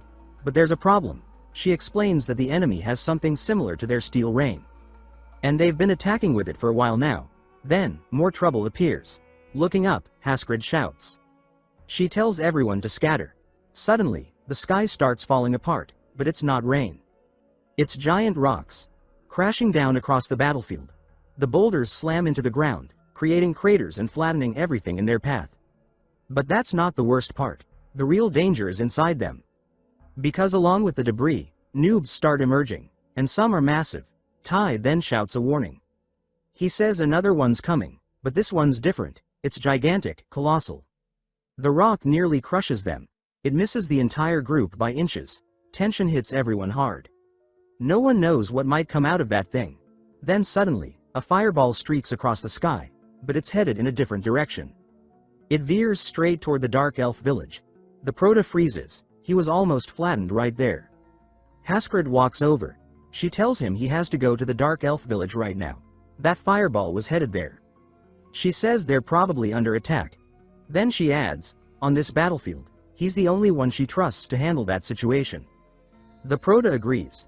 He says he'll find a horse and get out of there as fast as he can. But she warns him, there's no time for that. She begins to remove her own cloak. Tai gets flustered, he even blushes a little. She explains that the cloak will give him the ability to transform into a dragon, then tells him to pick someone he trusts to go with him. And he heads over. The first name that pops into his head is Rolf, but of course, he's not giving the cloak to him. Without hesitation, he decides to hand it to Ciri. Moments later, they take off flying over the battlefield. Meanwhile, behind the massive rock that nearly crushed them, a creature begins to emerge. A gigantic one. But this thing is nothing like what they saw at the Black Castle. Haskred makes a comment. This one was smaller. But there was no doubt, it felt much more powerful, and it made sense. According to the records, giants also possessed something similar to the runes used by the warriors of Valhalla. But their power increased every time they killed someone. Judging by the energy radiating off this one, it had already gone on a rampage. Then, the creature let out a deafening roar. So loud that even the warriors of Valhalla staggered, stunned. But for the giant's allies, it had the opposite effect. They gained speed. The battle was about to explode all over again. Meanwhile, Ciri and Tai finally arrived at the elf village. But there was another giant waiting there too. The villagers began to flee in all directions. Tai stared at the creature. He looked confused. He wondered if that was even a giant. The thing had a strange shape, different from the others. Then the thought hit him. It had to be a mage. And he was right. Almost immediately, the creature began casting a spell. It hurled it straight at the village. Seeing that, Tai turned to Ciri. He told her to get closer. He said he would draw its attention. Without hesitation, he swapped his crossbow for a spear. And the moment they got within range, he hurled it with full force. But just as the spear was about to strike, it collided with an invisible barrier. It disintegrated in midair. Tai was shocked. Suddenly, multiple barriers started forming around the creature. At least he'd succeeded in drawing its attention. The giant turned to face them, but that only made things worse. The creature started casting spell after spell, one after another, and it aimed everything at them. A real storm of magic began, but they weren't the only ones caught in it. The entire village was being hit. The elves were trapped in the chaos. From above, Tai could see it all. If this kept going, the village would be reduced to ashes. And worse, a lot of people would die. They had to end that creature, fast. Meanwhile, somewhere in the Nine Realms, something strange was unfolding. On a throne at the peak of a high mountain, a figure sat still, watching everything in silence. Suddenly, he extended a hand. A harpy flew in and perched on his finger. She brought him a message. That bizarre spider-shaped creature had a name. Valt. She was the one who had convinced Malin to betray Valhalla. All of it part of a plan to find something called the Seed. But the man on the throne simply laughed. As he opened a bottle, he muttered that the plan was pathetic. Almost as if he had known it would fail from the start, and now, because of their fear of Valhalla, he said he would have to step in himself. According to him, there was only one true way to defeat Valhalla, by burning everything. By destroying it all. His goal was to force Valhalla to relive the brutal war from long ago, the so-called Great War. That man's name was Harand, one of the 5 generals of the Giant King, Usgardlock. And now that he had entered the game, it was clear. The battles ahead would only grow more violent. Back in the village, Tai was still fighting to survive, but now, retreat was no longer an option. It was time to strike back. If that giant kept attacking, the village would be wiped off the map. With a serious expression, Tai shouted that if the giant could rain spells, then he would rain down attacks too. Then, he activated his saga. He began summoning a storm of spears, unleashing them all at once toward the enemy. But the problem remained, the barrier. None of the spears could get through. Still, he didn't stop. The two forces kept trading blows. Multiple spears clashed against incoming spells, setting off huge explosions in midair. At that moment, Ciri glanced at him, worried. She asked if any of this was even working. Tai didn't hesitate to answer. Based on his experience as a player, he explained, this is how it worked. If they kept attacking relentlessly, the barrier would start to weaken, and once it did, it would create an opening. As he spoke, he was already summoning more spears. No breaks, no hesitation, he said he would keep up the pressure. Because in the end, this was their only chance. The scene cuts away, to the other side of the battlefield. There, the tension was just as high. Askred now stood face to face with a giant, and in that moment, she knew. This monster wasn't just another enemy, it was strong, strong enough to rival her. But as the commander of the army, she couldn't back down. She was the leader, and if she showed fear, everything would fall apart. The air grew heavy. Then, both of them charged at once. When they collided, a massive shockwave ripped across the battlefield. Meanwhile, Tai was still locked in a desperate fight. His plan hadn't worked yet. The spears continued to strike the barrier and vanish before hitting the target. But he didn't let up. He kept thinking they had to come up with something, or this village would disappear from existence. Looking around, he saw that fire had already consumed several homes. The elves were panicking, running in all directions. Chaos had taken over. That's when a strange group of elves came running toward them. Each of them wore a glowing helmet, with flashing lights on top. Tai couldn't believe what he was seeing. One of them answered immediately. They were the fire brigade of the Dark Elves. He said to leave the flames to them, and to stay focused on taking down that giant. Then, all at once, they raised their hands to the sky. They began casting a spell, summoning heavy storm clouds. Out of nowhere, the rain came pouring down. The flames were extinguished instantly. For a moment, everything seemed to be under control. But that moment didn't last. Suddenly, the giant let out another monstrous roar. The magical barrier protecting him had vanished. The rain was canceling out his spells, and since he was a fire sorcerer, his weakness was now clear: water. The protagonist realized it right away. He thanked the elves in his mind. They had just given him a perfect shot. Without wasting time, he activated his saga and hurled his spear with all the force he had. He also called out to Ciri, telling her to go after the giant, using his spear as cover. He explained that if they could close in from behind, they could finish it for good. He knew he had no other choice. It was time to use the legendary sword, and with that, he launched into the final strike. Just like Ragnar had taught him. His synchronization with the original character from the game was running smoothly, now at 18%. So he activated his saga, the ancestral dragon barrage. With a single blast, he pierced the giant clean through, tearing a massive chunk from its body. But that's when Tae noticed something unusual. Inside the giant, there was a glowing stone, emerald-colored. A core. Ciri saw it too and sped up, knowing this was the final moment. Just before reaching it, she shouted that they should combine their sagas. This attack had to land. Ciri was the first to activate hers. A dark violet aura wrapped around her spear, glowing with a heavy, pulsing energy. Then Tae triggered his again. And with their combined powers, they charge. The explosion was devastating. The impact blasted straight through the giant's body, completely obliterating it. But before they could breathe a sigh of relief, something bizarre happened. Out of nowhere, they were sucked straight into the center of the blast. Some kind of portal pulled them inside. The elves were left stunned, unable to understand what had just happened. In the blink of an eye, Tae and Ciri vanished, leaving no trace. But, of course, this wasn't the end. They woke up in a strange place, floating in a space that felt disconnected from reality. A dark, silent void. But it was saturated with magical energy. Tae looked around, confused. He asked where they were, certain they had defeated the giant. So what was this place?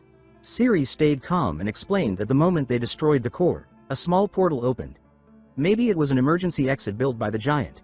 Or maybe it was a trap. But there was more. She said she could feel a strong magic lingering in that place. It might be where traces of the Great War still remained. Tae froze. Ever since he'd found the sword hilt, he had wondered who the warriors of that ancient war were. Now, he stood in the very battlefield where it had happened. No enemies. No clue how to leave. Ciri was stunned by what she saw next. She asked how he managed to carry all that stuff. Tae laughed and explained casually. He said that the goddess Endume had given him a magic bag, one that could hold anything, regardless of weight or size. Ciri sighed, tired already. She muttered that this was going to be harder than she'd thought. Harder? Tae asked what she meant.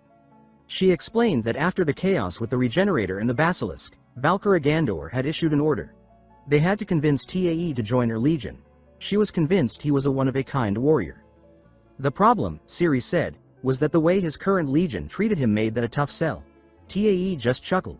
He said Heda had told him the same thing. After they finished eating, the protagonist stretched and said it was time to get out of there. Siri looked at him and asked how he planned to do that, since they didn't even know where they were. But then he pulled out the sword hilt and showed it to her. He said maybe this little guy knew the way. Standing at the edge of a cliff, he extended his arm, pointing the sword ahead. To Siri, it just looked like he was standing there, doing nothing. But Tae had activated his saga, Dragon Eyes. With it, he could see a trail of magical energy forming in the air, pointing the way forward. Siri stared at him with that classic look. She asked if he was serious, because no matter where they ended up, or how messed up the situation was, Tae always found a way, so she activated her saga and transformed. The two of them flew off in that direction. Along the way, Siri started a conversation. She said that back in Valhalla, it was rare for anyone to ask what others did in life. But in Tae's case, she was genuinely curious. His sagas were too incredible, it wasn't normal. The protagonist looked a little embarrassed.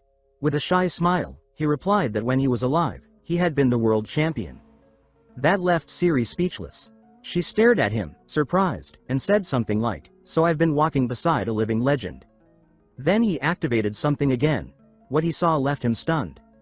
In front of them was a field full of weapons. Not just any weapons, these were high tier. Everything looked legendary. And, of course, being a true gamer, Tae switched into loot mode. He started grabbing everything in sight: helmet, massive sword, spear, shield.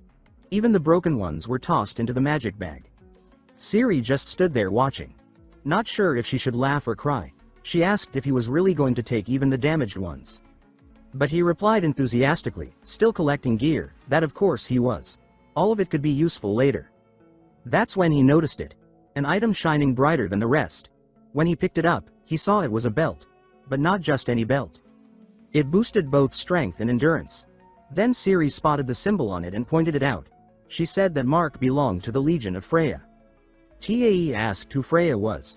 She told him Freya was the goddess of love and beauty, but also of war and magic.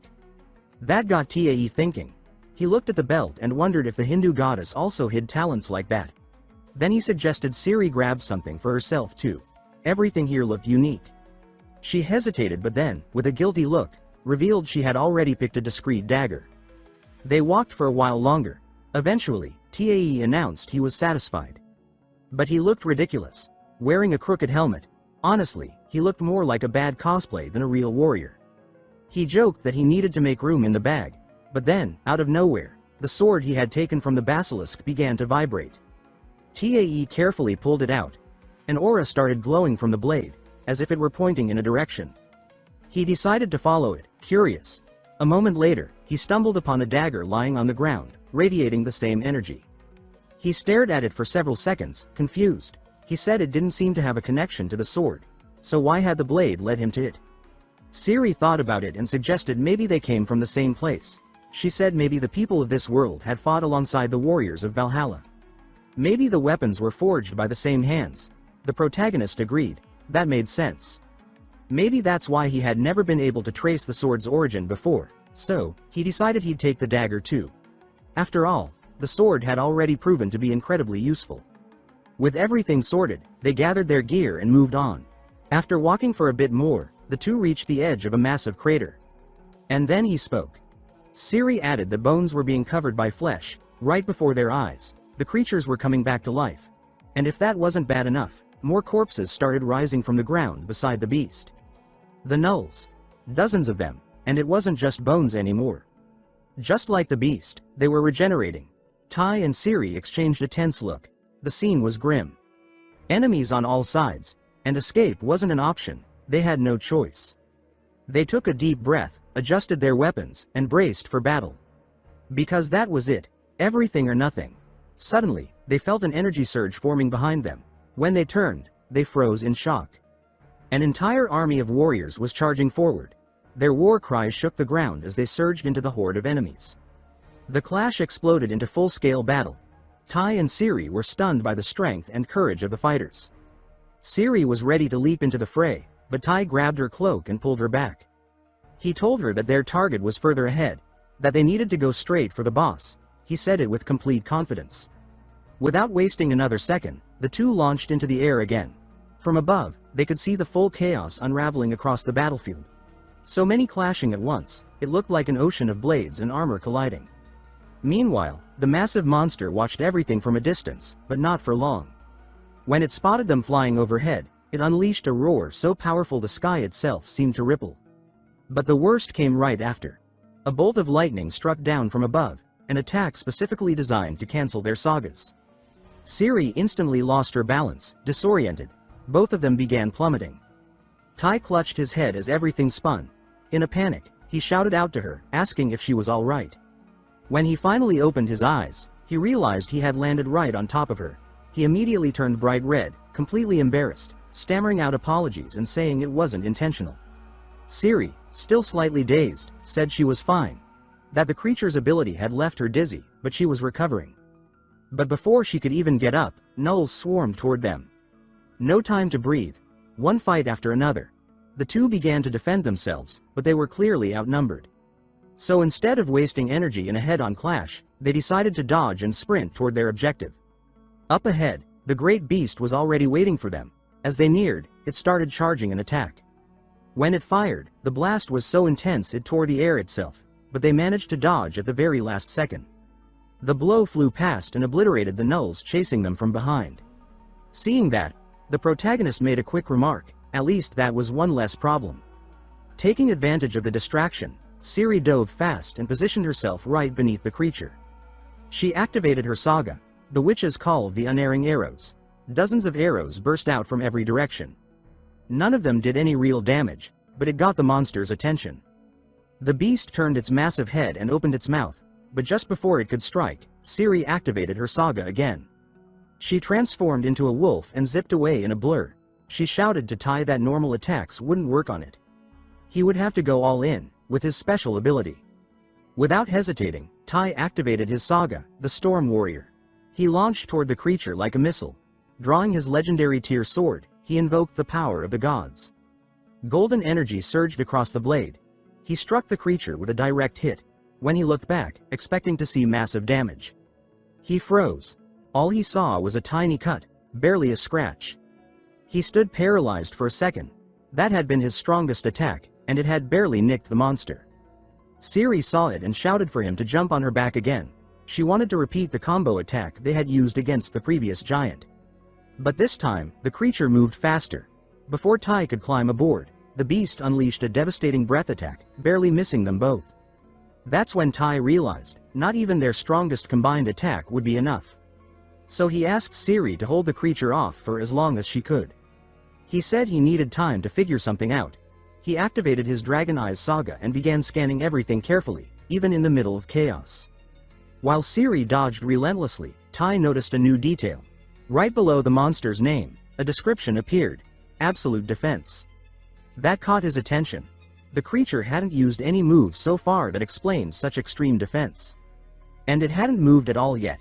Siri kept dodging but was wearing out fast. Normal attacks were useless. She decided to gamble. She activated her saga once more, but this time, she focused the power in her fangs. Then, without hesitation, she launched herself straight at the beast's head.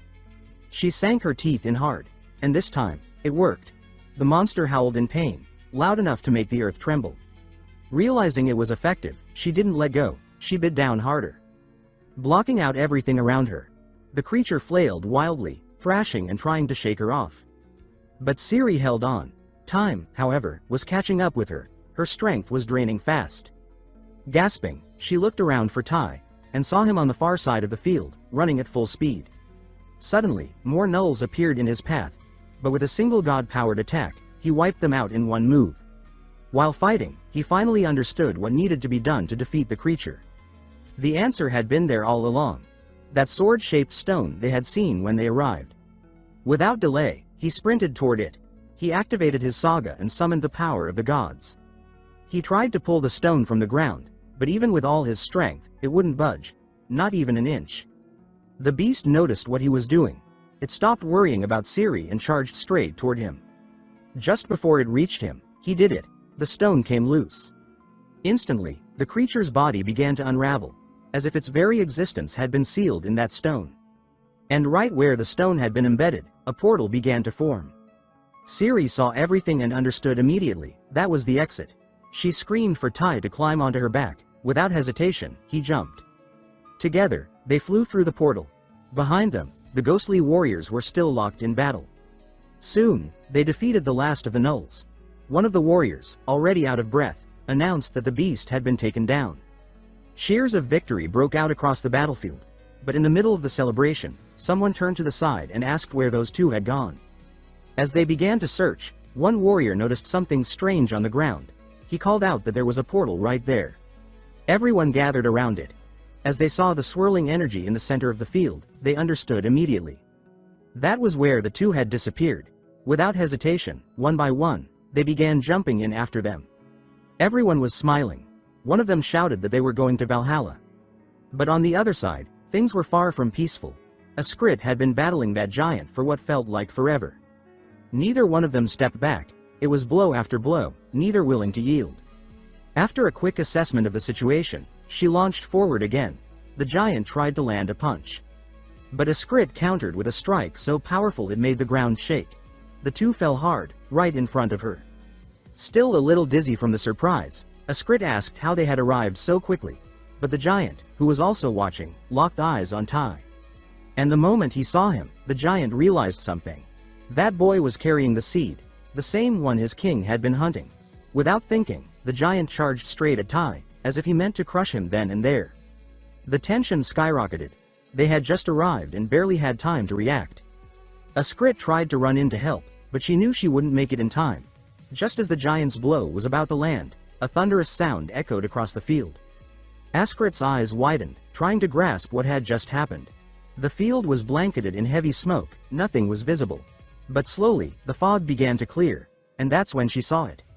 Standing in front of Tai and Ciri was someone, or rather, several someones, holding back the giant's hand. She was speechless. They were the ghosts of the ancient warriors of Valhalla, all of them united, combining their strength to stop the monster's advance. Then one of the spirits shouted with unwavering resolve, to battle. And like true warriors, not a single one hesitated. There was no ignoring a call like that. All of them took their battle stances. But before they charged, one turned to a Skrit and made one final request. He said they wanted her permission, as Valkyrie, just one more time. They wanted to defend Asgard and the 9 realms. A Skrit didn't even have to think. Sword in hand, she answered with clarity and command. She said that, as Valkyrie, she granted them that permission. Immediately, the spirits began to regain their bodies, as if their fighting spirit had reawakened fully. And with all the strength they had, they charged at the giant. Looking for an honorable fight. More warriors rose up to block the monster's path. Even facing overwhelming power, not one of them backed down. The battlefield lit up with energy again. Enemies were still falling from the sky, but no one thought of giving up. Seeing this surge of resistance, the giant hurled himself at the warriors. But a Skrit wasn't letting that go. She shouted that his opponent was her. And once again, they collided in the heart of chaos, trading blows with monstrous strength. A little off from the front lines, Tai and Ciri were watching everything unfold. Ulf looked at them, confused, and asked how they returned so fast, saying it hadn't even been an hour since they left. Tai and Ciri looked at each other, equally confused. They were certain they had spent hours in that strange world. Maybe time flowed differently there. But it didn't matter now. Ciri said that what mattered was joining the battle. Before she could take a single step, Tai grabbed her cloak and told her to wait. He said they still needed to deal with the final boss. Ciri had expected that. With nowhere to run, she transformed again. The two soared back into the sky. From above, they surveyed the battlefield. Ciri was clearly exhausted. Her body showed the toll of 2 intense battles in a row, with barely a second to breathe. Tai noticed right away. Without taking his eyes off the chaos below, he spoke calmly. He told her to relax. Their goal wasn't to defeat the creature, just to do some damage.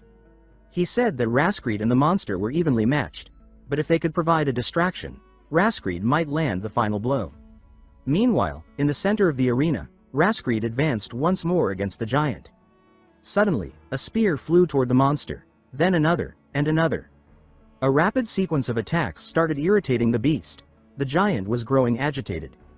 Furious, he shouted that once he was done with the Valkyrie, the next to die would be them. Tai kept launching spears, one after the other, but Siri, watching, said with frustration that it didn't look like he was paying attention. But then, Raskreed launched another charge. Now, the giant's focus was entirely on her, ignoring everything else. This was the moment Tai had been waiting for. He channeled the divine power into his spear, with one precise movement. He hurled it. The spear struck the giant's hand directly, interrupting the massive blow he had been preparing. Raskreed didn't waste the opportunity. She activated the power of the gods. And with a single, clean strike, she decapitated the colossal giant. The monster's body collapsed in the middle of the battlefield, crushing everything in its path. The shock was immediate. The noobs felt it hard. Their general had fallen, and with him, so did their morale. Meanwhile, the warriors of Valhalla felt their blood ignite. Courage spread like wildfire. Their cries echoed across the field, and they surged forward with everything they had. From the sky, perched at the edge of the crater, Tai and Siri watched it all unfold. With the battle finally turning in their favor, Tai dropped to the ground and let himself rest. It was obvious he'd earned it. Siri stood by, watching him silently. She thought to herself how incredible it was, what he could do. And deep down, all she wanted was to keep fighting by his side for as long as possible. Night fell. And with it, the end of the war. The last enemies dropped. The spirits who had fought so bravely began to return to their ethereal forms. One of them approached Raskreed and, with sincere respect, thanked her. He said they were grateful for the chance to fight once more. Now they would return to Valhalla. Raskreed stepped forward, her tone firm. She told them that Valhalla would always welcome them back with open arms. She raised her sword high, and her armor shifted, taking on a ceremonial form. Perfect for giving those warriors a proper farewell. Then, the Bifrost descended from the sky, lighting everything with that unmistakable rainbow glow. Before leaving, one of the spirits turned to Tae and shouted from the distance. He called him a brave warrior of Endu. He said their path ended there, but they would go to Odin and tell him everything Tae had done. And who knows, maybe they'd meet again one day. Moments later, the spirits crossed the Bifrost, heading home. And that's where it ends. Now go smash that like button, hit subscribe, and drop a comment if want part 2. As the souls of the fallen warriors began their solemn ascent, a Skred turned to those who remained on the blood-soaked field. Her gaze was steady, her voice unwavering as she declared that she would now guide the souls personally to Odin. She promised them all that when they reunited in the Great Hall, no deed would go unrecognized. Everyone would receive the reward they deserved, especially Tae and Siri, whose courage had turned the tide of battle. Tae, standing among the survivors, stepped forward. With quiet reverence, he returned an item to a Skred and thanked her for everything. His voice was steady, but there was weight behind it, a gratitude that words alone couldn't carry. A Skred grew still, thoughtful. Then she turned to Siri and asked what it had been like to carry Tae during the chaos of war. Without hesitation, Siri responded seriously, explaining that she was merely fulfilling her duty. Her tone left no room for ego, only purpose. A Skred nodded and said that more Valkyries would soon arrive to depart with her, but before she left, she broke formality.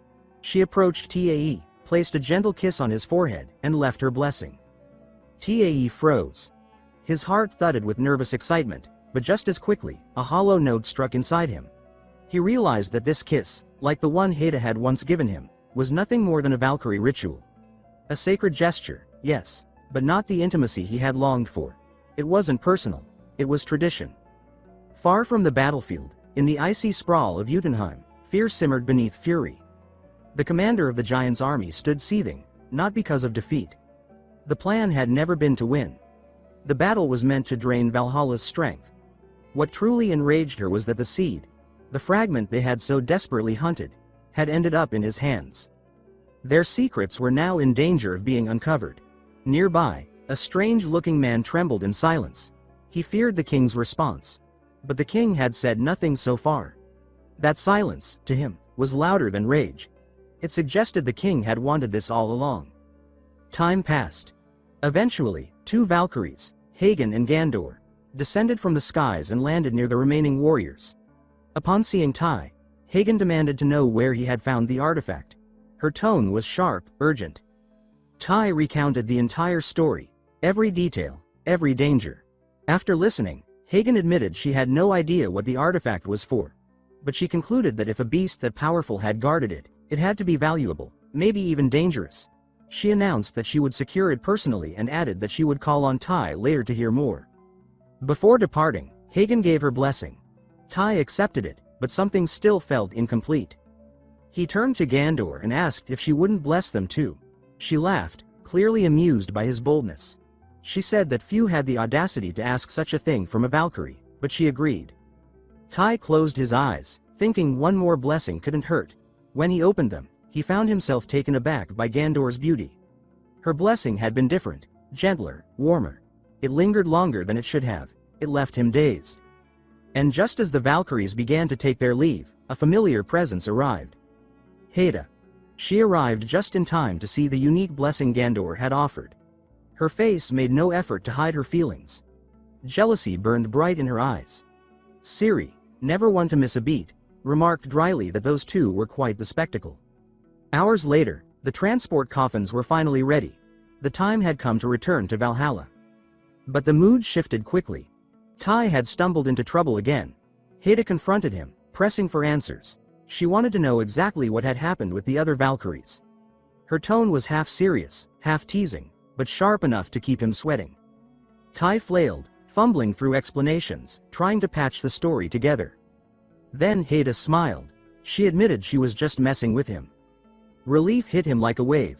Later, as Tai drifted off to sleep, Haida approached silently. In a whisper, she spoke a quiet blessing. May the blessing of Idun be with you. With everything finally settled, the warriors returned to Valhalla. But the roots of Yggdrasil, the great world tree, told a different story. Beneath its vast, ancient veins, two figures moved in silence. One was Odin, the All-Father, king of the gods. The other, Thor, god of thunder. Odin pulled the seed from his cloak and asked what it truly was. Mimir, the ancient and all-knowing, answered. He said it was a fragment of Gar's soul. And if the remaining fragments were gathered, Gar could be resurrected. Odin narrowed his eyes. Gar had been powerful, yes, but not a true threat to the gods. Thor then asked if Gar had any link to Fenrir. Mimir confirmed it. He revealed that Gar's howl would awaken Fenrir. And when that happened, the great wolf would break free. And its claws would find Odin. Meanwhile, in the frigid expanse of Jotunheim, a dangerous alliance was forming. The king of the giants approached Loki with grim satisfaction. He said that the 5 generals were already in motion. Loki laughed. He declared that the great battles were only just beginning. Back beneath Yggdrasil, Mimir spoke again. He warned that the giants didn't need Gar fully revived. A single howl from a single fragment would be enough to trigger Ragnarok. Odin added that someone among them possessed the special saga, an ability that could accelerate the chaos. At that, Thor clenched his fists. He already knew who they meant. Loki. Without hesitation, Odin handed the seed fragment to Thor and ordered him to destroy it. Despite knowing its power, Odin had made his choice. Eliminating the risk was the only way to delay the storm. The gods could no longer afford to sit idly by. The age of indirect wars was over. From now on, the gods would intervene directly. Elsewhere in Valhalla, Tae knelt before the goddess Idun. His head bowed in reverence. She praised him for his excellence, stating that his name was beginning to echo through the realms. She said that even other warriors had started shouting his name in the heat of battle, their voices rising like war chants. The words hit him like lightning. His heart pounded with pride and disbelief. Idun smiled, a rare and radiant gesture. Then, as promised, she told him he would receive his reward. Tae lit up with anticipation, expecting the fabled cloak. The one that would allow him to transform into a Pegasus. He had dreamed of it. But Idun had other plans. She revealed that she would grant him something even greater, a magical mount. She explained that this mount would allow him to ride any creature, regardless of its size, species, or strength. No limits. His mind exploded with possibilities. He imagined becoming a massive falcon, his wings cutting through clouds as someone rode on his back, soaring across the skies of the 9 realms. The thought filled him with fire. After careful consideration, he made his decision. As soon as he exited the temple, he ran into Haida and Ragna. They had been waiting for him just outside. One glance at his expression and they could tell. He had chosen something exceptional. Ragna noted that Tae looked different, stronger. He said that the battle had changed him and suggested they intensify their training. But Haida cut in. She reminded them that they had barely returned from the front lines. She said that rest was the smarter choice, not punishment. That's when Tae remembered something important. Since there wouldn't be any training, he asked them for their help with something else. The three made their way to his cabin, where Tae began pulling out a strange collection of items. He had gathered them in the shattered world, salvaged from the ruins of chaos. Ragna looked on, confused, then laughed. He asked if Tae had become a scavenger. Many of the weapons were broken, corroded, almost useless at first glance. But then Haida stepped forward. As her fingers brushed over one of the battered weapons, something sparked inside her. She said she felt something strange, residual power, raw and ancient. Even in ruin, the weapons still pulsed with magic. Ragna approached and agreed. He proposed that they try to return the weapons to their original legions. Judging by the energy within them, these weren't ordinary relics. They had likely belonged to legendary warriors, long gone but not forgotten. Tae was struck by the idea and agreed immediately. They set to work, poring over each piece. They examined runes, magical signatures, and forged marks. Each legion in Valhalla left its own fingerprint on its weapons. Hours passed as they tried to match blade to history. Then Haida froze in front of a dagger. She stared at it, silent, focused. Several minutes ticked by. Ragna guessed aloud that perhaps it didn't belong to any standard unit. He said it might be like Tae's own sword, an outlier. That gave Tae an idea. He decided to use his saga. Maybe it could reveal something no book or record could. He gripped the dagger and focused, channeling his power. The room darkened. A blue flash erupted and filled the cabin like a flood of lightning. At first, nothing appeared. Then, Tae's eyes began to glow. Images burst forth, projected against the wall like moving light. The others stood still, captivated. The vision showed a warrior none of them recognized, sailing across a violent sea toward a dark island that clawed at the horizon. Her voice echoed with determination. She believed she had finally found the place, the one hidden in myths and whispers. When she reached the shore, she wandered through tangled paths and lifeless fields. Hours passed before she found it, a fortress, ancient and silent. Corpses of countless creatures lay scattered. The air felt cursed. She recalled a rumor, a story of the Maiden of Shadows, a being who bathed in the blood of her victims. Perhaps that was why none who came before had ever returned. But still, the warrior pressed forward. She said she needed to see it for herself, and eventually, she did. The Maiden of Shadows appeared before her. But instead of attacking, the maiden welcomed her. She took her in, trained her. Years passed.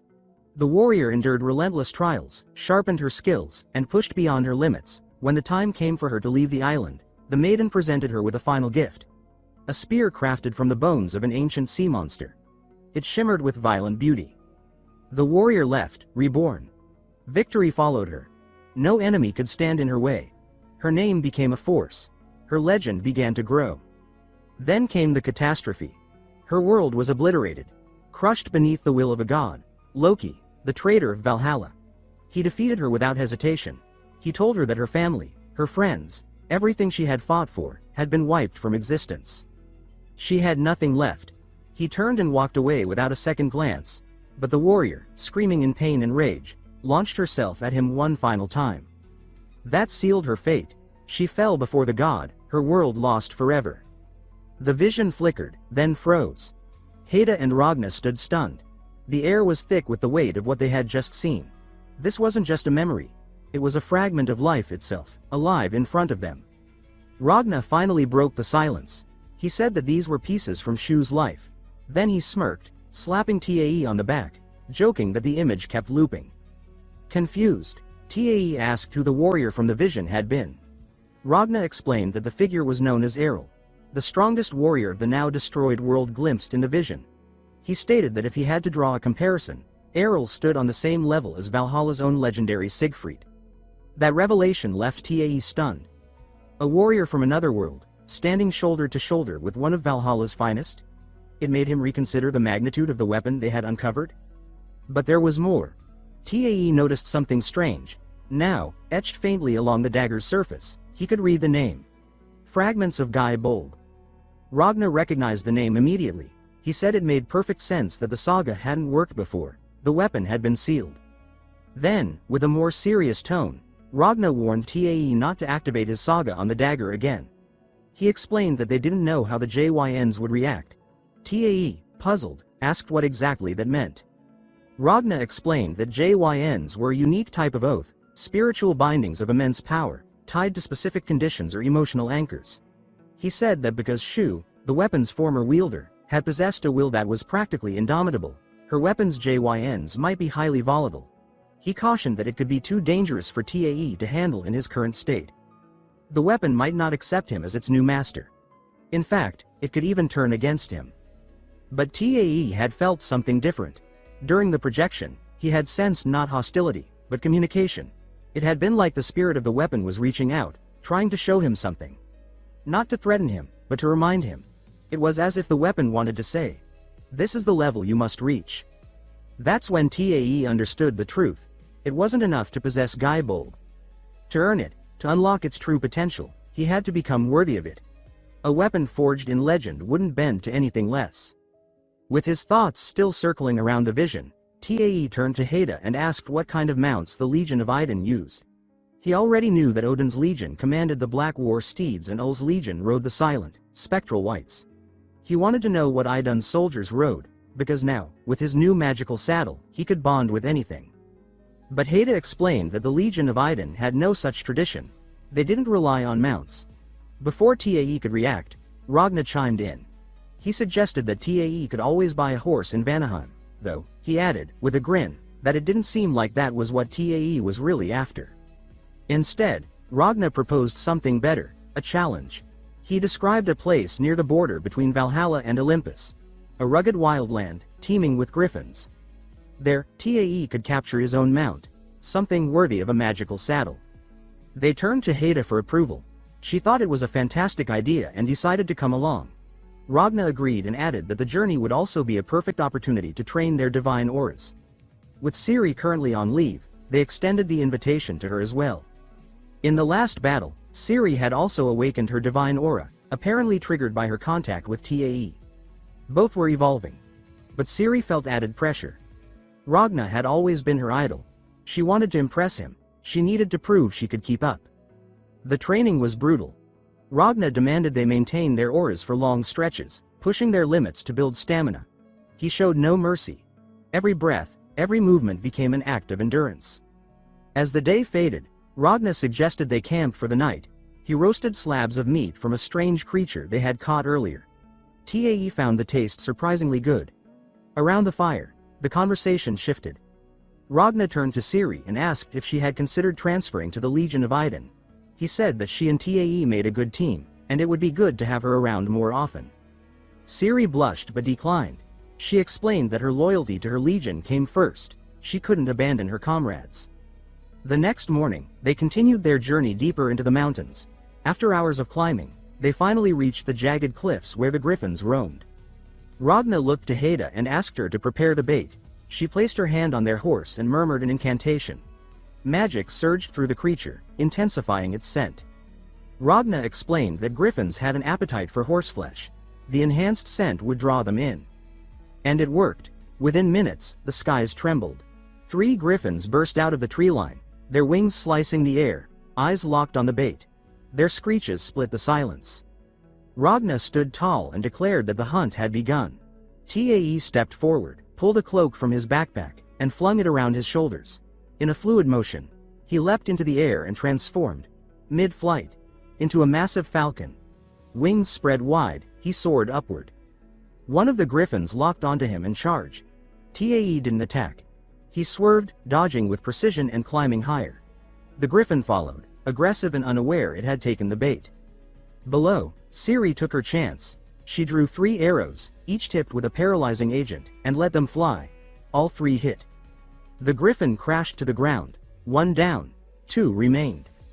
Using similar tactics, flight, bait, coordination, they managed to bring down the remaining 2. It wasn't easy, but they worked like a single force. Still, these weren't the true objective. These were scouts, lesser beasts. The real target came next. A deep roar echoed through the valley. The Alpha arrived. It was enormous. Twice the size of the others. Its feathers glistened like steel. Its eyes radiated fury. This was the one Tae wanted. He steadied himself. Ragna handed him a magical rope. infused with enchantments to suppress the power and resistance of anything it ensnared. It would only work once, and only if used perfectly. The Alpha made its move. In the blink of an eye, it lunged with terrifying speed, faster than any creature they had faced. Confident it had its prey, it struck. But just as the Alpha Griffin lunged, certain it had caught its prey, Tay's body blurred midair, his form dissolving and reforming into a colossal falcon. With flawless precision, he veered away, his wings slicing the air like blades. The Griffin faltered mid-flight, caught off guard by the sudden transformation. It had never witnessed a human shift like that. The creature hesitated, confused, but only for a moment. Then it made a decision. Meat was meat, and if the bird flew, it would fall. It dove again. Tae waited for the last possible second, then twisted midair, reverting into human form with a snap of energy. His divine aura ignited around him in a blinding surge. Golden arcs crackled along his limbs. With no time to lose, he landed on the Griffin's back and, in a fluid motion, lashed the magical rope around its neck. The beast erupted in fury. It thrashed, wings slicing at the wind, talons tearing up earth and air alike. This was no ordinary beast. It fought like a creature carved from war itself. But the rope had been forged for this. Bit by bit, the enchantments took hold. The magic crept into the Griffin's muscles, dulled its rage, pulled at the storm in its heart. Its resistance began to falter. Tae knew this was the moment. He drew his legendary sword. The edge gleamed with celestial energy. He remarked that since the last battle, his synchronization with his character had reached 20%, a breakthrough, and with it came a new saga. He activated the blacksmith's saga. His sword shifted, reshaped itself into a massive hammer, dense, ancient, and humming with divine craftsmanship. He raised it high and struck the rope. A shockwave burst from the impact, tripling the enchantment's potency. The Alpha Griffin shuddered violently. Then, silence. Its wings folded in. Its limbs stopped resisting, and at last, it bowed its head. Subdued.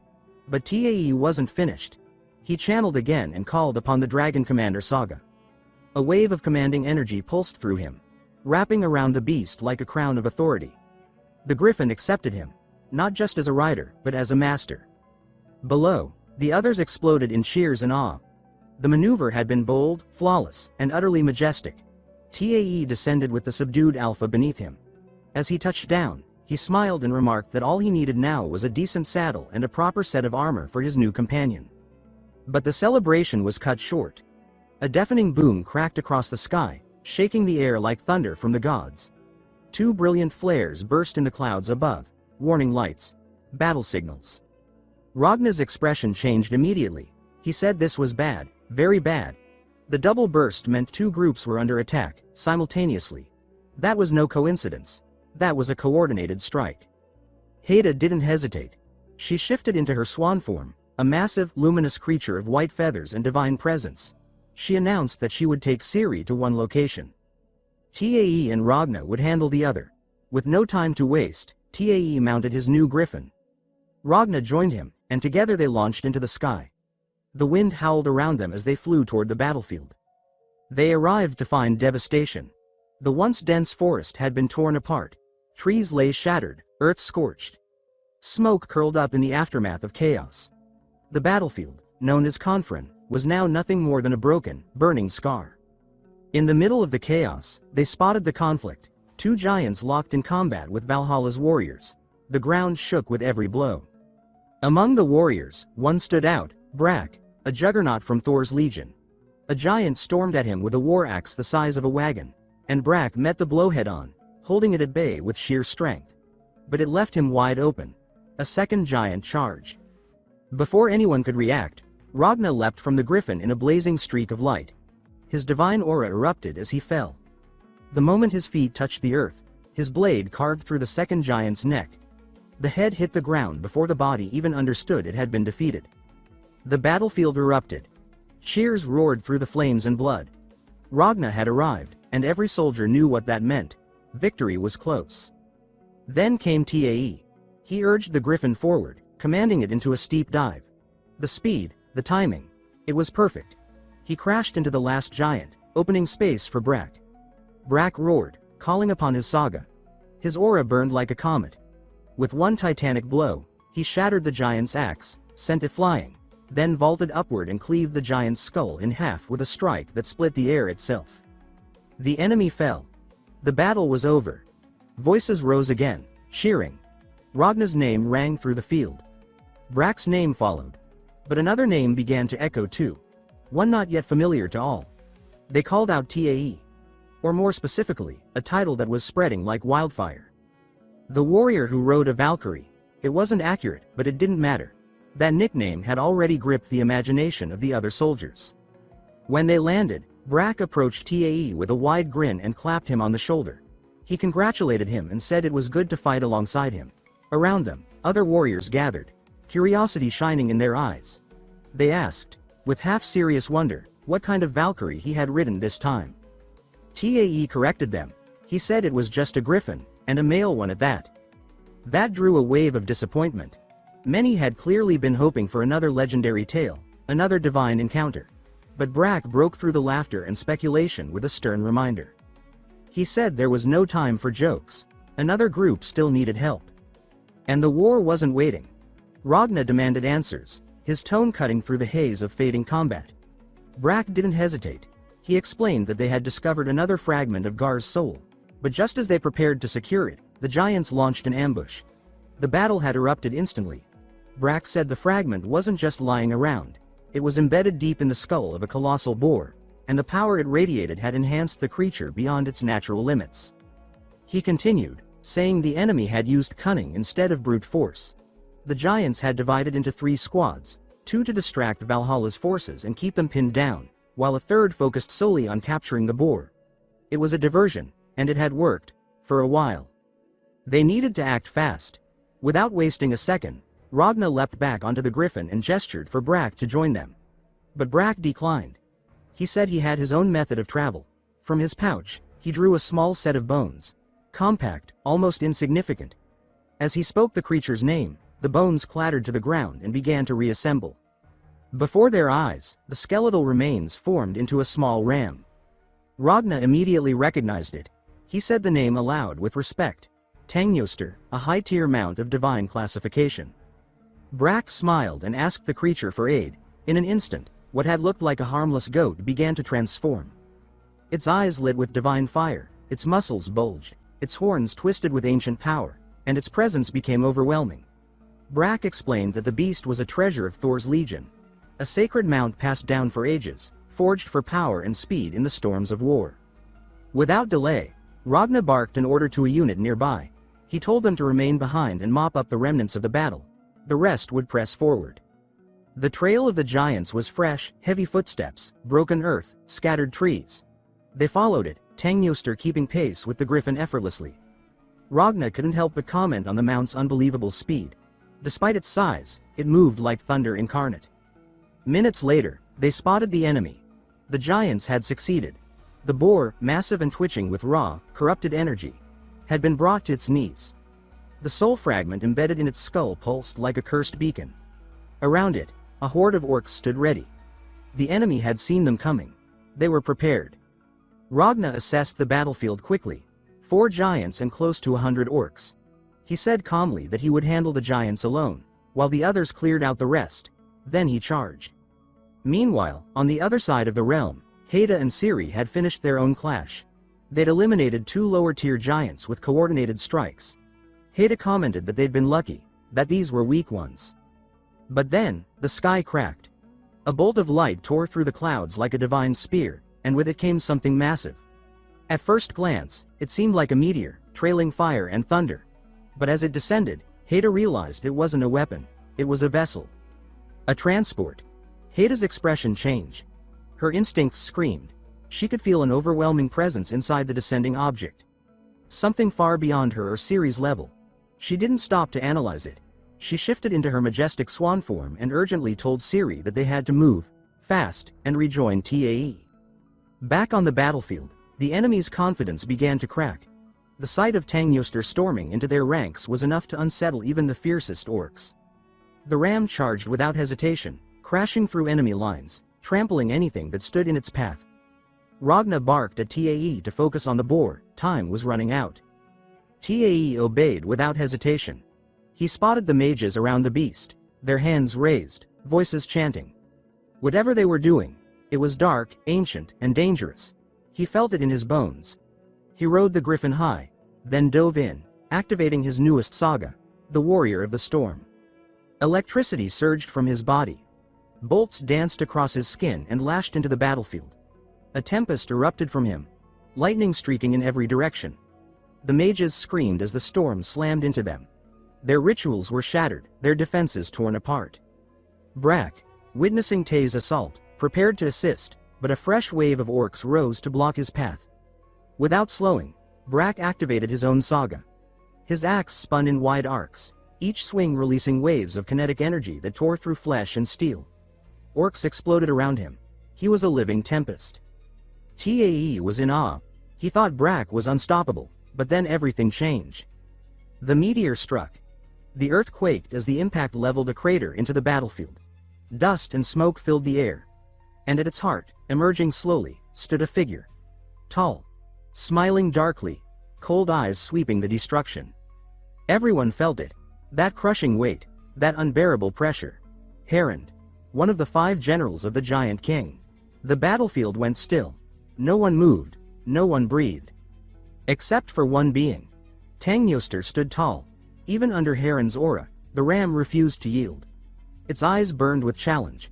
The sight surprised Herond. A small grin tugged at the corners of her mouth. The beast charged first. A blur, but then, obliteration. With a single blow, Herond erased Tangyoster from existence. There was no motion to follow, no attack to dodge. 1 second, it stood. The next, it was gone. Silence. The soldiers froze in disbelief. Tae couldn't process what he had seen. Then Herond turned, and standing before her was Brack, paralyzed. She raised her hand casually. A wave of energy erupted. The very air in front of her fractured as she unleashed devastation. Tae shouted. Brack took the full force of the blast. It was like a divine cannon, pure annihilation. Tae's heart jumped. He felt panic surge through him. And then, laughter. Herond laughed and said she had never expected to see that face again. From the smoke stepped Ragna, aura burning bright. He had blocked the attack. They knew each other. Ragna, calm and firm, said it had been a long time since he'd seen her leave her fortress. Herond mocked him, her voice heavy with contempt. She said it barely looked like he'd managed to hold the attack, and sneered that perhaps the great warrior had grown soft. She added, with mock sorrow, that it almost made her want to cry. Ragna didn't deny it. He said nothing of his exhaustion, nothing of the years without true combat. But his mind worked fast. He needed Tae and Brack out of there. They were too valuable. Then, as if fate answered him, the boar, still carrying the fragment, surged to life once more. A blast of energy exploded from its body, momentarily drawing Herond's gaze. Ragna didn't hesitate. He shouted for Brack to move. But Brack was still stunned. Tae appeared beside him, extending a hand. Ragna saw it. Tae's fear was still there, but it no longer controlled him. He had chosen to stand. Ragna smiled. He threw Brack toward Tae and ordered them to escape. Tae, confused, asked what Ragna planned to do. Ragna's aura blazed. He said simply, "Watch." Because Tae was about to see what it meant to be ranked among the legends. He was about to witness the level of battle that defined the realm he would now enter. He was a king like no other. A fearless navigator who dared to sail across seas no one had ever seen before. And the fiercest warrior, undefeated in battle. His name lived on, whispered through generations. The beginning of the Vikings, and the king who ruled them all. Myth Saga. King of Vikings, Ragnar Lodbrok. The boar gasps in terror, sweat streaking down his face. Harad charges, her fist clenched and crackling with raw energy, and drives it straight into the boar's skull.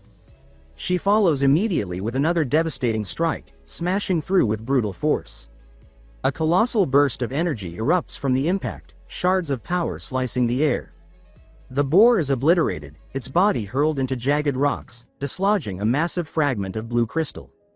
Harad kneels, reaching toward the crystal, her golden eyes gleaming with wild hunger. Just before she touches it, her eyes narrow, danger. She hurls herself to the side. Turning back, she sees Ragnar, radiating a storm of energy. With a savage grin, she raises her fist and charges at him. She exclaims that this is the moment she had been waiting for. Ragnar's true form, the power that ignites her blood. Ragnar surges forward, strength exploding from his frame. A distance away, Tai, perched atop a winged beast, recoils from the blast of power. He gasps and calls it an earth-shaking clash. He murmurs Ragnar's name, worry etched into every syllable. Herad thinks to herself that even weakened, Ragnar remains the king of Vikings. She believes that his head would be the greatest tribute she could ever offer. She vanishes forward, her speed blinding, her fists cutting the wind like lightning.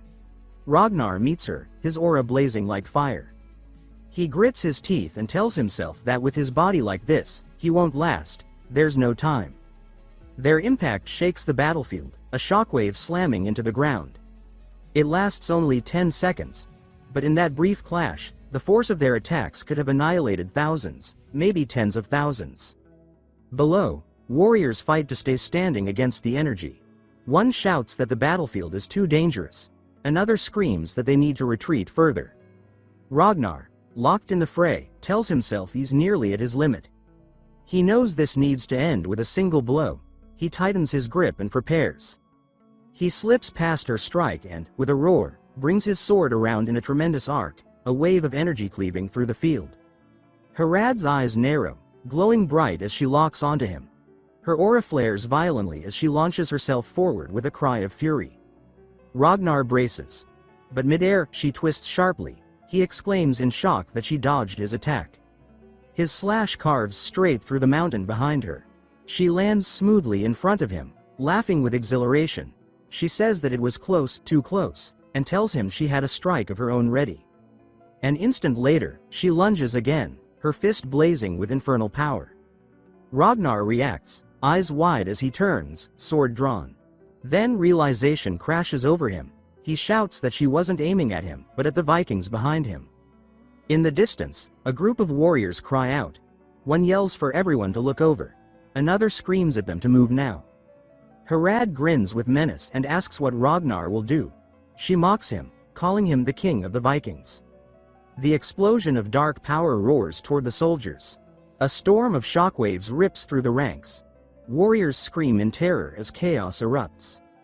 When the dust clears, what they see is Ragnar, in the heart of the blast. His body tensed, fury carved into his face. He had taken the blow. Red energy crackles around him as he lets out a thunderous roar. His sword crashes into the earth through fire and ruin. One warrior calls out Ragnar's name in despair. Herad stands unfazed, flames wrapping around her form. She says that if he had ignored them, he could have landed a fatal strike. Then she sneers and says that he's not that kind of man, is he? Ragnar, bloodied and gasping, grits his teeth and mutters through them, "Damn it." She watches without emotion. Her voice is flat and ruthless. She asks if this is it for Ragnar. Then she says she's sorry, but now he has to die. Ragnar stumbles forward, his body trembling, his breaths shallow. He whispers that he told him to run. Herad frowns, confused. She snarls and asks what he's mumbling about. She growls, demanding to know if he's gone mad. Above, the sky shifts. A figure descends on vast wings. The griffin barrels toward her, its wings tearing through the air. Tai rides behind its neck, clinging tightly, his gaze locked onto the enemy with unwavering focus. Braki grits his teeth, rage swelling in his chest. He thinks to himself that he is the son of a god, and he declares that such disgrace will only stain him once. The griffin beneath Tai surges forward with electrifying force, wings laced with divine lightning. Thunder crackles across the heavens. As the gap between them closes, Braki activates his saga. He roars the name of his technique. Saga. Thunderstorm, and energy coils around his axe, radiating a storm of raw power. He lifts his weapon and shouts the invocation of a second saga. Saga. Lightning resides in that hammer. Sparks of divine lightning spiral violently from the weapon as he prepares to strike. With a burst of fury, the hammer unleashes a massive arc of lightning, carving across the battlefield like a divine guillotine. It slashes toward Herad at breakneck speed. But Herad meets the divine force with a single, thunderous punch. She smashes the axe into pieces, scattering shards of divine metal. In that instant, Braki yells with urgency. He thinks the opening is wide enough. and he screams at Tai to move. Tai seizes the moment, launching forward atop the shockwave created by Ragnar's broken hammer. From above, he channels every ounce of power and roars the words of his saga. Saga, Dragon's ancient canon. Golden energy condenses around his form, trembling with compressed force. The beam explodes from him like a divine roar, flooding the field with radiant light. Harad charges forward, her features twisted by hatred.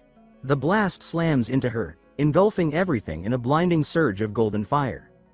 The earth shakes beneath the explosion, shockwaves radiating in all directions. A colossal blast consumes the battlefield. Ragnar and the others shout in horror. One of them calls out Tai Ho's name as a cloud of dust and debris rises high. Moments pass before Tai Ho pushes himself out of the rubble, his body broken and breath shallow.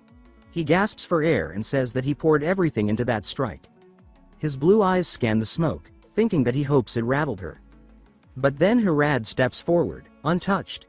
Her silhouette looms through the smoke, still and godlike. She laughs and says that he managed to surprise her. She tells him it wasn't bad, for a kid. She adds that, in recognition of that effort, she will now fight him with her full power. Tai Ho's expression tightens. He breathes heavily and mutters that she didn't even take a scratch. In his mind, he thinks that he's completely screwed. Ragnar steps forward, fire in his eyes. He says they must help Tai Ho. Another warrior shouts his warning, calling Ragnar's name and reminding him of his current condition. Braki charges toward Tai Ho and calls out to him. Tai Ho turns, surprised, and says Braki's name. Braki replies that he's joining the fight too. He says that if this battle can't be avoided, then the only path is forward, no matter the consequences. Harad, her aura now monstrous and ablaze with unholy flame, laughs viciously. She snarls that they can come at her with everything, it makes no difference. And so they charge. Tai Ho surges forward, shouting his saga, thunderstorm. Braki follows with a bellow, swinging his hammer and yelling his saga. Lightning resides in that hammer. Ragnar enters the fight, his body cloaked in golden lightning. Above them, Heda approaches. She calls out to Tai Ho. In the aftermath, Tai Ho is caught in Harad's grasp. She says that this is the end for him. She asks aloud if buying time was his only plan. Her eyes scan the battlefield. She says that none of them seem to have the strength left to make that plan work. Ragnar lies unconscious and blood-soaked on the ground. Braki is in the same state. Tai Ho grunts in agony as he struggles in her grip. Harad stares him down and says one word, farewell. Hellfire erupts around her as she prepares to end it. Her fist explodes forward, aimed straight at Tai Ho midair. Seeing the incoming strike, Heda screams Tai Ho's name. Tai Ho floats in darkness, stars surrounding him in an endless sky. His body drifts weightlessly through the void. He looks around and asks where he is. He says that he can't see anything. He wonders aloud if he's really dead this time. A voice answers him, not yet. The voice explains that if he were truly dead, he wouldn't be capable of thinking like this. Tai Ho turns and sees a familiar figure in the starlit dark. The scene shifts back to the battlefield. Heda is still calling his name, desperation in her voice. She cries out, begging him not to die. Back in the void of stars, Tai Ho recognizes the figure. He asks, "See you, Chillane?" The figure confirms it. He says that's right, or more accurately, what remains of him within Guy Bold. He explains that Tai Ho can consider him a fragment of his soul. He adds that from now on, he will be Tai Ho's mentor. The blue-haired warrior standing before Tai Ho proclaims that since Guy Bold has chosen to acknowledge him, he too must do the same. He states that he will now entrust all the secrets of Eryu to Tai Ho. He commands him to seek out the remaining fragments of the Boig. He declares that the fragments themselves will guide him. He instructs Tai Ho to complete the Boig and to search for his teacher, Lady Scathach. He promises that he will lend his strength to aid him. Heda, tears welling in her eyes, bites into an apple of life given by the goddess Idun. Then, trembling, she passes it to Tai Ho, mouth to mouth. His fingers twitch. Her voice breaks as she cries his name, Tai Ho. She sees his bloodied form lying still, his chest rising with weak gasps. With barely a whisper, he utters her name in return. At that moment, Harad approaches in her demonic red form. Avalt speaks firmly, instructing her that too much time has been wasted. He urges her to collect the fragment and leave at once. Harad responds with irritation, saying that he is as nagging as ever. Avalt repeats that they must move quickly before reinforcements arrive. Harad, annoyed, says that she understands and that she will retrieve the fragment now. But as she turns, her eyes land on Ragnar. Bloodied and staggering, he tries to rise. Harad scoffs, saying that Ragnar is nothing if not persistent. She remarks that even when he can barely stand, he still insists on moving. Behind them, Haida cries out Tai-Ho's name again in desperation. She warns him not to move yet. Tai-Ho slowly pushes himself up, his bruised face set in determination. Hild screams his name again, this time begging him not to die. Within himself, Tai-Ho admits he doesn't want to lose someone important to him. He reflects deeply. He knows he cannot allow Ragnar to die, but more than anything, he confesses to himself that he does not want to die. With clear resolve, he vows that he will return. Haida watches, tears streaming down her cheeks, shaken by his strength. Blue energy begins swirling around Tai-Ho as he rises fully and extends his hand forward. Lightning explodes around him as he launches toward Hegel. Hild gasps and screams his name in alarm. Harad, caught off guard, reacts with surprise. She turns with a twisted grin and hurls a devastating punch, her fist wreathed in red flame. The energies collide, his ice-blue power spiraling around her burning force. Harad exclaims with certainty that no matter how many times they try, it will never change. She shouts that this time, she will reduce Tai-Ho to ashes. The red form of Hegel dives like a blazing comet, fists ignited. Tai-Ho rises with a flash of icy energy, a burst of glacial blue trailing behind him. The two meet in midair, their collision violent and explosive. Sparks fly, energy shards erupt. Yet Tai-Ho is sent flying back from the clash. Harad grins, satisfied. But then she notices something. Her fist, the one that struck him, begins to crack. Her arm begins glowing blue, the energy spreading fast. In an instant decision, she slices off her own arm to stop the spread. Tai-Ho had landed a hit. Harad's demonic form appears stunned, then enraged. She snarls the word, "You," in disbelief. As the dust clears, Tai-Ho kneels, one knee down, blood dripping from his mouth. Hegel roars out a question, her voice filled with fury. She demands to know what he is. Tai-Ho slowly rises, his eyes blazing with cold fire, his will unbroken. Harad, cloaked in swirling flames of red and black, glares forward with fury in her eyes. She mutters in frustration, questioning how Tai-Ho could have possibly wounded her like that. The disbelief is etched into her face as her darkened form begins to fracture. Tai-Ho, though bruised and bloodied, reflects inwardly that he cannot feel his right arm. He clenches his teeth, acknowledging his limits, yet still stands his ground.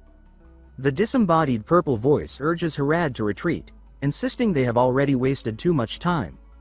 But Harad, eyes glowing with violent purpose, refuses. She says that retreat is not an option.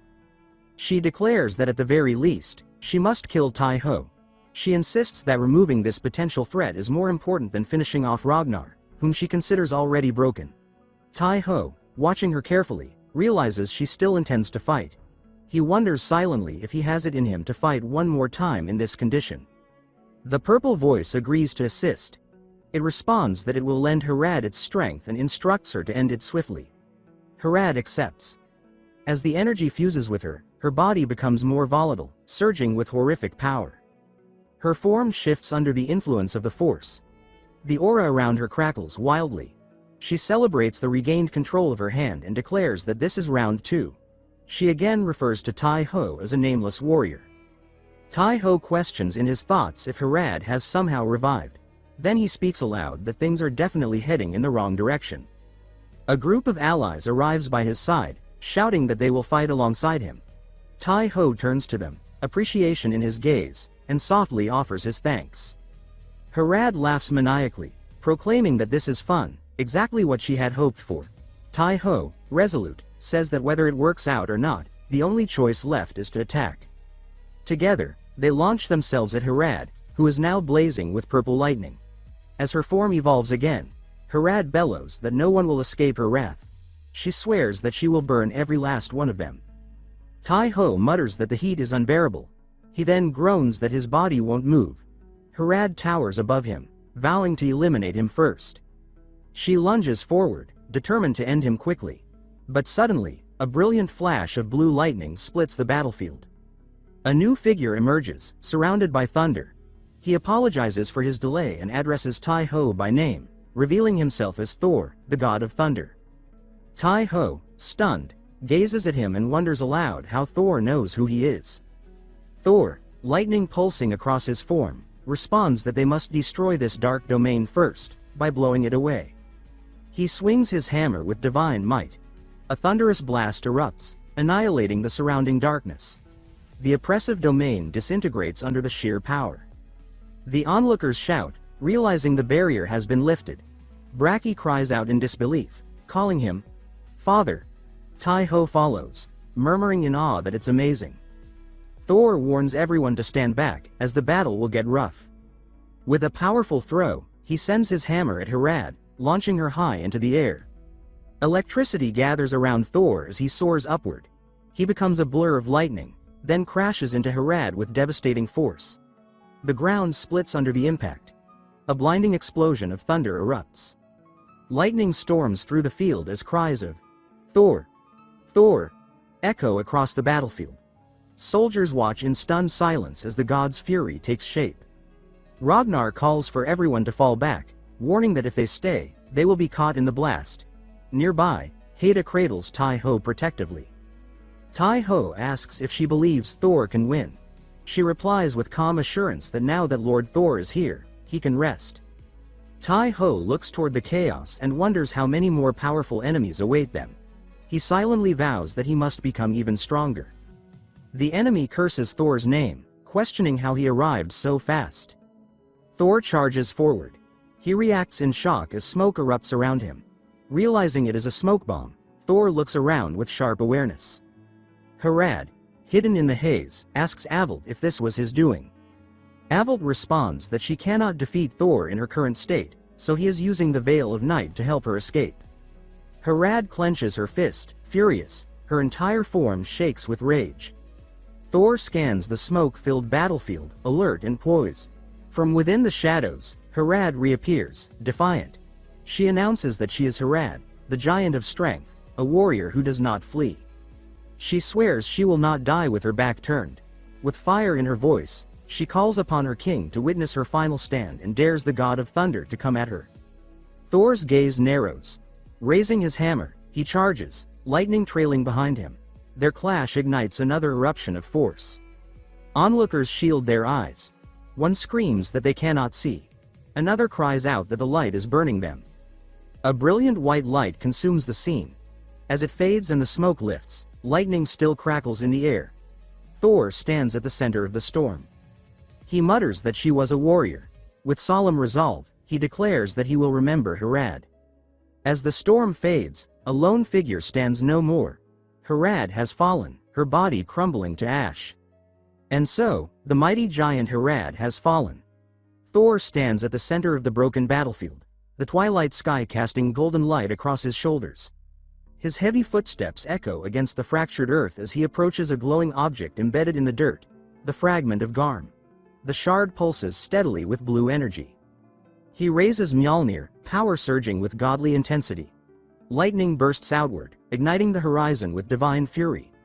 Then he brings the hammer down, striking the fragment with the intent to destroy it.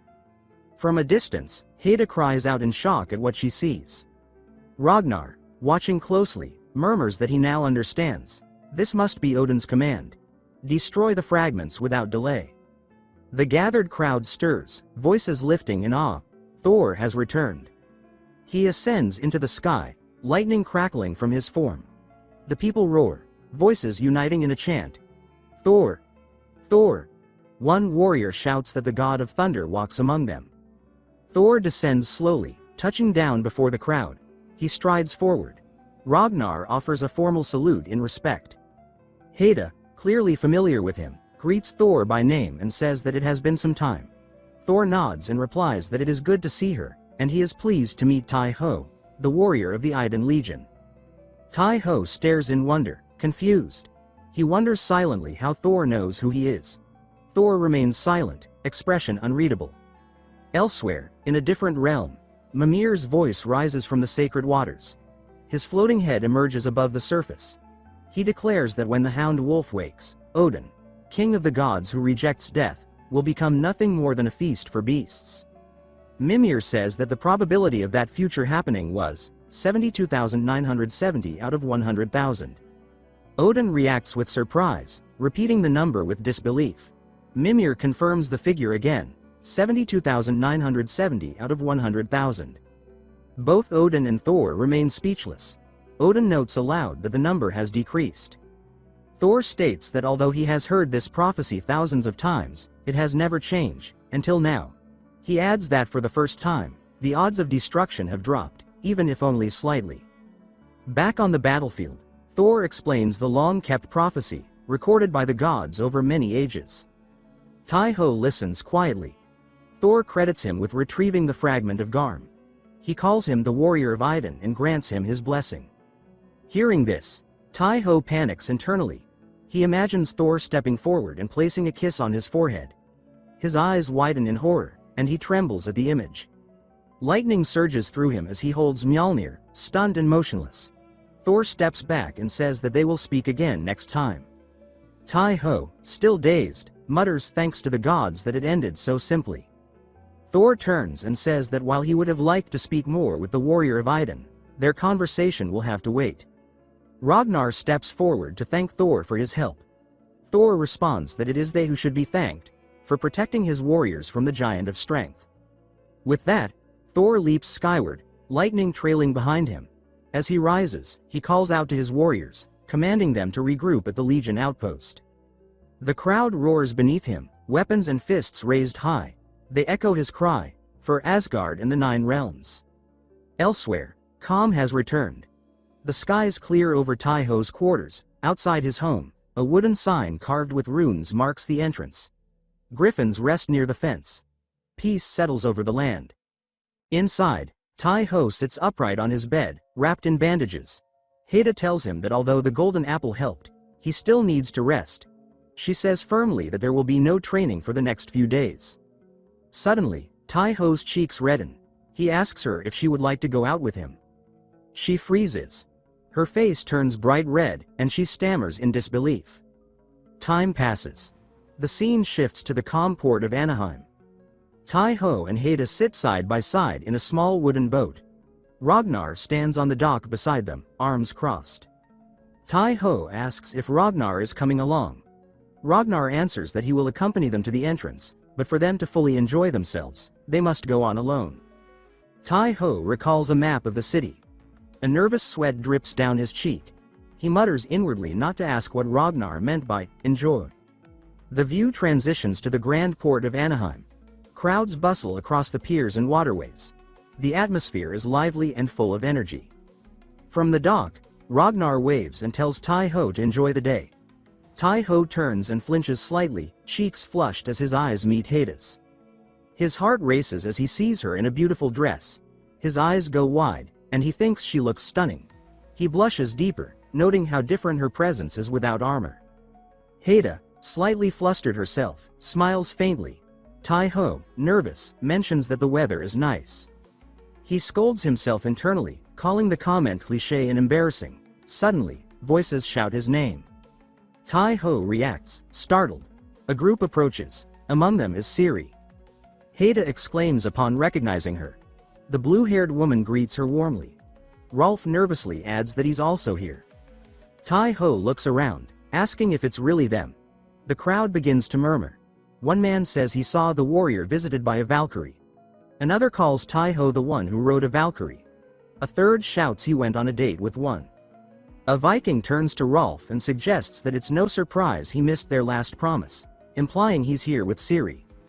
Rolf's face pales. He looks to Ciri in panic. She glares back, unimpressed and cold. Excited warriors call out for everyone to enjoy Anaheim. One lifts his arm in celebration. Tai-Ho watches them and thinks he sees Braki among them too. Ciri tells Rolf to go join the others if he prefers. He shouts in a panic that he's fine and that he prefers staying here.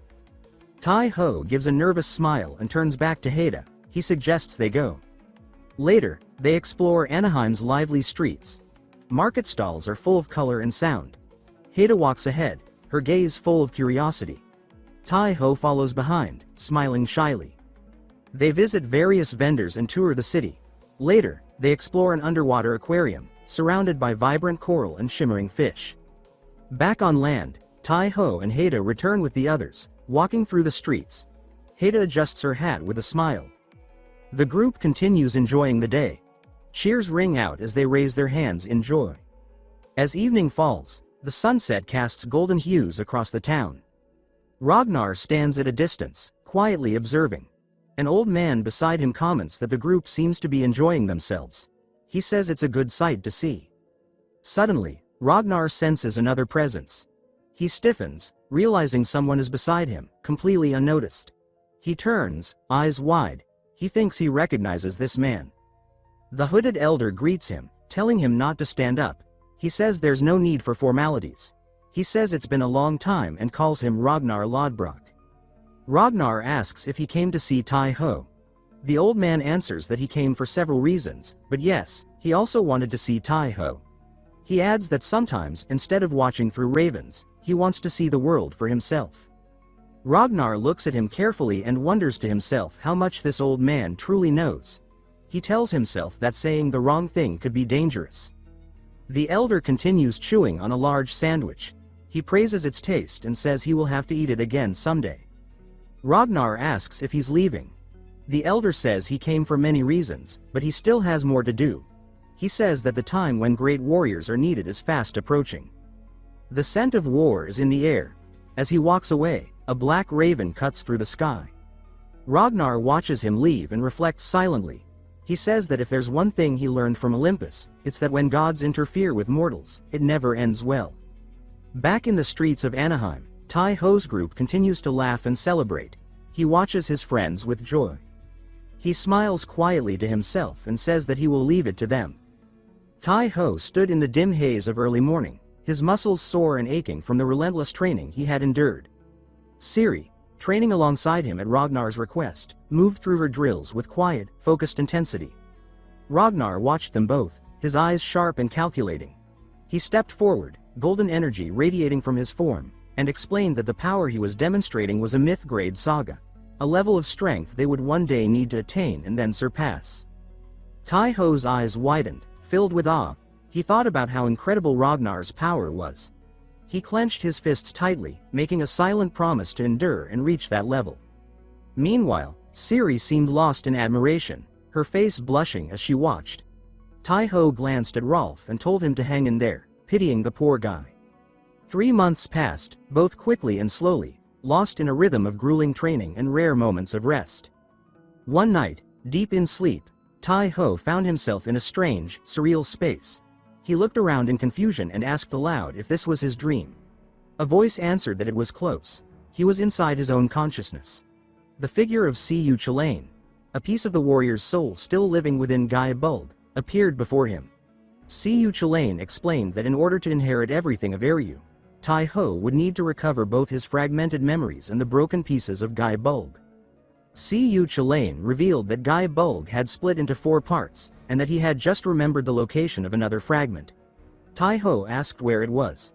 Siyu Chalain described a land called Svartalheim, the Forest of Shadows, home to the Dark Elves. Beyond it lay a wasteland coated in dull gray, where the temporary base of the Order of the Red Branch, his former group, had once stood. Though the order had perished with Eryu, some remnants remained. Siyu Chalain elaborated, saying he had etched a return spell into one of the pieces of Guy Bulg as an emergency measure. That fragment, marked by the rune, should have returned to the base. Tai Ho's eyes lit up with excitement. He thought that if this were a game, this would be the equivalent of discovering an epic hidden quest. Siyu Chalain's voice turned serious. He urged Tai Ho once again to seek the shards of Guy Bulg and to find his master, Lady Scathach. He declared Tai Ho the successor of Eryu and pledged to pass the power of Eryu on to him. With a final blessing, he spoke the words, "May the power of Eryu be with you." Then, to Tai Ho's horror, he kissed him on the forehead. Tai Ho panicked so violently that he woke up screaming. The next morning, he appeared utterly exhausted, dark circles under his eyes. Haida noticed and remarked that he was up early and looked like he hadn't slept at all. Tai-ho rubbed his face, muttering that he had a terrible dream. Suddenly, a miniature Siyu Chilane appeared before him and said that it wasn't like he enjoyed doing that to another guy either. Tai-ho stared in shock and confusion, then screamed in terror. Haida, startled, asked what was wrong. Tai-ho shouted that there was an evil spirit, a ghost, right there in front of him. The others looked at him, puzzled and concerned, unable to see anything. Haida told Ragnar that Tai-ho seemed a little off today. Ragnar, watching closely, wondered if perhaps he had been too hard on Tai-ho with the training. Siyu Chilane, invisible to everyone else, smirked and asked Tai-ho why he didn't just explain everything to them. Tai-ho clenched his teeth in irritation but stayed silent. After a lengthy explanation, Haida stared at him, her expression a mixture of awe and curiosity. She muttered that becoming the successor of Eryu was no small matter. Ragnar commented that it was still too early to get excited. He said they would need to find all the shards of Gaia Bulg before they could celebrate anything. His voice was calm and stern, but a faint smile tugged at the corner of his mouth. Haida noticed and teased him, saying he was clearly excited too. Ragnar grunted in denial, but he didn't contradict her. With a serious tone, Ragnar said they needed to focus on Gaia Bulg for now. He turned to Tai-ho and told him to explain everything to Siri as well. As they set off for Svartalheim, Tai-ho adjusted his equipment and thanked Siri for joining him. Siri replied that while it was his mission, she owed a debt to his master and wanted to help in any way she could. Tai-ho nodded with appreciation, and she said it was time for them to get serious. Siri began to transform, golden energy radiating from her body. Tai-ho watched, impressed by the divine aura surrounding her. He whistled softly in awe. After finishing, she noted that her saga had grown stronger, a divine essence now infused within it. She looked at him and told him to climb on. Tai-ho smiled and agreed. Following the direction the fragment indicated, they moved deeper into the shadowy realm. The atmosphere grew thick with tension. Suddenly, the fragment's vibrations stopped. Tai-ho narrowed his eyes and said that it meant they were close. Siyu Chilane moved ahead, examining the area. Based on his memory, there should have been a hidden door nearby. They searched carefully but found nothing, only a moss-covered wall. Tai-ho frowned and pointed out that it looked like a dead end. Siyu Chilane said this was the place and instructed Tai-ho to press his forehead, the spot where the blessing had touched, against the wall. Tai-ho raised an eyebrow but followed the instruction, touching the cold stone with his forehead. The wall trembled, and a hidden door began to open. Siyu Chilane grinned with satisfaction and shouted with energy that it was time to go. The stone gave way, revealing a concealed passage. As they stepped inside, the light from the outside faded, and they were enveloped by strange and ominous shadows. As they moved along the long corridor, Tai-ho decided to switch on a light, saying that it would push back the darkness. They continued forward in silence until they reached a vast hall. In its center stood a pedestal, completely empty. The MC said that he believed it should be here somewhere, but there was nothing in sight. Chilane told him to try placing his hand on the altar. He did, and immediately a bright glow flared from the spot where his hand touched. A spiral of light formed beneath his feet, and in an instant, Skathik appeared before him. He said her name with shock, and Chilane stepped up beside him. She had left a message for her student, and as she spoke, Tai-ho could see the events she described. She said that on the day Eryu fell, the land of shadows vanished as well. She explained that she had fought to protect the land of shadows at the very border between life and death. In the midst of that battle, she became lost in an endless current of time. She wandered through countless days and nights until she finally arrived here, too late. She said that even though she knew he was gone, the sorrow would not leave her. She declared that she would keep the fragment of Gaia Bulg, and if he ever returned, he should seek her out. No matter how long it took, she would wait for him, just as always. With those words, she faded away. Her student, staring at the space she had occupied, burst into tears and began calling out to her. At the same moment, a single tear slid down the MC's otherwise expressionless face. Siri called out to him, asking what was happening, but he wiped the tear and said that he had seen a vision. Skathik had the fragment. He said that the symbol on the altar was a map marking her location. Then, movement stirred behind them. They turned sharply, noticing shadows creeping along the walls. Weapons came out in an instant. Cu Chulain exclaimed nervously that it was them. The ones who had caused Aru's fall.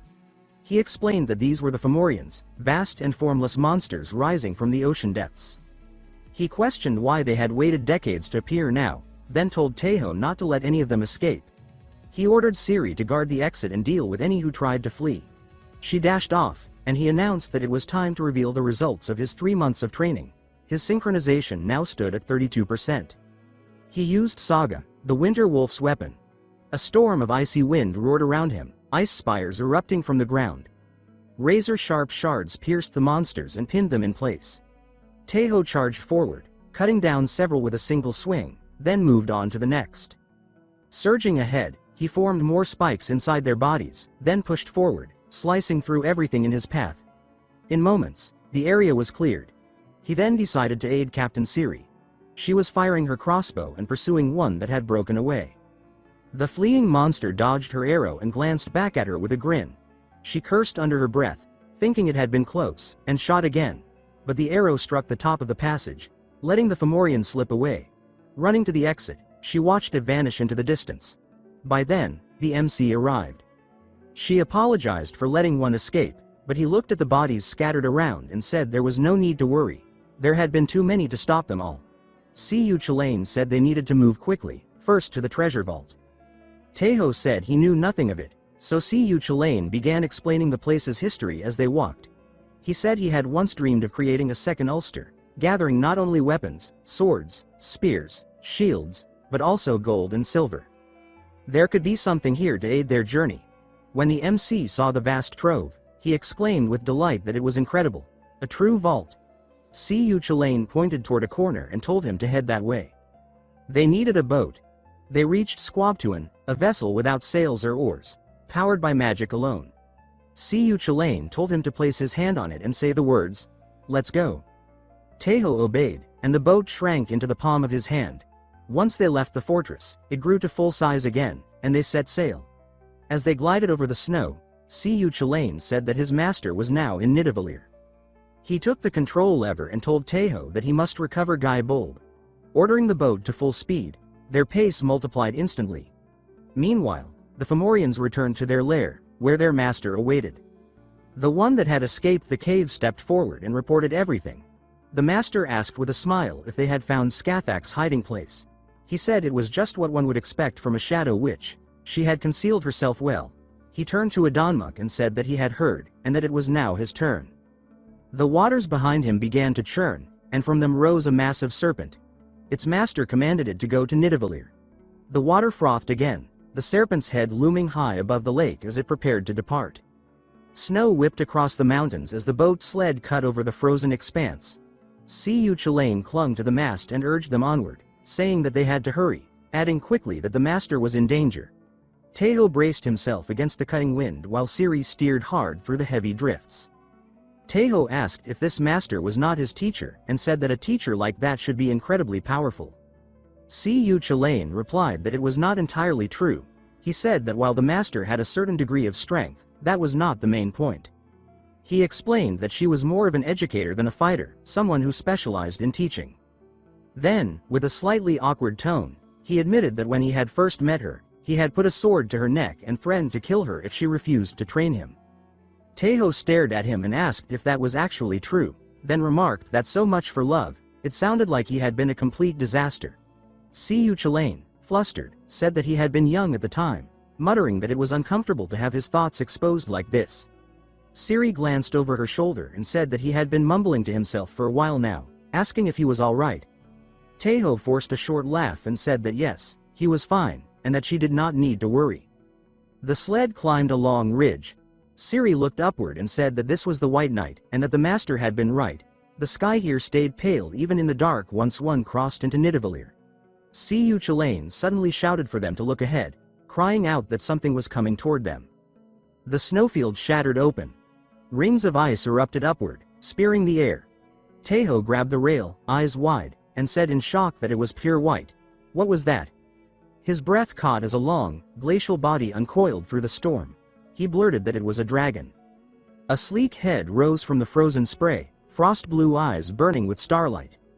Cu Chulain gasped a name, saying that it was Adonmaha, and quickly explained that she was a sea dragon able to travel anywhere there was water. He added that if she was here, then the one behind all this had to be her master, the tyrant Bress. Taeho, still watching, said hoarsely that it was incredible, then corrected himself and said that beautiful might be the better word. Siyu Chilane twitched and asked if he had even been listening to what had just been said. Taeho's mouth curved into a grin. He said that if she was a sea dragon, she was still a dragon, right? He added brightly that he liked her, then cupped his hands and called Adanmaha's name over the roar of the wind. Power gathered under his feet. Siri shifted into her golden wolf form, answering his call. Adanmaha's ears twitched back. In her thoughts, she wondered who these people were. She saw Taeho and the wolf both bare their teeth in the same sharp grin, and she asked herself why they were smiling at her like that. Behind her, a mass of sea-born monsters rose from the slick water, winged shapes, serpents, and glistening beasts rolling forward in a black tide. Taeho leaned over the wolf's neck as lightning licked across his shoulders. He called on his power in a ringing voice, declaring that the charge of a warrior was like a storm, naming the technique as thunderstorm. The wolf leapt, streaks of blue cutting through the horde as they vaulted high. Taeho locked onto the dragon's silver crest and said sharply that she was the target, then shouted Adanmaha's name again. Her jaws opened, a sphere of cold light building between her fangs before it lanced outward. The wolf bounded along the sled's wooden deck as if it were a ramp, launching into the air through the streaming blue. Taeho moved with the leap, a coil already spinning from his hand. Adanmaha's eyes narrowed. A startled, breathless sound slipped from her thoughts as the rope looped past her fangs and caught around her neck. Her head jerked back in shock, eyes wide as she tried to pull free. Her voice broke through the frozen air in disbelief, asking what was happening. Taeho hauled the rope tight, drawing it into a crude bridle across her muzzle. He ran along her back like a hunter on a mast, seized the line again, and pulled until the knot bit. The reins locked into place, her head snapping to the side as a bright flare crossed her gaze. He planted his feet, wrapped the reins around his forearms, and said that he was ready. He grinned into her bewildered stare and said that his saga, the one who commands dragons, had leveled up, adding that Keister the Dragon Knight's saga was especially strong against dragons. Power radiated from him in answer. Dropping onto the ridge between her fins, he said that he was her master now and urged her forward, calling her by name. Then he glanced around and asked where they were supposed to go. Seeing her expression soften, he hesitated and asked if she was a girl. She frowned at the rope and muttered that a leash for a lady was a bit much. He thought that dragons must just be like this, remembering that Rollo had been smart as well, though not able to speak. He brushed aside the moment and told her they could talk later, but for now she should follow his orders. She protested, saying urgently that if they kept going like this her heirs would fall into contradiction. He repeated the word and asked what contradiction she meant. She explained that her heirs was to obey her master, but now she had two. If the commands clashed, her heirs would break. He said that he understood. Thinking quickly, he reasoned that Bress had probably ordered her to attack him. If he now ordered her to protect him, those commands would collide. Judging by her expression, the result would be bad. He told her to explain how to break Bress's heirs. She froze in shock, but he pressed, saying that Bress was bad and asking her to make him her new master instead, promising he would treat her better and never as a slave. She told him softly to look at the scales above her snout. There was a slave seal there. Unless he could erase it, his words meant nothing. He leaned forward, spotted the glowing blue scale, and said that he had found it. He asked if all he had to do was remove it. Calling forth the saga of the warrior's sword, a dagger appeared in his hand. He said that here he went. She stammered, asking what he was doing, but the dagger had already stabbed cleanly. Light split, chains of magic cracked. She screamed as the seal shattered into shards of blue. From the side, Siyu Chilane stared, saying that he had removed the seal so easily. Golden light flared from Taeho's hand, divinity answering his call, and he pressed his palm to the wound, telling her to hold on a little longer while he healed her. She panted and asked if it was done, then snapped that he was a terrible master for making her endure that. He laughed and said that was great, then told her they should fight together, asking her to trust her body to him. Another surge of light pulsed from him as he invoked the saga of the one who dominates dragons. She shivered, asking what this strange feeling was, even as her long white body twisted like a storm in answer.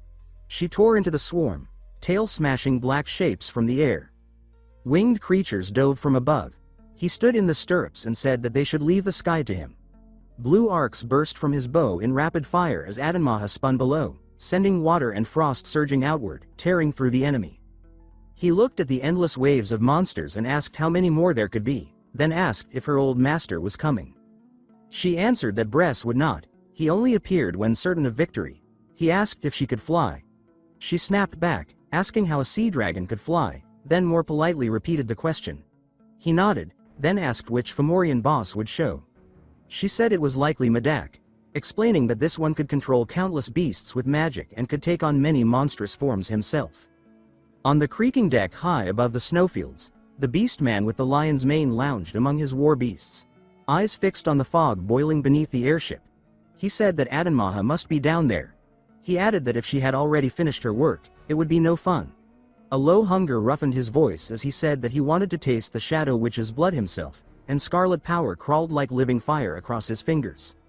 Far below, the ice plain erupted as a wave of blue-white force smashed through the charging Fomorians. Teho and the sea dragon ripped through the enemy like a winter storm. Frost speared upward into jagged towers, and bodies skidded across the ice before shattering. When the survivors regrouped, a new sound hissed through their ranks. He clicked his tongue and said that they had switched to ranged attacks just as stones and spears rained down. Adanmaha panted, saying between breaths that she could not keep going and that they had to retreat. He met her wide eye, then nodded, thinking that she was right, that the strongest Fomorians had not even shown themselves yet, and if this kept up, exhaustion would finish them before the enemy did. He asked what they should do. Horns and Wings gave the answer. A roar rolled down from above, declaring they were there for Asgard and the Nine Realms. Valkyries and riders dropped like arrows from the pale sky. His face lit up as he cried Gander's name, asking how she had come here. Ciri drew up beside him and said that she had called for backup. She told him to leave this fight to them and go find Lady Scathach. He thrust Adanmaha's reins into her hands and told her to take care of the dragon for him. She studied him with a quiet look, then said aye, adding with a crooked smile that sometimes going into battle was not so bad either. Lightning gathered at his legs as he vaulted from the saddle. Cu Chulainn pointed ahead, saying that the path lay that way. He sprinted, skimming the frozen battlefield. Cu Chulainn shouted that the cave entrance was in sight, a violet sheen pulsing at its mouth. His companion said that it looked like some kind of barrier. He told him to run straight through, explaining that if it sensed Guy Bulb, it would allow them passage. The ward yielded, swallowing them into cold blue light. They pounded through corridors of ice. Cu Chulainn lifted his head and said that he could feel the wave of power growing stronger. He added that no matter how many crossroads appeared, they would find their way. The path opened into a hall of pillars and stalactites. Beneath a crown of crystal, a throne waited, and a woman rested upon it. He slowed and spoke Lady Scathach's name. Cu Chulainn peered past him and said that she looked weak, then added that she was probably just waking from a long healing sleep. Her lashes stirred, and a cool gaze fixed on him. A voice like music through bones said, "You," and asked if he was Arya's successor. The thought hit him that her voice was unbelievably beautiful. He steadied himself, bowed, and said that a warrior of Iden greeted Lady Scathach. From the throne, she extended a palm and told him to come closer and take her hand. She said that through her touch she could learn more than words could convey. He reached out, and gold light bloomed where their fingers met. Heat and memory flowed between them. Her voice deepened, carrying the weight of centuries, as she said that more than 1,000 years had passed since Eru fell, yet the power and the hatred had not changed at all. She said that a powerful Fomorian was coming. He stiffened and asked if it was the one Adanmaha had mentioned. She lifted her gaze and said that she was sorry to rush him, but asked him to understand that the luck of the one she could rely on was all she had now. She stepped closer, their breaths mingling. He felt her cool presence and the warmth building between their joined hands. She leaned in, brushed his lips, and said that the blessings of the Shadow Land be with him. Drawing back, she pressed a short, dark spear into his hands. She said that she would entrust Guy Bulb to him. She added that even though it was incomplete, it was still the spear of the Shadow Land, and Cu Chulainn would help him draw out its power. Light welled up through his arms as he gripped it. She continued, saying that the power of life would fill the weapon like water, and then it would take what it wanted. She added that the power of death would split flesh unless guarded by a strong aegis. She explained that Guy Bulb's true purpose was to pierce the heart or sever the lifeline, warning him never to waste its strength or use it carelessly. He bowed and said that he understood. adding that he would take his leave now. They raced back through the ice halls. Siyu Chilane huffed and said that even while receiving a blessing, he had been thinking of another woman. He flushed and asked if Siyu Chilane could read his thoughts too. Siyu Chilane said no, but guessed it, adding that the woman was the Valkyrie. He smiled despite himself and thought the name Haida. They burst into daylight and looked over a battlefield torn to ice. Siyu Chilane pointed to the horizon and told him to look at the sky. He nodded, saying he saw it, an airship looming against the pale blue. Upon its deck stood a hulking beast man, arms crossed, the title in the air naming him Master of Beasts, Madak. He narrowed his eyes, saying that from Adanmaha's memories, Madak was extremely strong, and a direct fight would be brutal. Then he said, but what if they did not fight head-on? Siyu Chilane perked up and asked if he meant a sneak attack. He said yes, adding that since they had spotted him first, the enemy likely did not know they were here or that Guy Bold was close. He said that trusting in the spear's power gave them a real chance, if they could fly close without being seen. He looked toward Adanmaha, then shook his head, saying that she could not do it, they needed something faster and higher. A clash of steel spun him around. Gander cut down an enemy and turned. He called her name, and she answered with his. She strode over, suspicion in her eyes, asking what that sly look was and if he was trying to take advantage of her. He sputtered, asking when he had ever looked like that, then told her he would explain on the way and asked her to transform. Above them, the airship's sails swelled in the wind as she leapt. Feathers shimmered over her skin, and her wings spread in a sweep of white and sea green. He settled against her neck as she banked toward the airship's shadow. He said that there was no change in course and that Madak had not noticed them. He thought their method had worked perfectly here. He pointed to a spot and told her to dive straight at the target. She answered yes. He tightened his grip on Guy Bold, thinking that they only had one chance and no room for mistakes. The hawk body folded its wings, and they plunged in a screaming dive. He leveled the spear at the beast master on the deck and hurled himself downward with the full force of his vow, shouting that this was for Iden.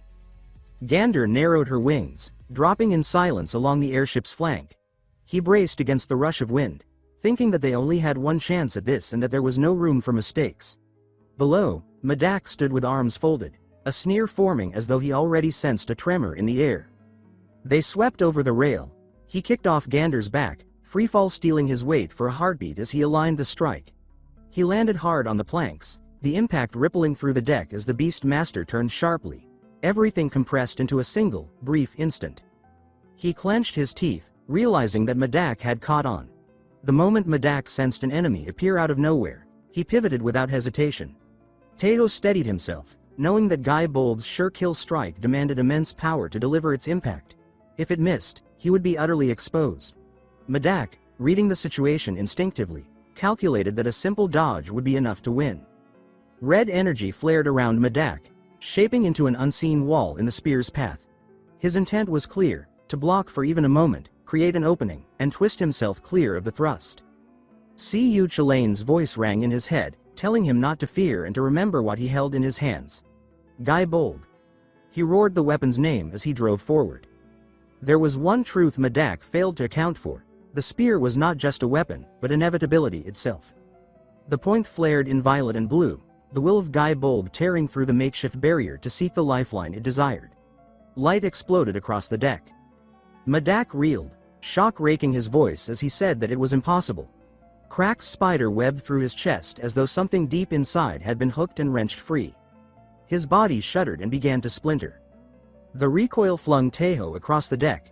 He hit, slid, and clutched at his side with a grimace, saying that it felt as if his body would break.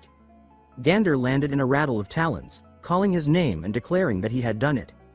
He pushed himself upright. Around them, the Fomorians seemed slow to understand what had happened. He noted aloud that they had only just realized, unable to piece together how it had unfolded. Gander asked if they should make their escape now. He grinned and said that since they had taken the captain, they might as well claim the ship as well. She laughed, saying that it was just like him. She told him she would buy time, and he should focus on recovering. He said he was counting on her, and she complained that he worked this Valkyrie too hard. Then he noticed a glow at his feet. He stooped, lifting a blue, rune-lit core that pulsed like a living heart. Down on the ice, allied warriors were mopping up the last of the enemy. One remarked that it looked like everything was done, then pointed at the sky, asking what that was. Heads tilted as the captured airship descended toward them. Shouts went up. Someone cried that a ship was flying their way, another exclaimed that it was the warrior who had ridden a Valkyrie. A few grumbled that he had even gotten to ride on Gander, calling it unfair and admitting their jealousy. Adanmaha burst from the snow with Siri astride her, calling up that Teho had really done it and asking if Madak had been defeated. On the deck, Teho inclined his head and thanked Lady Gander for her efforts. She remarked that the girl practically lived with Idun's legion for training, adding that she was beginning to worry the girl might transfer there. He thanked her sincerely, saying that he was grateful. She replied not to misunderstand. Of course she cared for them both, but the reinforcements had not been sent only for their sake. She explained that the Fomorians were allied with the giants, enemies of Valhalla as well. On top of that, she said, Valhalla owed Skathich a debt. He echoed the word in surprise. She explained that the warriors of Valhalla were not the only ones to bleed in the Great War. Countless heroes of Eriu had fought alongside them, many of them Skathich's own students, including the great Prince of Light, Cu Chulainn. She admitted that she would love to invite Skathich to Ullr's legion, but guessed she would likely join Idun's instead. He agreed, and she laughed, saying that it was, honestly, a little irritating. Lady Skathich emerged shortly after, and preparations for departure began. They smiled at her, then took their leave. They looked up as the skyship glided forward. Skathich remarked that it was good he had reclaimed the ship, explaining that it was a treasure of Eriu and that, as successor, he was its rightful owner. Cu Chulainn added that it was the first time he had seen the ship this full, most of the space now taken by the sea dragon. A little later, Siri called his name with news. Both of them had been promoted to intermediate warriors. He gave a quiet acknowledgement, saying he understood. As the ship sailed on, the thought settled in his mind, so that was how it was. At dusk, far away, Haida set down a barrel of food and called the griffins to dinner. She exhaled, wondering if Teho was all right, hoping nothing serious had happened these past days. A voice greeted her, saying it had been a while. She looked up and recognized Skuld. The youngest of the three Norn sisters stepped down. Haida asked what brought her here. Skuld reached out, asking if they could take a walk. Under the night sky by the lake, Skuld said it was nice to share even small conversations. Haida agreed. Skuld nodded, then suddenly hugged her, saying that she would see her next time. Still surprised, Haida asked if there had been nothing important to say. Skuld answered that there was not, she had simply wanted to see her. As they parted, Skuld raised a hand, then paused and murmured that she could not tell her. She looked up, thoughtful, while the unseen voice declared that once again, the thread of fate had touched Idun's legion, and that what happened on that dreadful day could happen again. The wind moaned over the house as two figures stood across the green, gazes lifting to the sky where a longship sailed overhead. Griffins screamed and circled, their cries splitting the air. After descending from the ship, Teho announced that this was Lady Skathich, Queen of the Shadowlands. Ragnar stepped forward with an easy smile, saying it was an honor to meet such a beautiful and wise queen, introducing himself as Ragnar Lothbrok. Skathich bowed with calm grace, replying that she was pleased to meet the great kings of the Vikings and naming herself Skathich. The red-haired Valkyrie stepped forward, introducing herself as Haida, a Valkyrie of Idun's legion. Skathich's lips curved as she said she had heard many stories about her. Haida returned the greeting, saying it was nice to meet her, before narrowing her eyes toward the young warrior and asking, with a hint of fluster, what kind of stories those might be. Teho rubbed his cheek and began haltingly, but his words trailed off. To steer the attention elsewhere, he gestured toward the water, introducing Adanmaha, a sea serpent from Eriu. The milky white dragon lifted her head shyly, saying it was nice to meet them. Ragnar stared, cheeks coloring, and said she was so cute, while Haida, bright with interest, asked if she could pet her. Quickly regaining composure, Haida told Adanmaha to stay there for a bit and promised to prepare a place for her to rest soon. She then invited Lady Skathich inside. Before leaving, Haida threw one last piercing glance over her shoulder, and Teho swallowed hard. As Skathich walked with Haida toward the house, Cu Chulainn muttered that the look was like a wife seeing her husband bring home friends unannounced.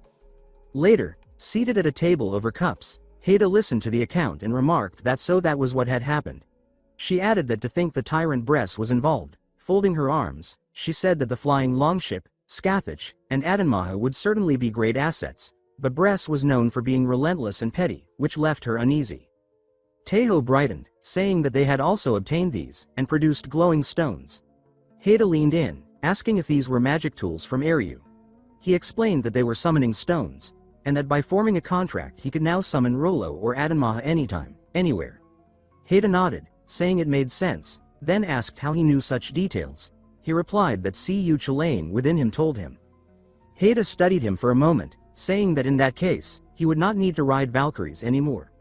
He scratched his cheek, admitting that was probably true.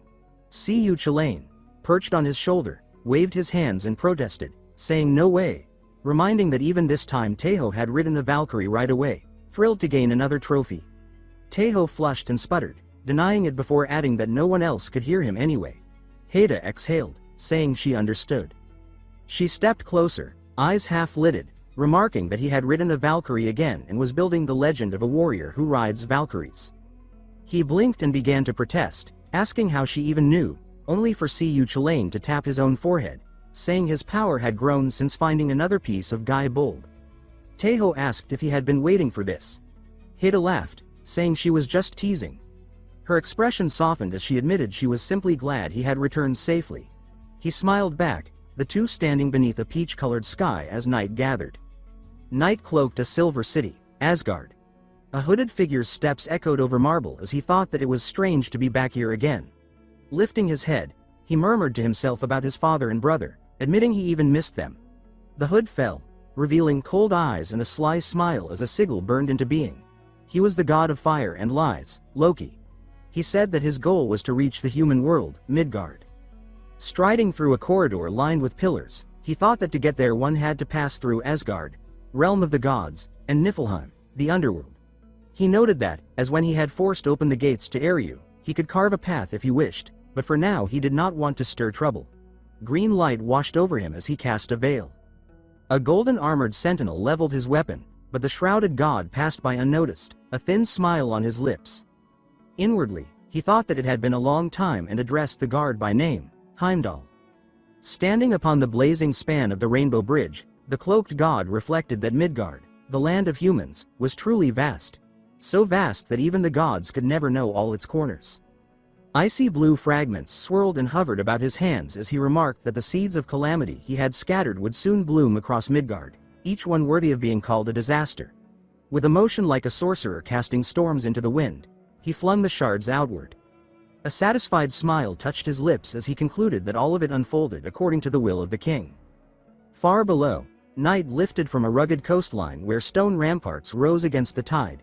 In the great hall of the fortress, a voice delivered grim news before the throne, saying that it had been a full week, yet the ships that had left harbor had not returned.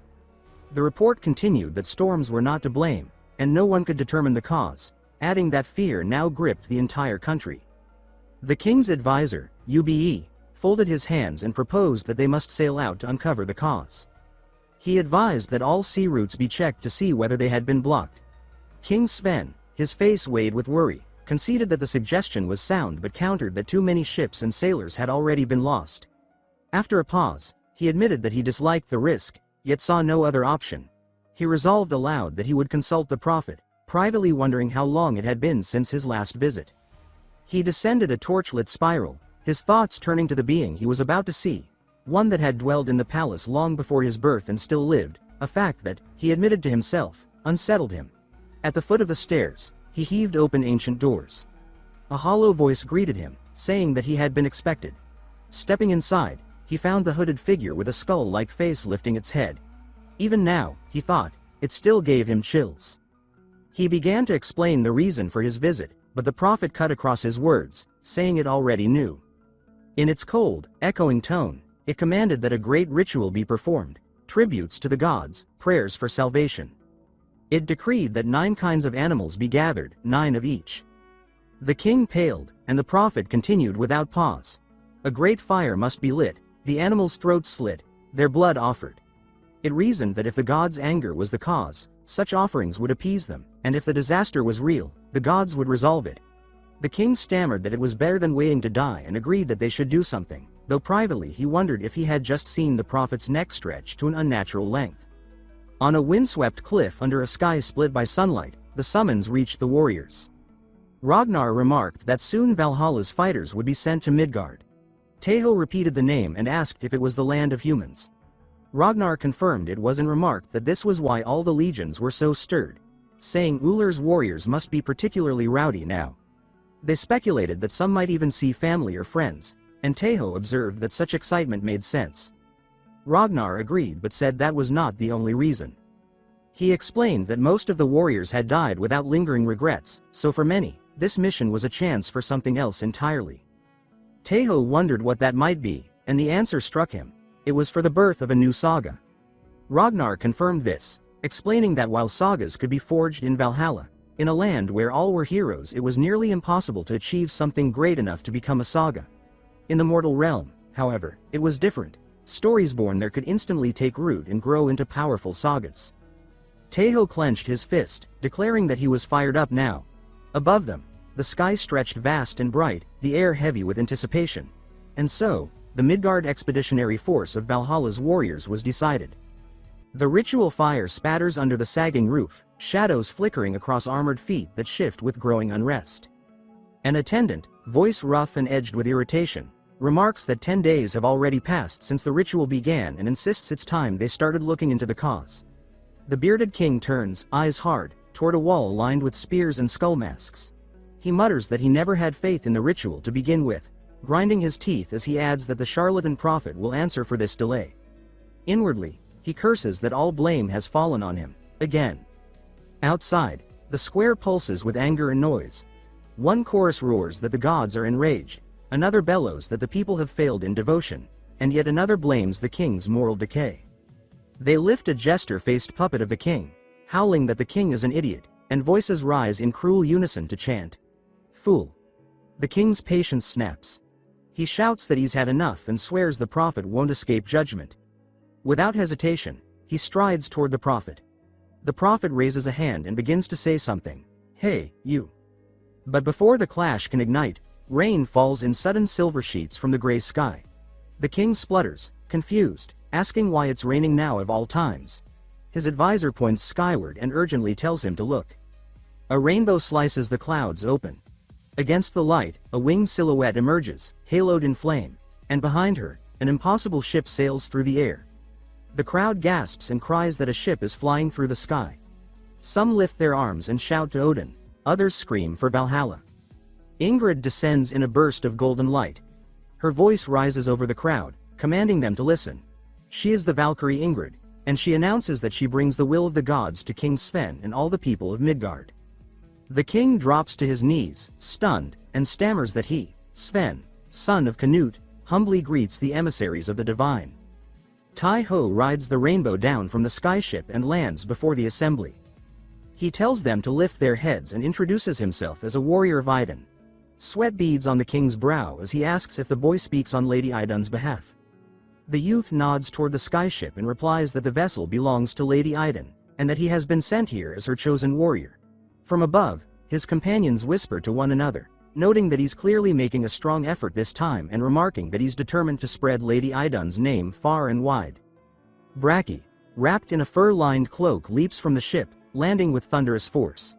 He bellows that it is now his time and proclaims himself Braki, warrior of Thor, come to rescue them all. The king stares, stunned, and exclaims that it is Braki, their squad's living legend. The square erupts into roars of Braki. "Thor! Thor!" The ground trembles with the cries. Tai-Ho mutters that he needs to step up his game. A comrade nearby offers to descend as well, but Ciri scratches her cheek and admits that she's still deciding. A horn blares, deep and urgent. Tai-Ho snaps to attention and asks what the sound means. The advisor shouts that it's the emergency signal, warning that something's gone wrong near the harbor. All eyes turn toward the sea. White foam streaks the water as shouts rise that a ship is approaching at impossible speed. Some yell that it's not one of theirs. Others insist it's a trade ship from the continent. As the vessel cuts through the wake, crimson shapes burst across its deck. Men on the seawall stagger and shout that something is emerging. No, bursting. From the ship. The king and his court wheel toward the harbor, faces drained of color, as the water surges upward. Tentacles, slick in the color of fresh blood, twist around the speeding ship. This is the boss, Kraken. Sailors stumble and scream that they're dying, pleading for help as rigging snaps and masts buckle. On the deck of the skyship, Ingrid plants her feet and declares that the monster must be defeated and the people saved. Tai-Ho hardens his gaze at her words.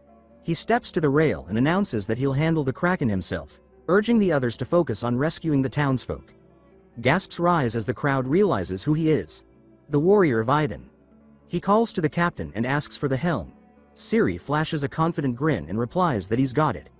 Someone nearby stammers a question, asking if the warrior is really going alone, just as he dives off the ship.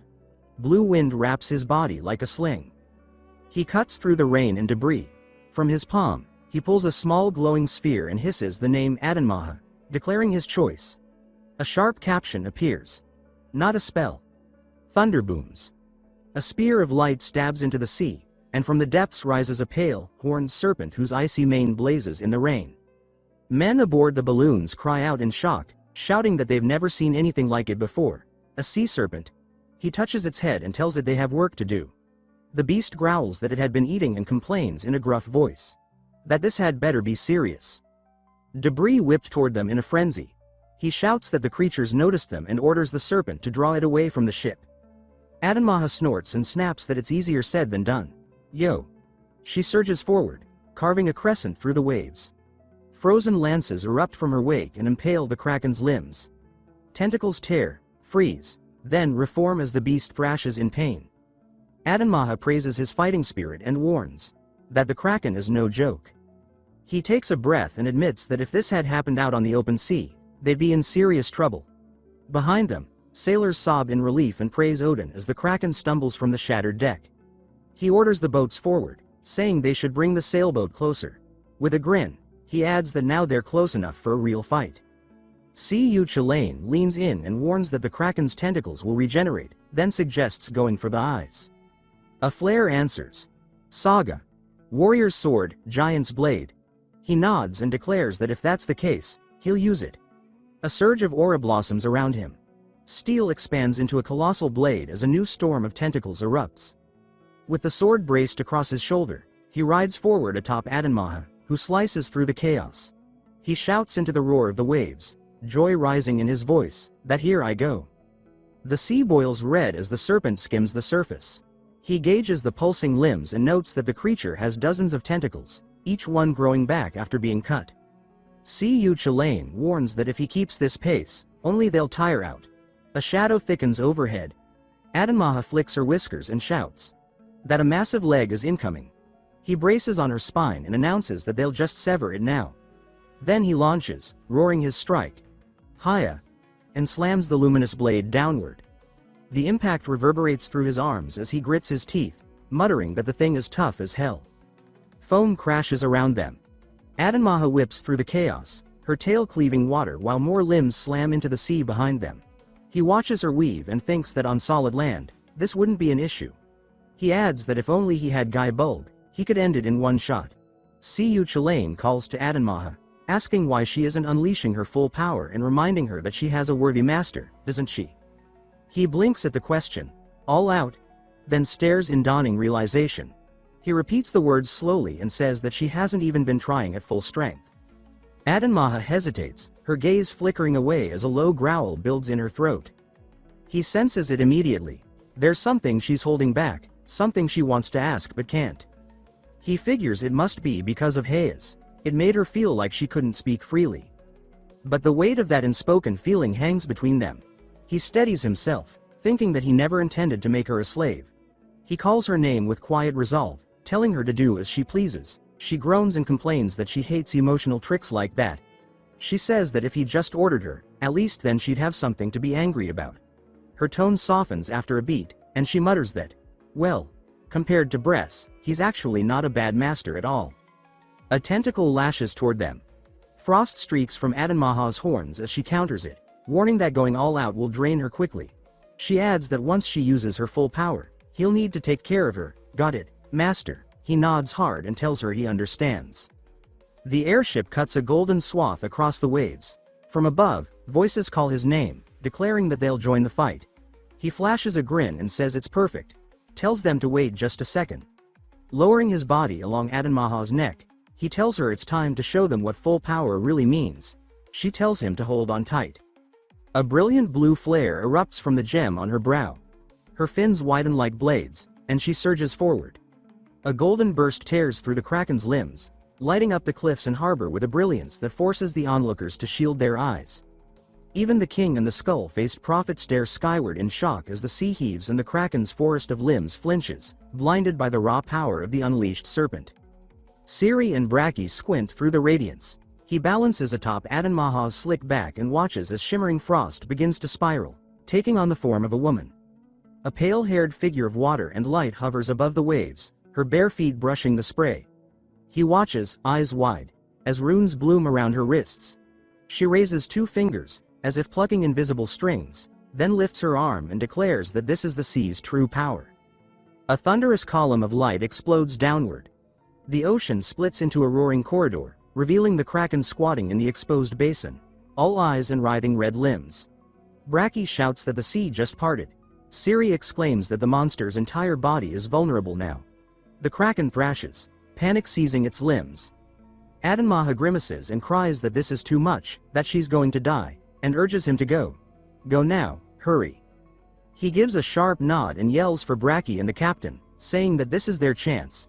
The archer's bow ignites in a flurry of red sigils as she invokes a saga, proclaiming that the witch's arrows never miss. Crimson bolts arc through the air, piercing clusters of the kraken's eyes with blistering force. Braki braces a foot on the ship's rail and throws himself into the breach with a grin wild as the storm. Lightning coils around him, racing down his arm into the waiting hammer. He calls a saga, declaring that the lightning lives in this weapon, and with a crash of green-white sparks, he dives. Current leaps from him to the kraken, entangling its limbs. He follows close behind, blade humming and teeth clenched, shouting that he's coming, ha, as he drives his weapon into the beast. Water convulses in a rising wall. The parted sea folds in on itself. For a moment, the world vanishes into light and crashing water. Then the sea collapses. The airship's crew hold fast to the rigging, screaming his name and Braki's as the ocean becomes a spinning vortex. He disappears in the surge, dragged under. A moment later, he bursts to the surface, coughing. He spits seawater, gasping for breath, then shouts, "Adanmaha, where is she?" A white crest of fins rises nearby, glaring at him. She scolds that she told him to take care of her. He flushes, apologizing quickly. From the distant shore, a roar rises like thunder. Voices chant praises to the warriors of Valhalla, to Odin, to the warrior of Idun. The king pounds his chest and cries that it's incredible, truly incredible, warrior of Idun. On the airship, Ingrid stiffens, her pupils narrowing, when prompted by Ciri. Her posture snaps into alertness. She says that something is coming, fast. She stares at the horizon and adds that maybe the kraken wasn't the predator here. It was the prey. 2 black fins pierce the waves like spears. The sea swells once more, then explodes upward. A colossal blue head, armored in iron scales, rises from the deep. Violet eyes gleam with hunger. Its vast shadow blankets the kraken and the shattered wreckage below as the water heaves into a second rising wave. Walls of foam tower like cliffs. A new fin cuts through the sea, dwarfing the kraken completely. Unaware of the incoming danger, Braki narrows his eyes and states that this kraken is massive. He wonders whether they should grill or boil it. Ciri spins toward the surf, shouting for Taiho and Braki, warning them that something else is coming their way. A black wedge of seawater charges toward them. The surface craters and then erupts as a huge, blue-scaled predator crashes upward, dragging other monsters in its wake. Taiho rises from Kraken's back, energy coursing across his limbs, and says that it's time to chant. Fins scythe by in a blur as he transforms into a hawk. Braki grins, hammer humming in his hand, and wonders aloud what the thing is. A goblin shark, maybe. Then he laughs and says that whatever it is, it's going to be dinner tonight. Their first impact shatters the water like a submerged bell. Braki's hammer erupts in green lightning, slamming into the beast's face. Ice spears jet from the sea around the airship. Winged shadows swoop low as shark-like creatures fall onto the docks. Ciri's bow glows hot as she states that enemies are closing in, and that they must protect the townspeople. Ingrid flares her golden wings, casting a shield of light across the ship, and fishermen scatter under the radiance. Cries rise from the pier, warning that there are monsters behind them too, and a Viking waves frantically, shouting for civilians to take cover. Braki's pupils blaze neon. Electricity streaks down his shoulders as he drags the hammer upward and unleashes a roar. "You-oh-oh-oh," before smashing it into a lunging maw. He skids back on the slick stone, hissing for breath, and mutters that for a fish, it's fast on land. Tai-Ho wheels overhead, skimming the spray, and yells for Adanmaha to pull back. She warns that they should be cautious. The pair bank over the chaotic battlefield. Siyu Chilane points to the headland and says that they need to regroup for now, and that the monsters gathering there are a problem too. From the gondola, Ingrid signals the retreat, stating that protecting the humans comes first. Two enormous, slate-skinned titans stalk the Kraken, but do not give chase. Ingrid studies them and says that their holding position. She adds that the Kraken was likely their real target. Her voice hardens as she concludes that, since these creatures are blocking the path forward, they'll be seeing them again. A low rumble shudders through the airship's hull. Ingrid flinches and asks what that sound is. The Eagle's rider peers into the glare and demands to know what's making that noise. Below, on the rocky shoals, a new figure rises. A colossus, pulsing with red veins, kneels at the tide's edge. Its armored body glows faintly as a swarm of crimson motes erupts from its carapace, swirling into the air like a living siren's call. The archer leans over the rail, pointing at it, and asks if that massive thing is the fish leader. She adds that it's ridiculously huge. Bracky bares his teeth and growls that if that's a war cry, then he's ready for it. Tai-Ho flaps his wings beside Siyu Chilane, his eyes lit with fire. He says that it's time, they're going. Moonlight pools over the walls of Midgard, casting silver across the roofs. Inside the great hall, light from chandeliers glimmers on goblets and feasting faces.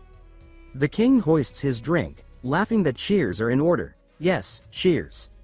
He slaps the table and announces with booming pride that everyone saw what happened today, didn't they? These were the deeds of that great warrior right there. Voices echo back that a new name should be bestowed, that the warrior Vidin should be honored. The king claps again and exclaims that yes, that's right. The warrior Vidin. He asks if they all saw that Valkyrie-like goddess and proudly declares that he rode on a Valkyrie. Tai-Ho continues eating, quietly noting to himself that Adanmaha isn't technically a Valkyrie. He decides it's better to just let them talk. Without warning, blue light surges over his hands. Runes flare into view. A new saga has formed, the warrior who rode a Valkyrie. His eyes widen and he blurts in disbelief that even that could become a saga. Ciri leans in, saying that it's not surprising. It's already a well-known nickname in Valhalla. She explains that the people of Midgard who witnessed the event likely served as the catalyst. He watches her rosy cheeks and notes that she might already be tipsy. She taps his cup and remarks that he's still working hard spreading Lady Idun's name. He replies that it's surprising she doesn't do more promotion herself and asks if that's the confidence of a large legion behind her. She sighs and thinks that Valhalla is for the dead anyway, and battles can break out anytime, so maybe someone useful will show up then. Her thoughts shifts. She grows serious and thinks that building faith in Idun takes time, that it's not something created in a few months. She rubs her temple and sways slightly. He calls her, "Captain Sir," with concern as she blinks and regains her balance. The king, unfazed by any of it, roars again that, just as he was saying, this great warrior of Idun deserves all praise. The warrior glances over and wonders whether this is the third time he's said it now. Ingrid steps forward, composed and cool, and states that the celebration should end for the night. She says they must prepare for tomorrow. Some diners pled for more time together, but she firmly denies the request.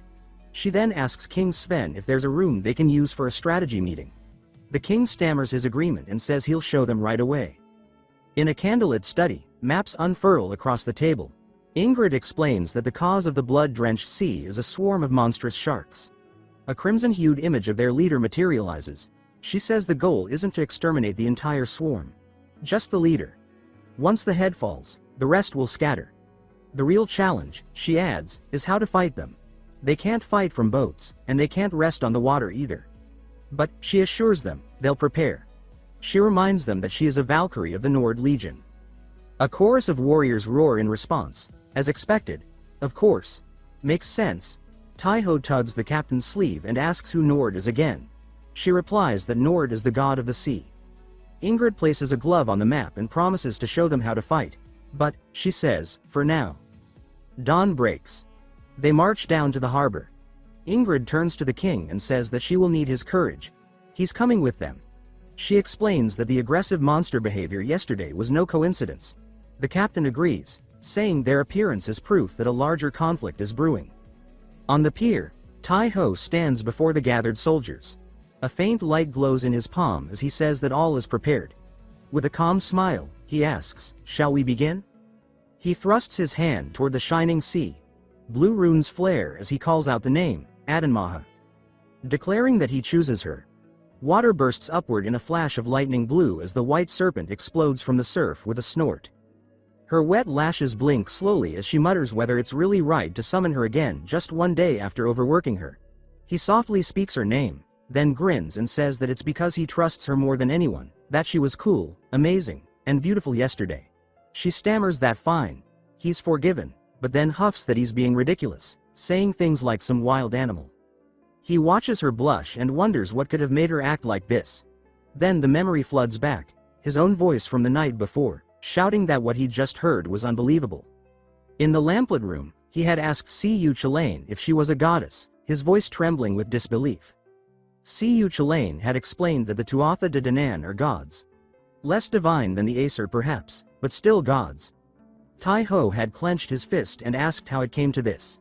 Siyu Chalain hadn't known the full story, but said it seemed Adanmaha had surrendered to Brest to protect something dear. Her voice snaps him out of the thought. She calls him Master, and asks why he's spacing out. If he's ready, then let's go. He nods, stating that the other warriors have already launched. Then he lifts his voice and shouts. They move too, advance. They soar far out over the ocean until Tai-ho says that this spot is far enough. He pats a rope and explains that they'll use it to bait the enemy. Barrels hit the sea with hollow splashes. Adanmaha asks what's inside. He answers that it's cow and pig blood, perfect for drawing in sharks. The sea begins to stain red. He raises his hand and says there's one more step. Blue glyphs spiral from his hand and ignite a new saga. The warrior who rode a Valkyrie. The energy pulses into Adanmaha's body. She stiffens and asks what's happening. He tells her that this saga temporarily makes her an Idun's Valkyrie and that, with Idun's blessing, her body is now even stronger. He claps and says that they're ready, now they just wait. Noon glares down. The sea swells in silence. Adanmaha jolts, eyes narrowing, and says that they're here. She corkscrews into the water. From the green depths, rows of teeth rise. Tai-ho steadies himself and calls her name, saying it's time to dive. She squeaks in disbelief, asking if he's serious. He laughs and reassures her. Ingrid arranged it so they can breathe underwater. He leans down and tells her to show what she can do. She flicks her head and says that fine, she'll show him, and she plunges toward the waiting jaws. She slices through the depths like a harpoon, her body twisting through the churn. Sharks spiral in from all sides, but she loops and weaves, drawing them into a wider spiral. Tai-ho leans into her back, watching the formation. He nods with satisfaction and praises her skill. Now, he says, it's time. Adanmaha tucks her body and rockets upward. The sharks follow, funneled into a vertical column. She explodes from the surface, scales flashing, a serpent risen to the sky. Tai-ho stretches a hand and says that she should transform. She replies that he must take responsibility this time. Light bursts as Adanmaha becomes a girl in midair, gold spinning around her. She flails, shocked, asking what he's doing. He calls down from above that he'll catch her, just trust him. Then he commands Chant to appear. The griffin barrels in on colossal wings. Adanmaha screams, saying she's terrified, her cry a sharp wail. Chant swoops beneath her just in time. Tai-ho catches her wrist and lifts her into the saddle, as the ocean churns with the snapping teeth of the pack below. He steadies her and tells her she did great. Now it's time for the ship crews to finish it. On deck, the captain commands the gunners to ready their shot, eyes locked on the target. One by one, they confirm, ready, aimed. The captain gives the order to fire and invokes her saga. The witch's arrows never miss their mark. A storm of radiant bolts rains down. Chains whistle through the air, biting into slick flesh. Sharks thrash, ensnared. Winches groan as the crews haul the catch from the sea. Cheers rise when the monstrous fish dangle, heavy and helpless. A voice bellows that this is a haul. High above, seated on Tai-ho, Adanmaha watches the scene unfold. She exhales and says with awe that it's a huge success. But, she adds, the most important part is still to come. He agrees. Tai-ho glances down. A thought flickers. Just how strong is the true enemy, the boss behind it all? On the deck, the warning call is given. The captain says it's too early to relax, that no one should drop their guard. Her gaze sharpens. She declares that it'll be here any moment now. The water blackens. Purple veins stretch across a monstrous silhouette. From the depths, a vast abyssal head rises, and in a voice that trembles like a war trumpet, the captain declares, "It is coming." The ship scuds across the wind-slick sea, sails taut and rigging alive with sound. At the helm, Ingrid holds steady, her grip firm, her gaze locked forward. Chains clink and canvas groans above as a tremor runs through the wheel. She narrows her eyes. Beside her, the king jolts and stammers, asking with sudden dread if something's wrong. She replies without glancing away, stating with quiet tension that the ship has grown too heavy. Her voice tightens as she adds that it's no longer able to move. Below deck, the captured sea beasts hang in chains, their massive bodies swaying with every creak of the ship. The captain calculates the situation with cold clarity and declares that, at this rate, they have no choice but to wait for the enemy to attack first. She turns sharply to the deck and calls out orders to prepare for the assault. One of the crew shouts in alarm that the ship can't maneuver to evade. Siri, pointing with urgency, cries from the mast that something is approaching on the starboard side. She doubles down with a panicked shout, "It's coming." The sea erupts. A massive, fanged leviathan bursts from the waves. Siri throws her arm forward and commands a retreat. The creature, grotesquely veined in glowing purple, surges from the foam, accelerating toward the already laden ship. The cry echoes again, "Fall back." The creature slams into the hull with bone-crushing force. Screams erupt as bodies scatter across the deck. One sailor yells out in terror as the ship lists hard, pitching him sideways. Another curses at the beast, yelling that it's too damn heavy. The timbers screech under the strain. Two warriors grip the rail, warning that they're going to be thrown into the sea. Nearby, chaos swells as frightened voices scream. The prow dips, teetering toward the waves. At the helm, the captain clenches her jaw and growls low as the ship lifts on a swell, teetering on the edge of collapse. Then, suddenly, it stabilizes. Someone exhales, laughing nervously. Another mutters in disbelief that it stopped. But the calm fractures in an instant. Red energy coils around the monster's arm, pulsing with lethal intent. A warrior catches the glow and gasps. A roar bellows across the deck as Bracky, the hammer-wielding juggernaut, plants his feet wide and commands everyone to take cover behind him. He lifts his weapon and invokes his saga, shouting its name with full force. Saga. Lightning resides in that hammer. The beast unleashes a salvo of crimson blasts. Bracky's hammer drinks in the lightning, pulling every stray arc toward its core. A stunned voice observes that all the electricity is being absorbed into his weapon. The commander calls out an encouragement, telling Bracky he's doing well, and then rallies the crew with a shouted order to attack. He follows it with a promise, they'll finish it here and now. Thunder explodes across the deck. With a monstrous howl, the beast sends shockwaves ripping through the hull. Splinters fly as a groan rises from the crew. Wounded but not finished, the warriors push forward. The beast turns and jumps off the ship. From above, Tai-ho warns that it's diving back into the sea and adds they can't let it get away. Siri vaults from the rigging and lands near a chain pulley. With practiced grace, she draws her bow, declaring her saga. The witch's arrows never miss their mark. She looses a luminous shaft that pierces the monster's hide. The chain clatters tight as the bolt anchors. She commands the crew to grab hold. Deckhands sprint forward, hurling their weight onto the chains. Blocks shriek. The airship tilts again under the strain. Boots planted, the captain leans over the rail and yells for Tai-ho to finish it. Beneath them, the wounded creature writhes, water geysering in red plumes. Tai-ho urges Ardenmaha onward. Her thoughts trail off, murmuring that she's always the one who has to do all hard work. A glint of sun flashes off the water, and she transforms again. The white sea dragon plunges, foam closing over her form. Then, from the sky, a fierce voice cries out that they won't let it escape. Tai-ho's eyes narrow as he invokes another saga. The eyes of a dragon see through all things. His vision sharpens. He scans the churning sea. Beneath the surface, the water grows darker. A glowing caption names the threat: Sea Monster, Karkle, Sea Roving Leviathan.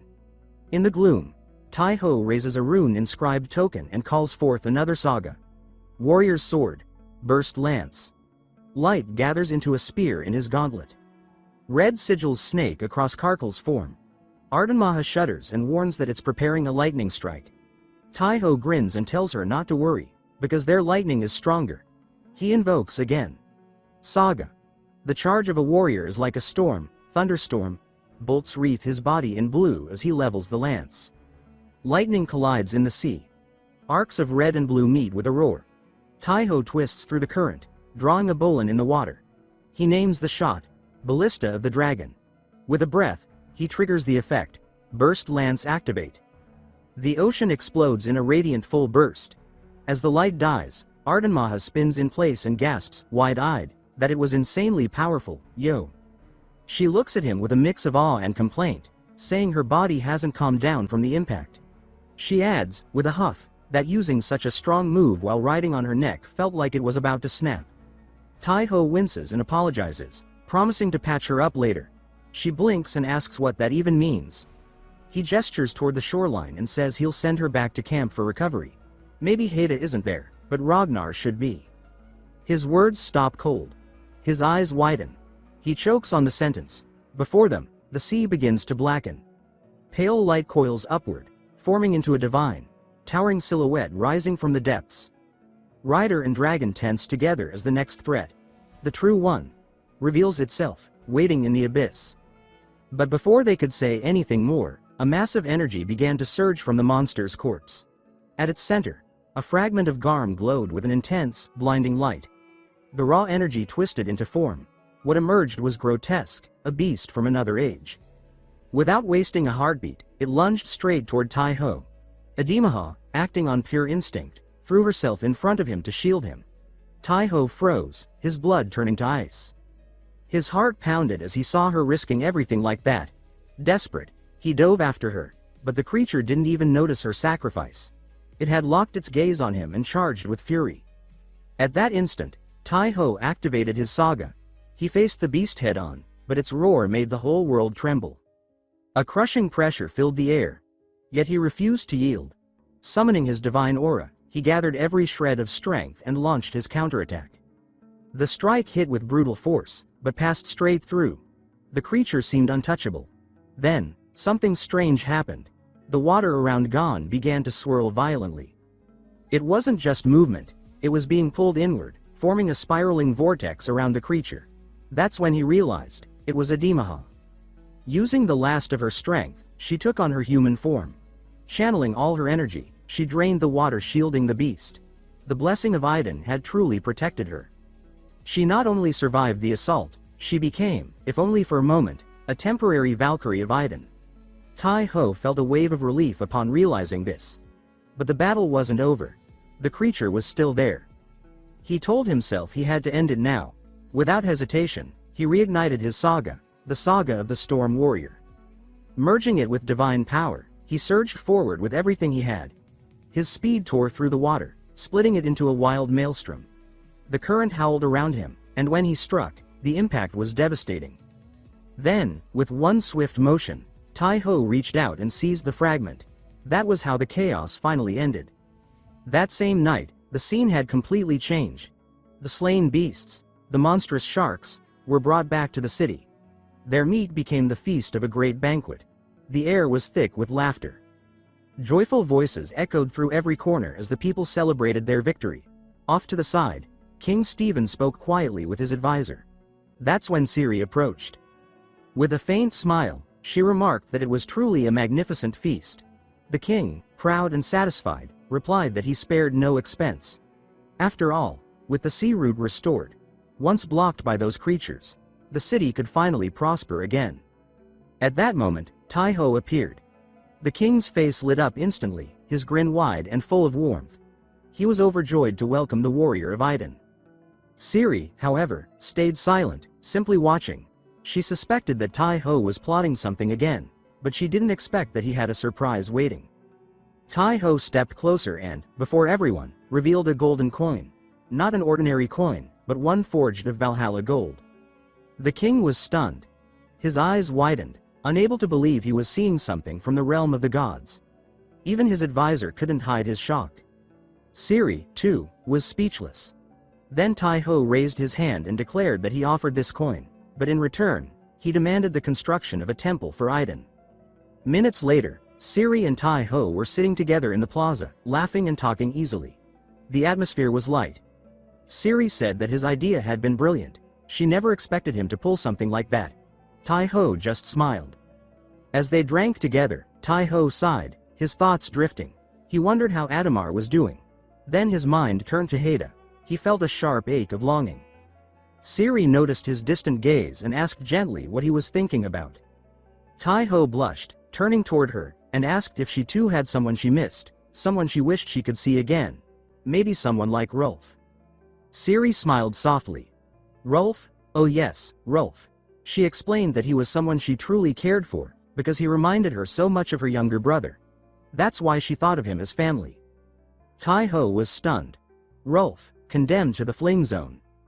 Later that night, as Tai-ho slept, a mysterious woman approached quietly. In a soft, almost whispering voice, she said that this would be an unexpected visit. When he opened his eyes, he realized he was no longer in his room. Before him stretched a strange place, one pulsing with a familiar energy. Turning around, Tai-ho saw the Idun goddess before him. He immediately dropped to one knee in reverence. She explained that the gods of Asgard could not cross into the realm of the living. That was why she had borrowed a method from the gods of Olympus, reaching him through his dreams. During their talk, she mentioned that she had heard of the battle and that it had been far tougher than anyone expected. Even Ademaha had been gravely wounded. But thanks to Haida, she was now completely healed.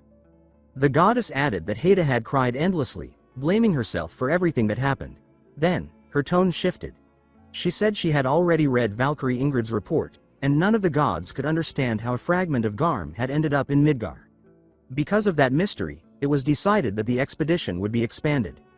She said that, starting the very next day, they would be sent to explore the entire continent. But she also warned him. Carrying one of those fragments made him a direct target.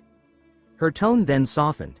She confessed that she was surprised to hear humans shouting her name in devotion, and even more surprised to sense that some had already begun to place immense faith in her. She asked playfully what trick he had used to make that happen. Tai-ho explained that he had built a temple and managed to convert the 3 most influential people in the kingdom. From there, faith spread like wildfire, and soon new warriors would be joining the legion. The goddess was pleased with his answer and told him that when he returned to Valhalla, a special gift would be waiting for him. Tai-ho remarked that he still had a few tricks left to spread her faith even further. That made her smile. Before departing, she granted him her blessing. Meanwhile, in another part of the continent stood the grandest port city of the region, Khotun. Over time, its wealth had drawn all kinds of people, and to defend itself, the city had built enormous walls encircling it. That day, a desperate crowd gathered outside, shouting for help. The guards stood atop the walls, unmoving. Then, a mother in tears lifted her child, begging for mercy. The sight began to crack their discipline. But soon, the captain appeared, ordering that no one dare open the gates. His reason was clear. In the distance, an army of the undead was marching toward the city. The captain considered opening the gates, but the refugees were exhausted. They wouldn't make it inside before the undead reached them. And if even one was bitten, the infection would spread like wildfire. His duty was to protect the city, even if it meant sacrificing those outside. With a firm voice, he ordered his men to ready the ballistae. The undead were only a few meters away when suddenly, a giant swan descended from the sky. Upon landing, the creature transformed into the Valkyrie Ingrid. She glared at the captain and demanded his name. Once he answered, she ordered him to open the gates. The man hesitated, trying to refuse, but Ingrid pointed to the horizon with absolute confidence. Then she proclaimed loudly for all to hear that the mighty warrior of Idun's legion was leading the troops of Valhalla. The crowd erupted in cheers. Tai-ho silently thanked the Valkyrie for her help.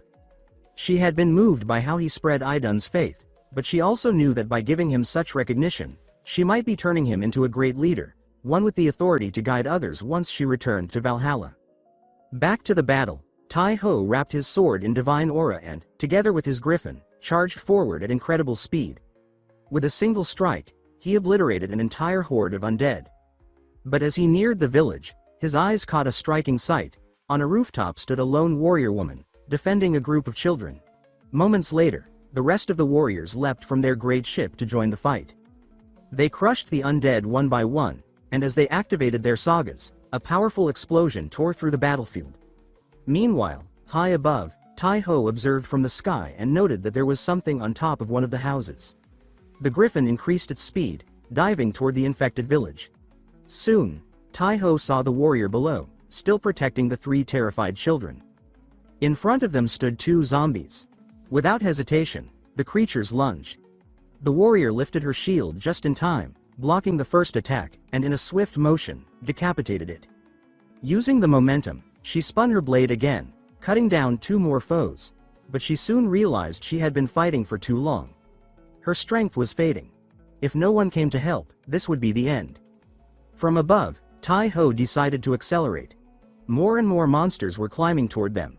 The problem was that he was still too far, so he chose to test his new saga. The saga of the angel who rode a Valkyrie. A burst of light filled the sky, and in that instant, Rollo transformed into the first male Valkyrie. Rollo, of course, was the name of the griffin. Seeing how uneasy he looked, Tai-Ho asked if he was all right. When their eyes met, the griffin shed a single tear. Without wasting another second, Tai-Ho urged him to go faster, promising a reward later. Down below, the warrior was at her limit. Panting, she could barely lift her sword. The weight felt unbearable. The undead surrounded her, sensing weakness. When they saw her falter, they attacked all at once. Even so, she raised her shield to defend herself, but when she tried to swing her sword, her arm refused to move. She closed her eyes, ready to accept death, but suddenly, a blazing light engulfed everything. When she opened them, she saw fire surrounding her and the children, shielding them from the undead. A second later, the flames burst outward, consuming everything nearby, and right in front of her stood a mysterious man. The warrior stared in disbelief, trying to understand who he was. When she saw his calm, determined face, a single thought crossed her mind: could he be a god? Moments later, Tai confirmed that no enemies were left. He asked if they were hurt. She answered that they were safe. He then told them to climb onto the griffin. He would take them to the city walls, where they'd be protected. Before the griffin took flight, she asked if he was coming with them. With a serene look, he told her not to worry, that she should focus on protecting the children, and may Idun's blessing be upon them. Those words left her blushing deeply. Moments later, Rollo took to the sky. But before leaving, the princess shouted that she would wait for him at the wall. Then, she and the children vanished into the sky. Tai turned his attention back to the undead, who were already gathering behind him. A few minutes later, under Valkyrie Ingrid's command, the gates opened, and the refugees poured in, finally safe. Outside, the battle ended far faster than anyone expected. The only casualties were the undead themselves. After all, they were facing mid-ranked warriors from Valhalla, and a single one of them could take on hundreds of ordinary soldiers. Meanwhile, at the city walls, Tai-Ho arrived and asked if everything was all right. With a teasing smile, Siri said that things had gotten a bit out of hand, all thanks to someone who decided to act on his own. He gave a playful grin and replied that he was going to find Rollo. But before he could leave, the soldiers began shouting his name, cheering wildly. To them, he was the leader of the entire army. Caught off guard, Tai-Ho blushed but took a deep breath and straightened his posture. He had to act like a true commander. Then, with an impressive leap, he vaulted up to the top of the wall, driving the soldiers into an even louder frenzy. As he walked across the wall like a hero from legend, she was already waiting for him. The moment he saw her, Tai said he was relieved to see everyone safe. With a graceful bow, she replied that they only survived thanks to him. Then she introduced herself as Helga, explaining that the three children were her brothers, all children of King Ivar. The guards fell silent, unsure how to react. It was common knowledge that the princess of that kingdom was said to be as beautiful as a Valkyrie. And now, no one doubted those rumors. Tai was stunned to discover she was a princess. To be certain, he activated his saga to get a closer look, if you know what I mean, and confirmed that Helga was indeed the Shield Maiden princess. But something about that revelation troubled him. Her homeland, Katerin, was the most powerful military kingdom in the region, currently in conflict with two others.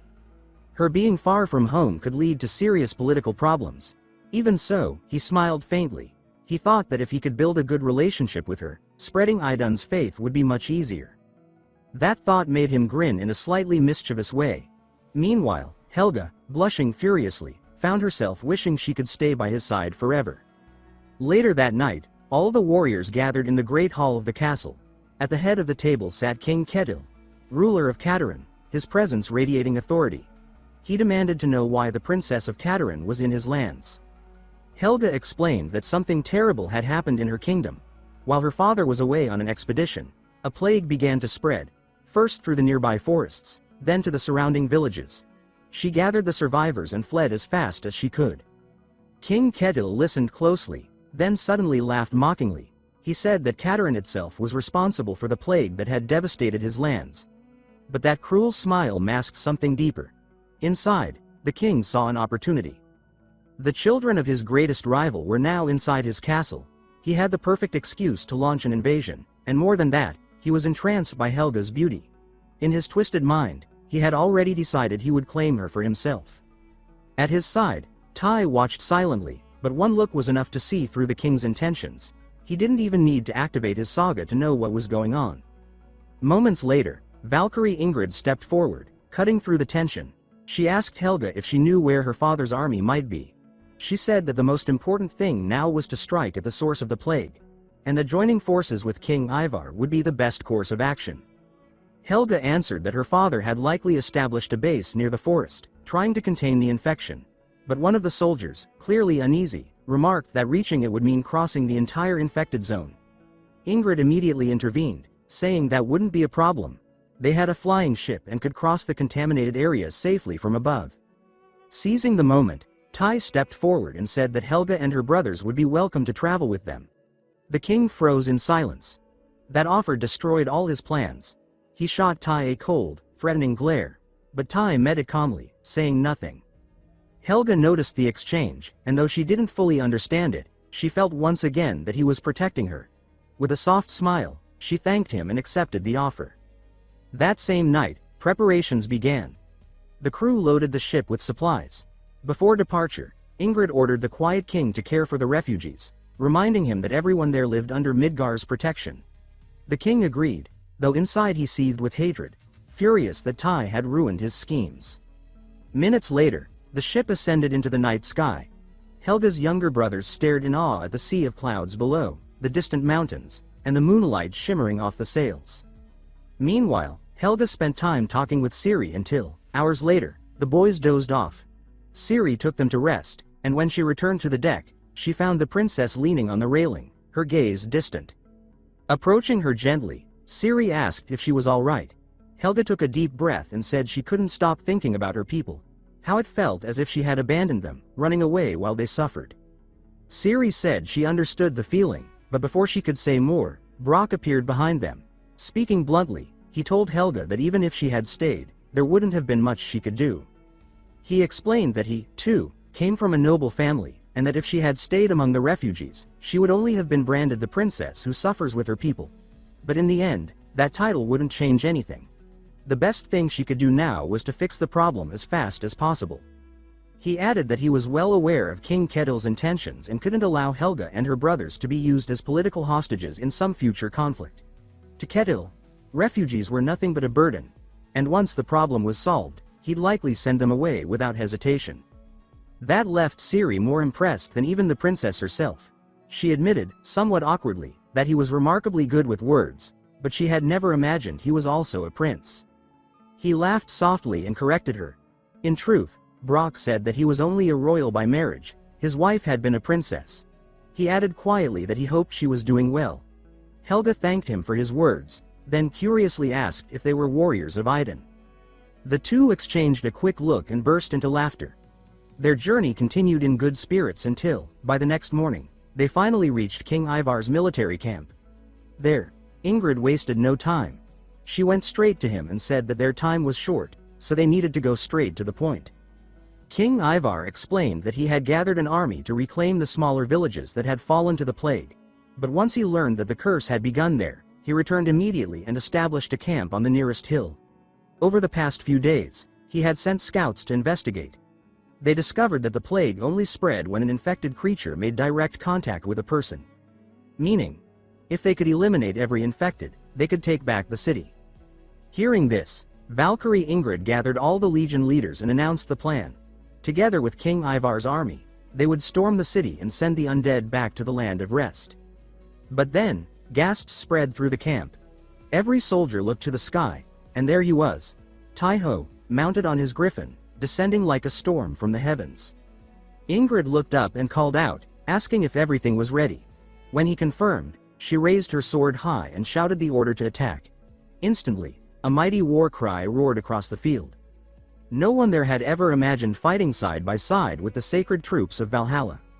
Riding his griffin, Tai-ho climbed higher, seeking a clear view of the city ahead. Ingrid flew beside him, and when they were close enough, she declared that she would open the path. At once, the front line of the army plunged into battle.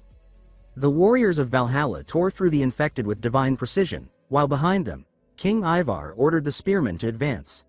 In seconds, the undead began to fall in droves. But then, something unexpected. A soldier pointed to the sky. The light began to fade. Heavy clouds rolled in, swallowing the sun. The warriors of Valhalla immediately understood what that meant. When the skies turned black like that, it was the unmistakable sign that a vampire was near. A shriek echoed across the battlefield, sharp and unholy. To everyone's shock, the undead suddenly turned and began to flee. For a moment, the soldiers froze in confusion. But King Ivar wasted no time. He ordered his troops to chase them, driving the army toward the forest. From above, Tai-ho observed everything, murmuring that things were unfolding exactly as planned. But then something caught his attention. The forest itself was moving. He frowned, thinking that couldn't be possible. Then Shu explained that this was no ordinary forest. It was a living creature, shifting its massive body toward the city. When the king saw it, he was struck speechless. He had faced monsters before, living beasts, demons even, but nothing like this. How could they possibly defeat something that size? He shouted for the immediate retreat of his troops. The soldiers began to pull back toward the fortress, but the warriors of Valhalla didn't flinch. Brock stepped forward, cracking a faint grin, and said that retreating wasn't in their nature. One of his comrades answered that it was their duty to stand at the front. With Valkyrie Ingrid leading them, they all charged together toward the colossal foe. They reached the living forest quickly. One of the warriors suggested splitting into two groups. Everyone was restless, eager to test their new sagas. At last, they had found a worthy enemy. Within moments, small tornadoes formed around them, tearing through the trees with devastating force. The soldiers behind them stood frozen, awestruck. They had never witnessed power like that. The forest was being annihilated. Even King Ivar looked on in disbelief. This was the true strength of Valhalla's warriors. From above, Tai-ho watched and told himself he couldn't just sit there. He pulled out a summoning rune and called upon Adimaha. She appeared in a burst of light, crashing into the ground below. Confused, she demanded to know what was going on. Tai-ho replied that it was time to attack.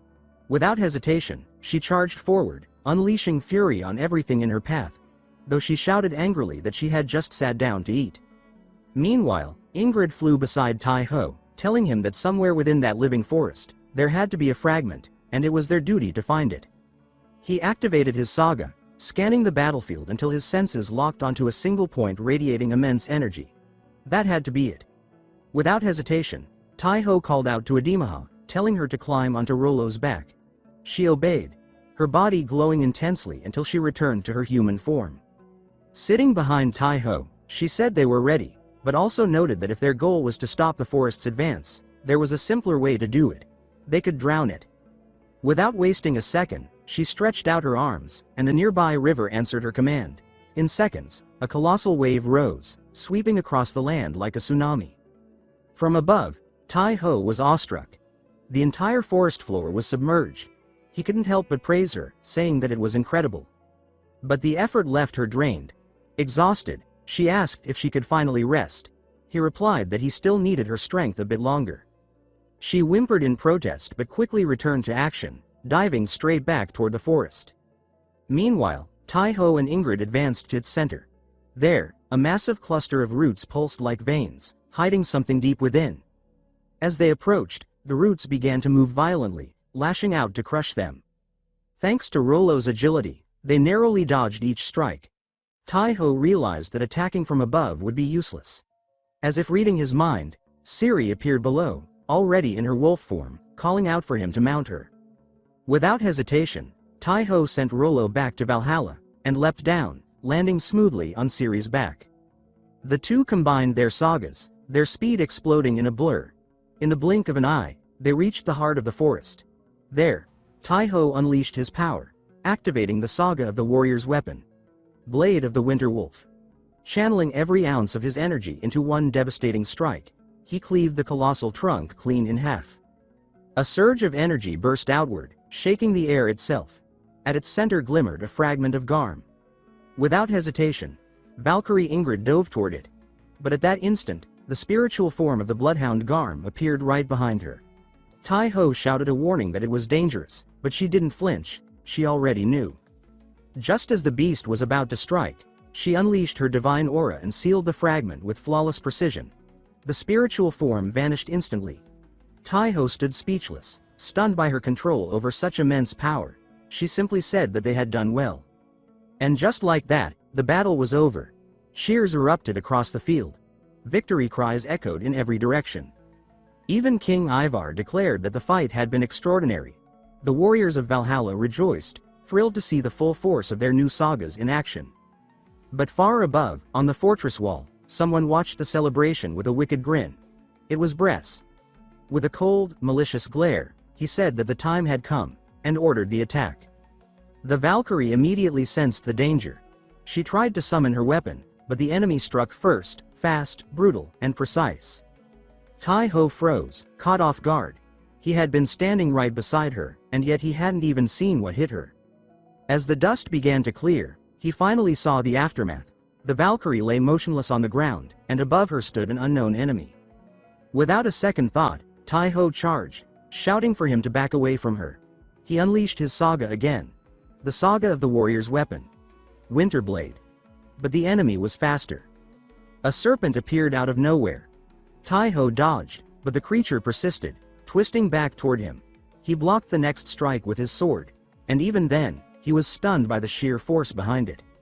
Even armed, he could feel it. The opponent's power was monstrous. Then Ciri and the others arrived, surrounding the enemy, but the stranger remained calm, almost amused. Valkyrie Ingrid was still breathing, barely. He thought to himself that it was impressive she was even alive, and at that moment, he remembered Braz's command to eliminate the Valkyries. The others, he thought, would be easy prey. The warriors attacked in unison, but without even moving, the enemy activated an ability. Shu recognized it instantly and yelled for Taiho to close his eyes. A strange energy rippled through the air, freezing everyone in place. Even the strongest among them couldn't move. It was as if invisible chains held their bodies still, paralyzed. It was like the gaze of a basilisk.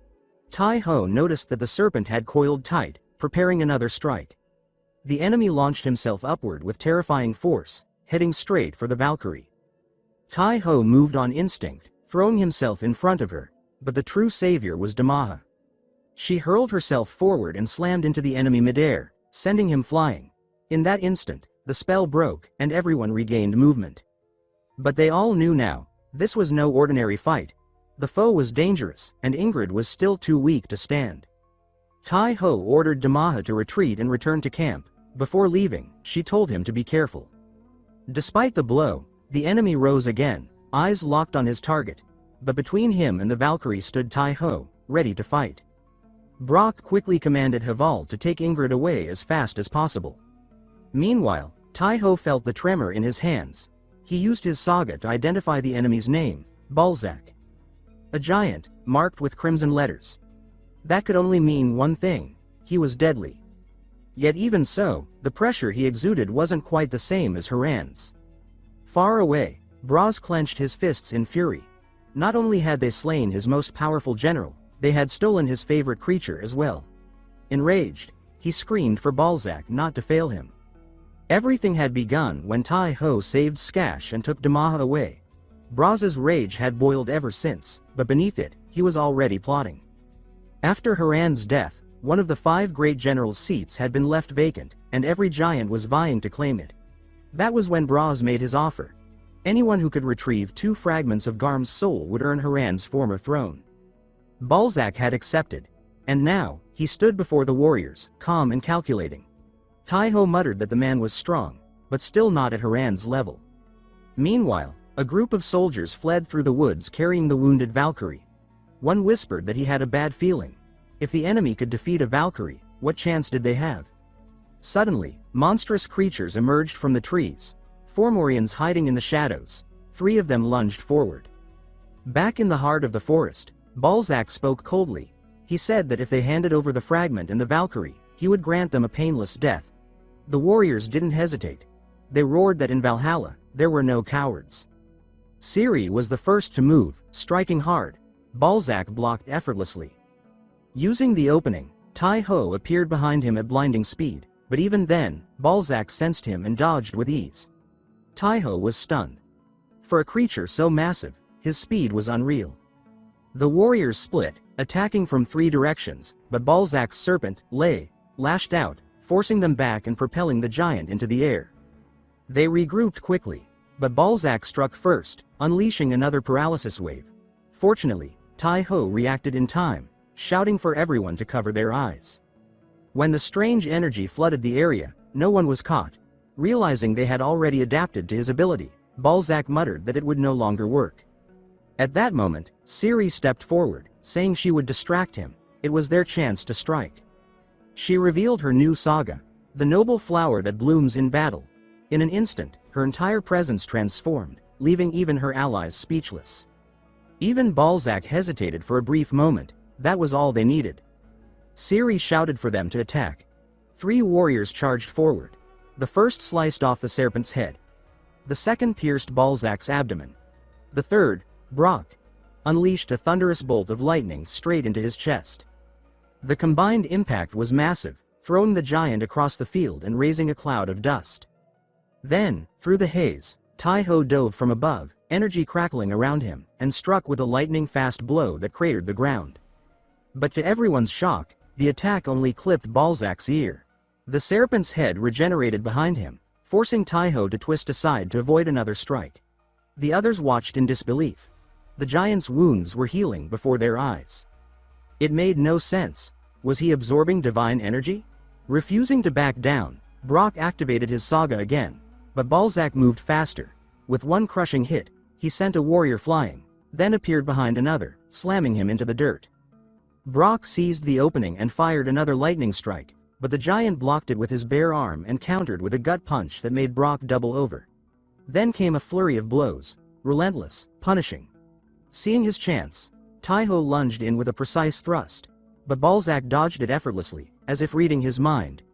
Realizing how dangerous his opponent was, Tai-Ho stepped back, sword in hand, eyes locked. He declared firmly that he wouldn't let this monster escape. Everyone else stands beaten, barely able to move, while Tai-Ho and Balzac face each other in silence. Both look grim, measuring the other. Without any warning, Balzac suddenly launches forward and unleashes a rapid barrage of strikes. Tai-Ho weaves through them and slips inside Balzac's reach, trying to counterattack. Balzac reacts instantly, using his long tail to intercept the blow and block it cleanly. Balzac follows up by swinging that same serpentine tail toward Tai-Ho, but before it can land, it is shot mid-motion. Ciri is still on her feet and had taken the opening. Tai-Ho tells her that he appreciates the help, and she points out that he is clearly faster than the rest of them.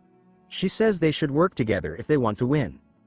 Instead of pressing the attack, Tai-Ho suddenly turns and runs, glancing back over his shoulder. Balzac stops advancing, visibly confused by the sudden retreat. At the same time, Ciri activates her Wolf Witch saga. Tai-Ho calls out to Balzac that they are officially going all out now, and he challenges him to try and block what comes next.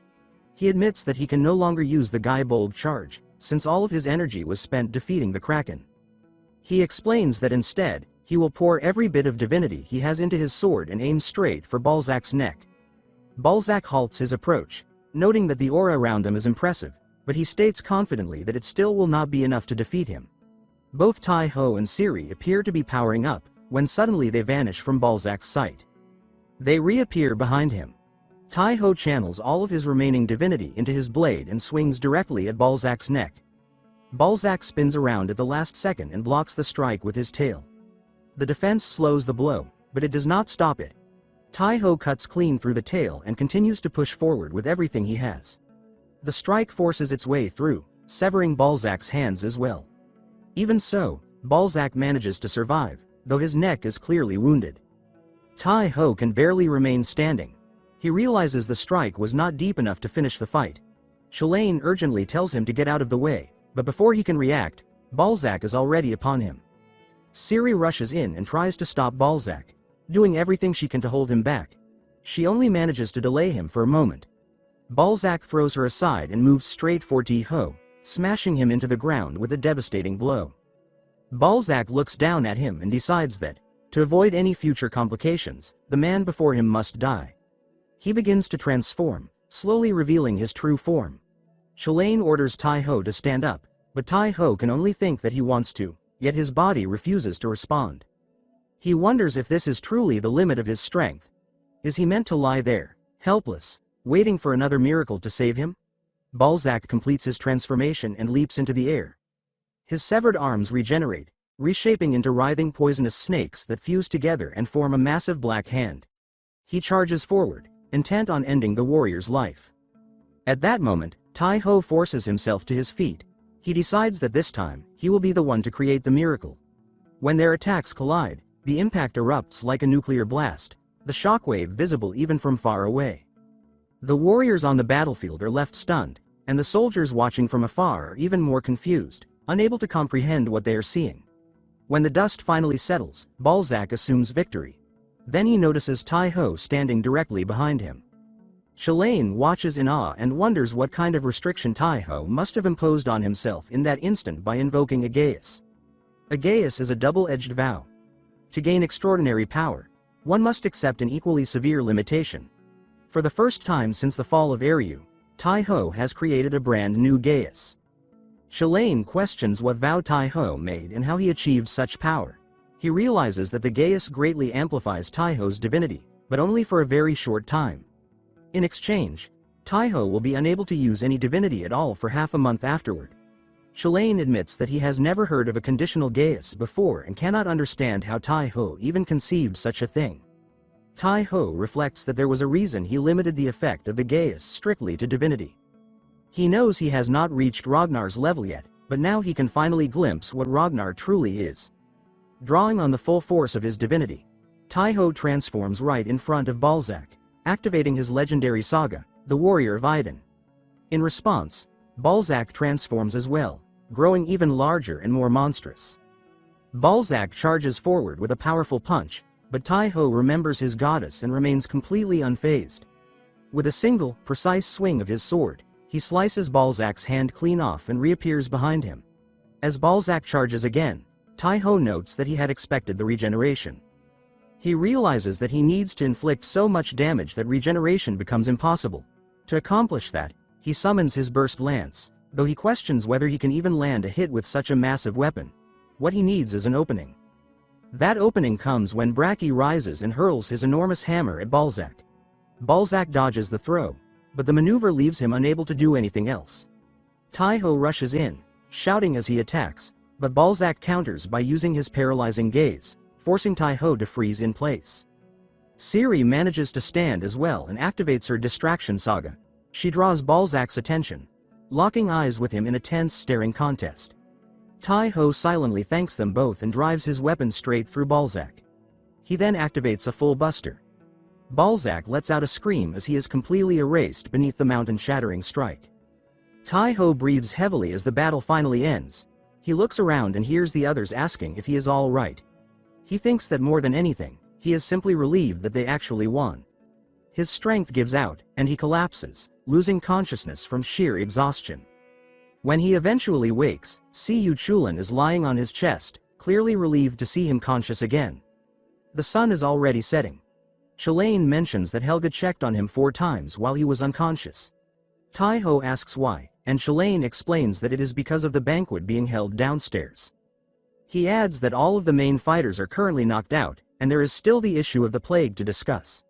Tai-Ho asks whether the battle is truly over. Shalane replies that he believes it is.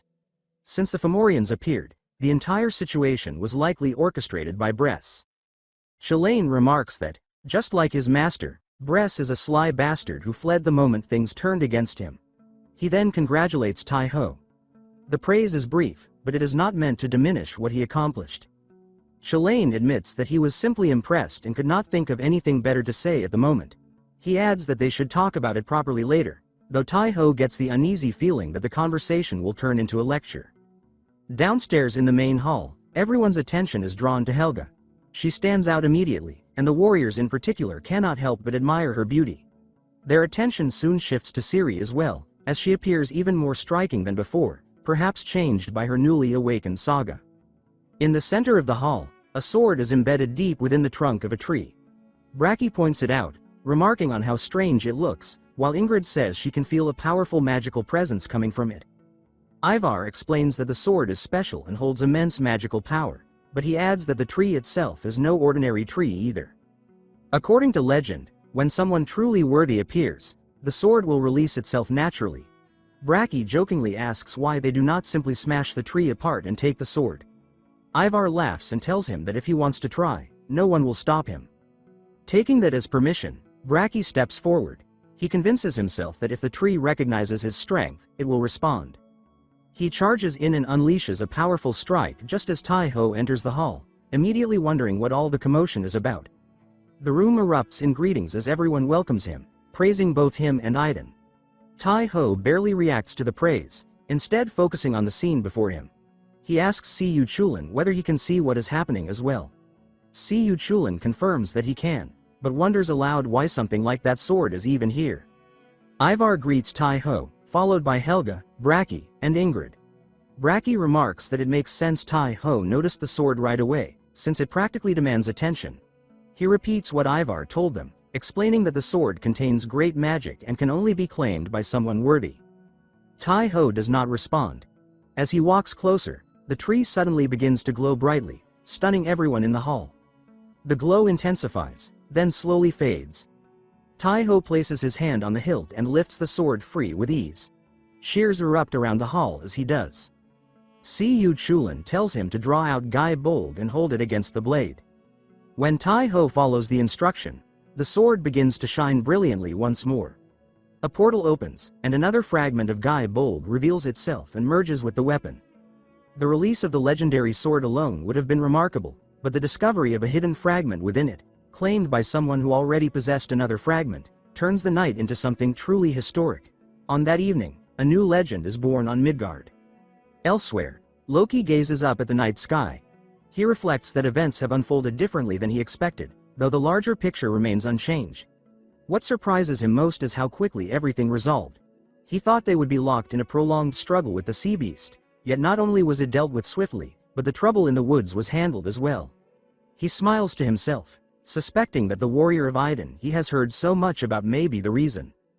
Later, in his room, Tai-ho explains to Ingrid that he will be unable to use divinity for 15 days. Ingrid says it is better that the weakness of such an ability remains unknown.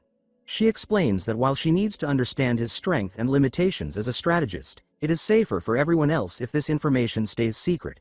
She thanks him for trusting her with it. Tai-ho tells her that he only shared it because it was her. Ingrid admits that she likes that answer and says she will trust him as well, offering him her blessing. Shalane comments that Tai-ho is collecting blessings as if they were Pokemon. Tai-ho tells him to be quiet, though he adds that the idea of catching them all does sound appealing. Ingrid then shares some good news. She says that even though Tai-ho cannot use divinity, he cannot afford to remain idle. She judged it best to continue the expedition and has already requested reinforcements. Tai-ho asks who is coming, and the next morning, everyone gathers outside to greet Razgrid. Tai-ho is genuinely glad to see her. After brief introductions, Razgrid pulls Tai-ho and Ciri aside. She says she is relieved to see them both in good condition and mentions that she has already heard about their accomplishments. She explains that the reason she asked to speak with them privately is to repay a debt she owes Todi-ho. Tai-ho recalls her mentioning something like that back in Svartalheim. She says that the time has come to honor that promise. She adds that Ragnar requested this of her. She heard that Tai-ho has collected a considerable number of elemental runes and says she intends to teach them how to use them properly. Tai-ho admits that he has gathered several but never learned how to activate them. Razgrid explains that simply possessing runes provides passive benefits, but true mastery requires control and understanding. She warns them that there will not be much time for training, but she promises they will see results. They should prepare themselves. Tai-ho feels a bit nervous, but Siri comments that it cannot possibly be worse than their master's lessons. By evening, everyone is completely exhausted. Even Razgrid looks tired, and she says they should stop for the day. Starting tomorrow, training will continue from morning until night, and she promises to leave them with no strength left by the end of it. Once she leaves, the trainees collapse to the ground. Siri remarks that Razgrid is even harsher than expected, while Tai-ho thinks to himself that this feels like some sort of Spartan training. When he finally reaches his room, Tai-ho collapses onto the bed and falls asleep almost instantly, surprising Chalain. In his dream, he finds himself facing Idun. She greets him, but notices immediately that he looks exhausted and asks what is wrong. Tai-ho brushes it off, saying it is nothing, and asks whether she simply wanted to talk. Idun tells him that someone else wanted to see him as well. Lady Scathach explains that Hawk heard about his encounter with Brez and decided to speed things up. Tai-ho understands immediately what that means. As expected, Scathach shifts into a battle-ready stance and tells him that she will teach him the power of the Tuatha De Danann. She adds that since time is short, her lessons will be merciless. When he wakes up, Cu Chalain remarks that he is jealous, saying that Tai-ho gets to train with beautiful women day after day. Tai-ho replies that it is not something to joke about. He says that he might actually die from exhaustion, and that he is so worn out he is almost afraid to fall asleep. Before resting again, he pulls out a summoning stone and calls forth Adamana. She asks what he wants, but Tai-ho tells her that she already knows. Without arguing, she hands him his sacred treasure, a letter of encouragement from Haida. Adamana comments that he has no idea how hard Haida works to recharge the summoning stone each time. Tai-ho says that he is going to get some sleep now and tells her that she should return as well. He falls asleep almost instantly. Adamana scoffs at how quickly he passes out, but her attention is drawn to something inside his bag. Later, when Tai-ho wakes up, still feeling exhausted, he notices that Adamana is still there. She casually says that she was just checking his pockets for no particular reason, but ended up finding something called Liberatus. Tai-ho explains that he obtained it some time ago. Adamana immediately recognizes it and says that it is a relic from Eru. She adds that there is a message spell embedded in the handle. Activating it, she releases the spell, and a holographic image appears. The message says that if they are seeing this, then they are either a successor or strong enough to break through his magic. Either way, that alone proves they are worthy to be king. He admits that, to be honest, he would have accepted almost anyone, as long as it was not a Fomorian. He explains that on the day Eru fell, he lost everything. When he finally woke up again, decades had already passed. At first, he considered ending his life then and there, but realized that there was still something he had not lost. One final duty remained: to guide someone worthy, someone like them. He says that they will probably meet soon, assuming he is still alive, and adds jokingly that he hopes the successor turns out to be a beautiful lady. He mentions that he has a particular fondness for black hair. With that, the message ends. Tai-ho finds the message intriguing. Chalain approaches Adamana and asks whether she recognizes the man in the recording. She confirms that she does. She explains that the speaker is Merlin, the legendary archmage of Camelot, the land king Arthur once ruled. Tai-ho asks whether that has anything to do with Excalibur. Chalain responds by asking if Tai-ho knows about it as well. Tai-ho admits that he only knows a little. Chalain explains that Merlin's true value was never just his magical power, but his unmatched knowledge and intellect. He adds that if Merlin truly becomes an ally, he could be an invaluable asset. Tai-ho recalls Merlin saying they would meet soon and says that he hopes it happens. 13 days pass quickly. Hawk informs them that the expedition will begin tomorrow, meaning training will be suspended for a while. Iden arrives as well and says that since Tai-ho worked so hard, she has a gift for him. She presents him with the finest apple from the latest harvest. Tai-ho hesitates and asks whether it is really acceptable for him to receive something meant for others. Iden remains silent for a moment, then remembers that she has something else for him. She gives him a summoning ticket for Haida. She explains that visiting Midgard directly is difficult, so this functions similarly to a summoning stone, though the process is far more demanding. Tai-ho blushes and thanks her.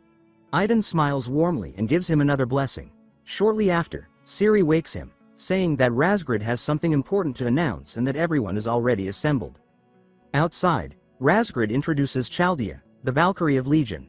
She explains that Chaldea is here on a secret mission. Chaldea states that the expedition's goal is not only to locate soul fragments, but also to destroy them.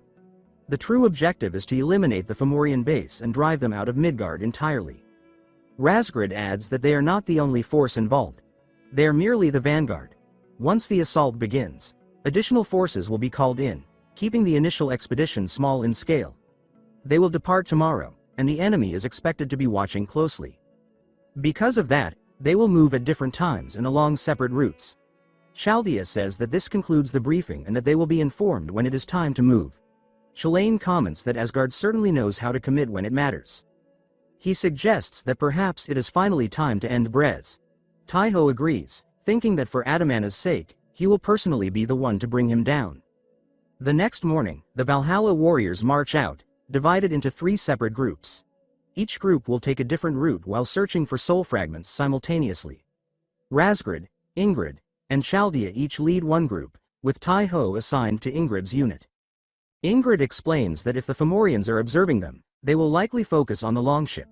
When the time comes, they may even use an empty vessel as a decoy, such as sending the ship east while the real force moves west.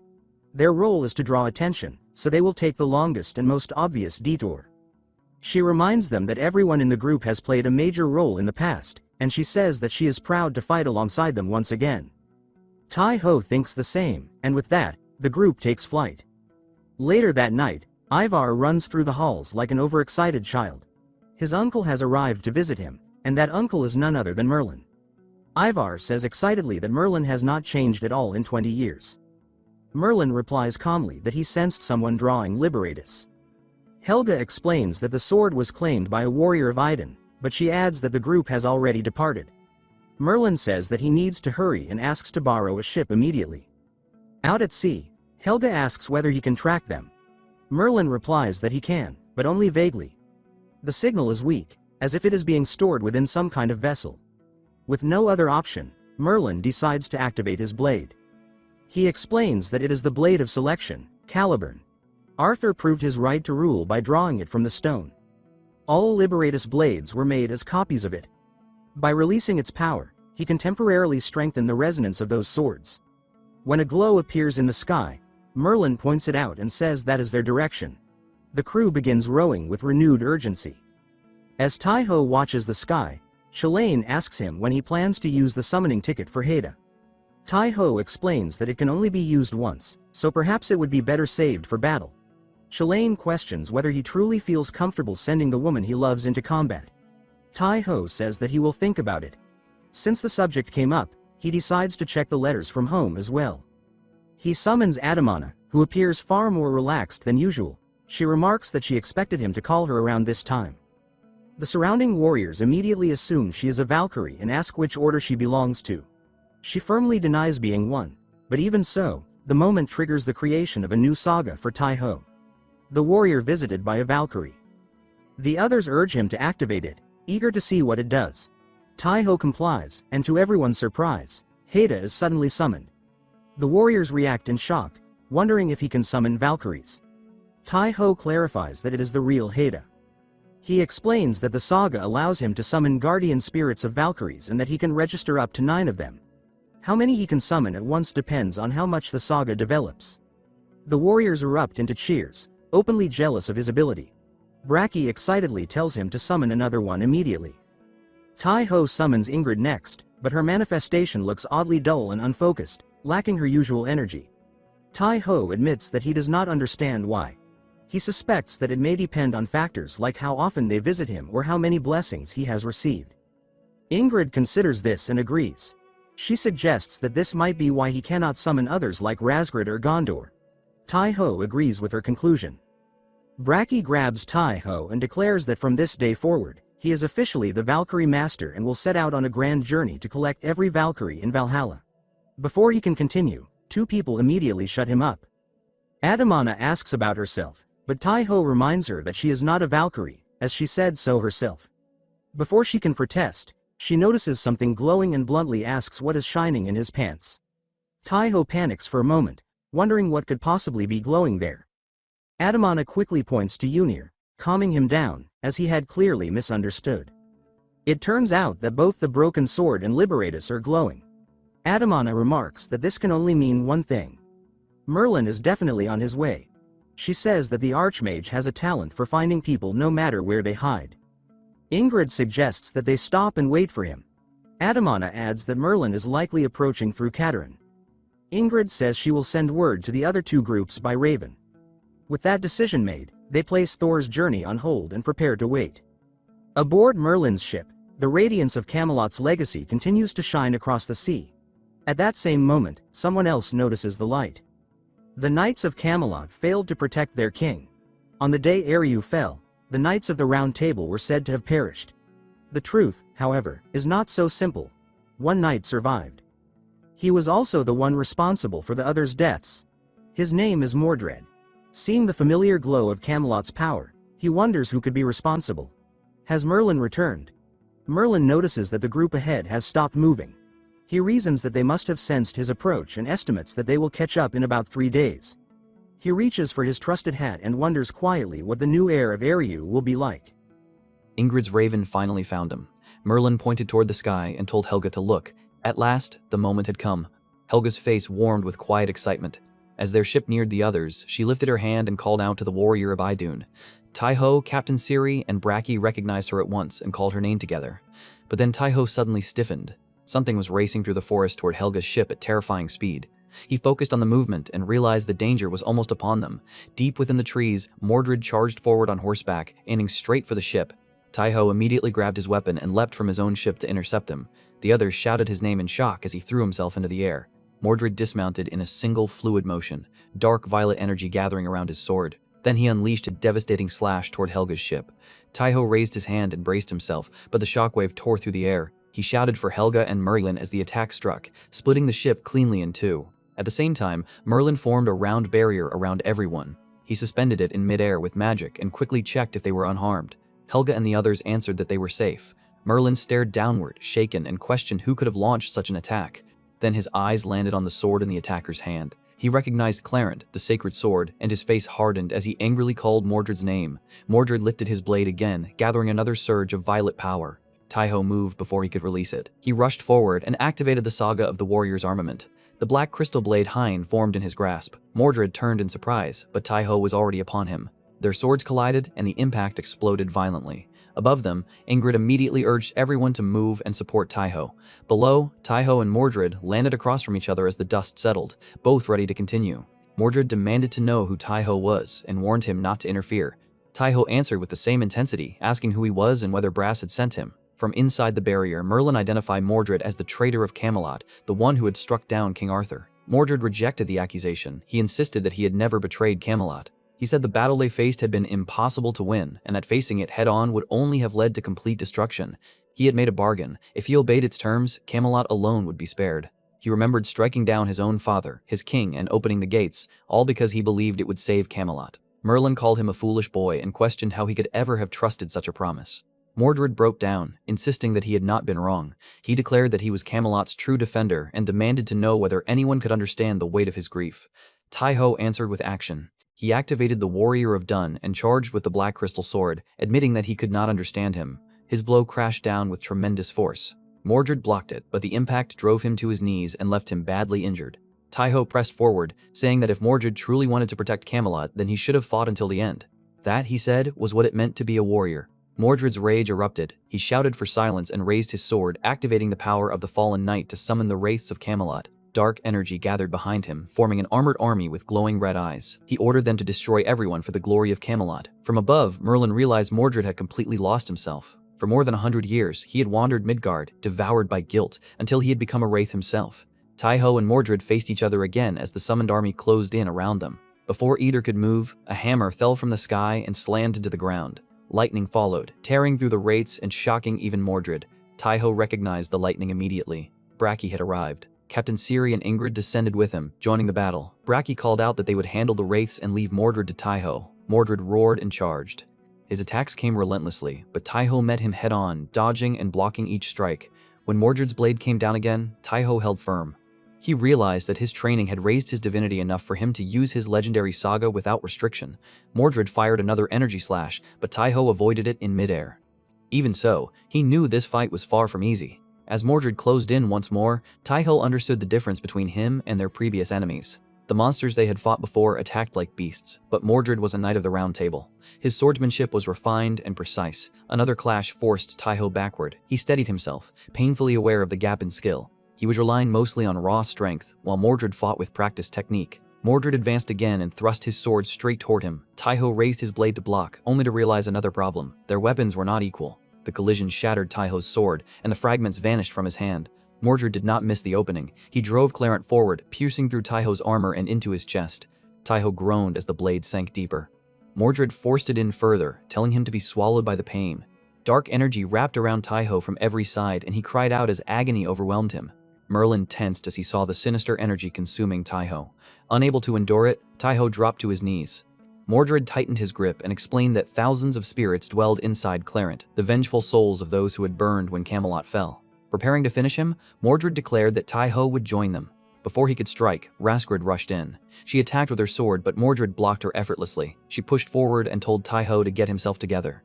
Mordred dismissed her attack as too light. Golden, mirror-like constructs formed behind Raskrid as she invoked her magic. She swung her sword and launched them all at once.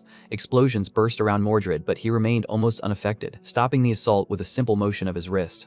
Again, he judged it too light. Dark violet energy engulfed Raskrid. Her strength drained away, her vision blurred, and she collapsed to the ground. Mordred turned back toward Taiho and decided to cut them both down, starting with him. Taiho tried to stand, but his body would not obey. Even with Idun's power keeping him alive, he could barely move. See you. Chulon observed that the cursed sword's power was overwhelming and that Taiho needed a weapon capable of matching it. Above them, Merlin understood the real problem. The spirits trapped inside Clarent had to be freed. Without that, they had no chance. He drew King Arthur's sword and called out to Mordred. When Mordred looked up, Merlin asked if he truly wished to restore Camelot's glory. Then he told him to try drawing the sword and threw it down. Mordred caught it and immediately recognized Caliban, the sword that symbolized the rightful king of Camelot. Believing this was his chance to prove his devotion, he tried to draw it. The moment echoed an old legend, a sword once embedded in stone, said to grant kingship to whoever could pull it free. Many had tried and failed. In the present, Mordred strained with all his might. His hands trembled as he pulled, pouring all his power into the sword. Dark red energy surged from his body as he shouted, but the blade would not move. Watching from above, Merlin remembered the past. No one had been able to draw that sword until one boy appeared. Mordred kept struggling, unable to draw Caliban. Frustration consumed him, and he demanded to know why he could not do it. Merlin descended and answered calmly. He said it was not because Mordred had betrayed Camelot. It was not because he had killed his own father and king. The reason was far simpler. Caliban, the sword of selection, had already chosen its master. Mordred froze in confusion as the blade in his hands began to shine gold. Then it vanished. Startled, Mordred accused Merlin of deceiving him, but Merlin corrected him, saying the sword had only returned to its rightful owner. Caliban appeared in Taiho's hands. Gripping it with both hands, Taiho rose. Golden light burst outward, forcing Merlin, Mordred, and the surrounding soldiers to shield their eyes.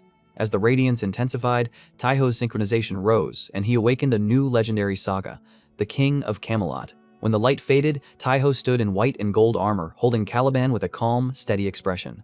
Mordred stared at him in disbelief. Then rage overtook him. He refused to accept it. As he shouted, the bodies of his summoned soldiers began breaking apart into soul energy. Captain Siri noticed the change. The spirits no longer attacked. Instead, they cried out in anguish as their souls gathered above Mordred. He stared upward in confusion, and in the next instant, the mass of energy crashed down on him, throwing him violently into the air. Mordred screamed in pain, unable to understand what was happening. Merlin explained that the souls had been released. After following Mordred for more than a century, they no longer wanted to repeat the mistake of turning their blades against their king. The souls swallowed Mordred completely. Dark energy coiled around him as he struggled, his body rising into the air inside a growing vortex. The force whipped debris across the battlefield.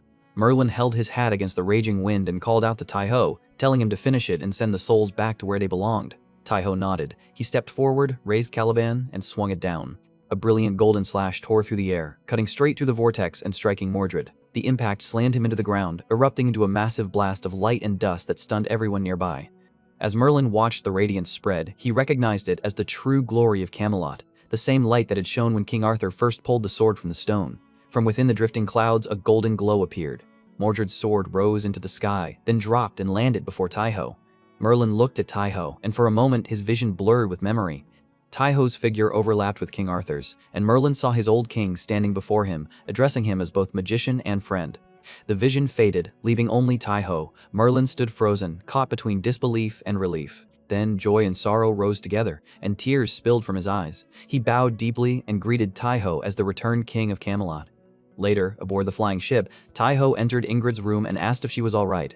Ingrid sat up in bed and apologized, admitting that she had shown weakness. Her expression darkened with shame. Taiho hesitated, unsure how to comfort her. Then he admitted that without Aiden's power and Caliban, he would have been no different. Mordred and Clarent had simply been too overwhelming. Awkwardly, he added that they should both do better next time. Siyu Chulin dryly remarked that Taiho was terrible at comforting people. Ingrid covered her mouth and laughed softly. Then she called Taiho closer. When he stepped toward her, she gently kissed his forehead and held his head for a brief moment. She offered George's blessing to help strengthen his saga, saying that it was all she could do for now. Taiho grew flustered and told her to rest before quickly leaving the room. Outside, Merlin stood near the railing. Taiho approached and called his name. Merlin turned and bowed again, greeting him as the king of Camelot. Taiho asked Merlin to treat him as the warrior of Aiden, just like before. Then he opened his pouch and handed over Guy Bulgaria. Merlin examined it in surprise, noting that it was almost fully intact. At that moment, Siyu Chulon spoke up and greeted Merlin after a long time. Merlin recognized him, and Siyu Chulon briefly explained everything that had happened. Merlin listened, then acknowledged Taiho as Eru's successor. Taiho admitted that now that people were calling him the King of Camelot, the weight of it felt overwhelming. Merlin reassured him that he had no intention of forcing anything onto him. He said he would remain an aide, not a ruler. Siyu Chulon added that Camelot's glory only began after a frail boy grew into a true king. For now, they needed to focus on the battle ahead. Merlin agreed and promised his full support against the Fomorians. Taiho thanked them both and resolved to do his best. The next day, their march resumed. Taiho's group left the flying ship and advanced quietly by land toward Kalahim, a country rumored to be sheltering the Fomorians. Inside the city market, Chaldea moved alone. The warriors who had accompanied her were deep in the forest, fighting far away from the city. Razgrid was in a similar position. Most of Odin's legion had been lured in the wrong direction, while Ingrid alone had used the flying ship as bait. Because of that, the Fomorians still did not realize their base was about to be attacked. Deep in the forest, Taiho's group gathered inside a wooden hut. Ingrid explained that Chaldea and Razgrid had infiltrated the city and confirmed that most of the Fomorians were gathered inside Kalav Castle at the center. The king and nobles living there were not human, they were Fomorians in disguise. The warriors reacted with shock and anger, realizing the enemy had been hiding openly among people. Ingrid continued with the plan. Their attack would focus on the castle. She would join the Valkyries in performing a ceremony to request reinforcements through the Bifrost. Taiho's group would protect them first, then fight alongside the reinforcements once they arrived. Captain Siri asked if only Fomorians were inside the castle. After a short pause, Ingrid admitted that innocent humans were mixed in as well, and there was no clear way to tell them apart. Some casualties would be unavoidable. Taiho said his saga could identify Fomorians, but asked whether there was a better method. He turned to Merlin. Merlin replied simply that there was always a way. The next day, under clear sunlight, the castle stood fully exposed. Taiho approached from the air on his Griffon with Captain Siri and Merlin. Once they reached the proper height, Taiho signaled Merlin to begin. Merlin raised his staff and released red energy into the sky. It burst into fireworks, then several more followed. The spectacle drew everyone in the castle outside to watch. Seeing the targets exposed, Taiho said it was their turn. He activated his saga, the dragon eyes that saw through all things. At the same time, Captain Siri activated her own saga, ensuring that her arrows would never miss. Together, they identified the Fomorians. Merlin then altered the arrows in mid-flight so they would mark the targets instead of killing them. The arrows struck the foreheads of the people below, leaving glowing marks in different colors. Confusion spread among the citizens as they realized marks were appearing on them. Then the sky split open. A rain of steel descended. From the ground, it looked like chaos. But from above, Taiho could see that the falling weapons surrounded only the castle, cutting it off from the rest of the city. Warriors of Valhalla emerged and took position. Gander stepped forward, commanding the charge and ordering them to strike only those marked as Fomorians while sparing the humans. At his command, those with red marks transformed into Fomorian monsters. Panic erupted among the citizens as the battle began and Valhalla's warriors advanced toward the castle. The Grand Barrier was Odin's creation, an invisible wall that prevented powerful beings from freely crossing between Asgard and Midgard. It protected them from giant invasions, but it also restricted their own side. If someone as powerful as Thor descended directly, the barrier itself would suffer damage. After clearing the Fomorians near the wall, Taiho's group entered. The warriors pushed toward the castle, cutting through monster after monster. As more enemies poured out, one soldier remarked that they seemed endless and realized just how many had been hiding inside. Gander led the charge, stating that the enemy was only trying to buy time. Their true objective was the throne room where Bress should be. Inside the castle, an old king sat upon the throne. His crown slipped as his form began to change. The disguise broke, revealing Bress. Irritated, Bress acknowledged that Valhalla had come fully prepared. Rather than face them directly, he chose to escape. He headed for an underground waterway, placing survival above everything else. As long as he lived, there would always be another chance. But after thinking for a moment, he stopped. The underground route was too dangerous. There was no guarantee the exit would be clear. He changed his plan and moved above ground instead. Outside, the battle raged on. Warriors of Valhalla clashed against waves of monsters. Bress emerged among them, hidden beneath a hood. Blending into the chaos, he planned to pass as an ordinary Fomorian, wait for an opening, then unleash his power and escape at full speed. A warrior rushed toward him. Bress killed him with a single strike and continued moving, closing in on the edge of the battlefield. More warriors approached. At that moment, a glowing arrow dropped from the sky.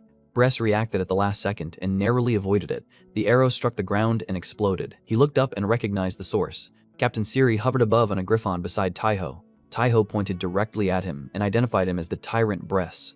Bress gritted his teeth as he recognized Taiho, but he forced himself to remain calm. He turned away and kept moving, deciding to stick with his escape plan while regaining control of his thoughts. Then the Valkyries closed in from every side, blocking his path. Regenleaf stepped forward and declared that he would not pass them. Gander followed, calling his escape attempt nothing but cowardice. Another Valkyrie raised her sword and began the attack. Thunder surged through her blade and struck Bress. She understood that his retreat was not weakness. Odin's sealing magic could suppress Bress's power, making it possible for even high-ranking warriors to defeat him. All the Valkyries released lightning through their swords at once, binding Bress in place. Bress struggled against the restraint and realized this was Odin's scheme. Though the rune magic was powerful, he noted that it would not hold him for long. A Valkyrie replied that they had already prepared for that. The next step had begun. Divine punishment would descend from above. On a distant mountain cliff, Thor stood with his hammer raised. He located the point on Midgard where the rune circle had formed. Lightning gathered around his weapon. If he acted now, he could send only his power without breaking the barrier. But then he sensed someone behind him. Thor turned and faced an unexpected figure, Loki. Back on the battlefield, the Valkyries continued holding Bress in place. Regenleaf grew anxious because Thor's power had still not arrived. There was no time to wait. She ordered the others to complete the magic circle and seal Bress completely, but Bress had already adapted. He broke free from the restraint and armed himself. In one motion, he cut down 2 Valkyries. Their bodies collapsed to the ground. Regenleaf cried out their names in shock. Bress stood still for a moment, then said that maintaining the seal had drained them, yet they still chose to stand in his way. Warriors of Valhalla rushed forward to protect the Valkyries, charging in Odin's name. Bress cut them down just as easily. More soldiers advanced, determined to stop him. Bress grew increasingly irritated as he slaughtered them one after another. Even so, he noticed something strange. Their reactions suggested that Odin's plan had failed somewhere. Something had gone wrong. Perhaps Merlin had interfered. On the mountain cliff, Thor faced Loki and demanded to know why he was there. Loki said nothing at first and only stared at him in silence. Then Loki spoke, explaining the plan to weaken Bress until mid- and high-ranking warriors could handle him, even if sacrifices were required. Thor already knew that, so he questioned why Loki had appeared. Loki answered that it no longer mattered.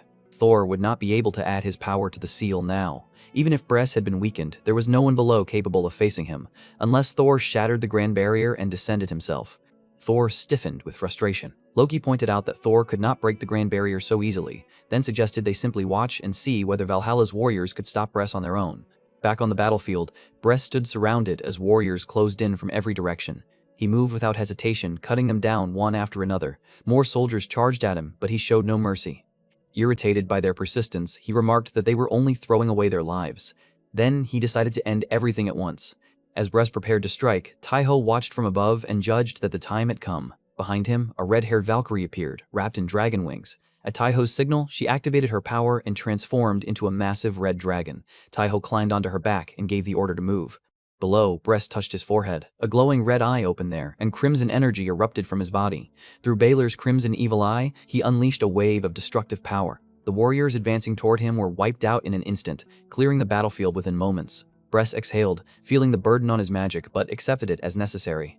At that moment, Braki attacked from behind, dropping from above with lightning gathered in his hammer. The strike shook the ground, but Bress blocked it and countered, sending Braki flying. Captain Siri followed with 3 powerful arrows. Bress deflected them as well, though their timing briefly caught him off guard.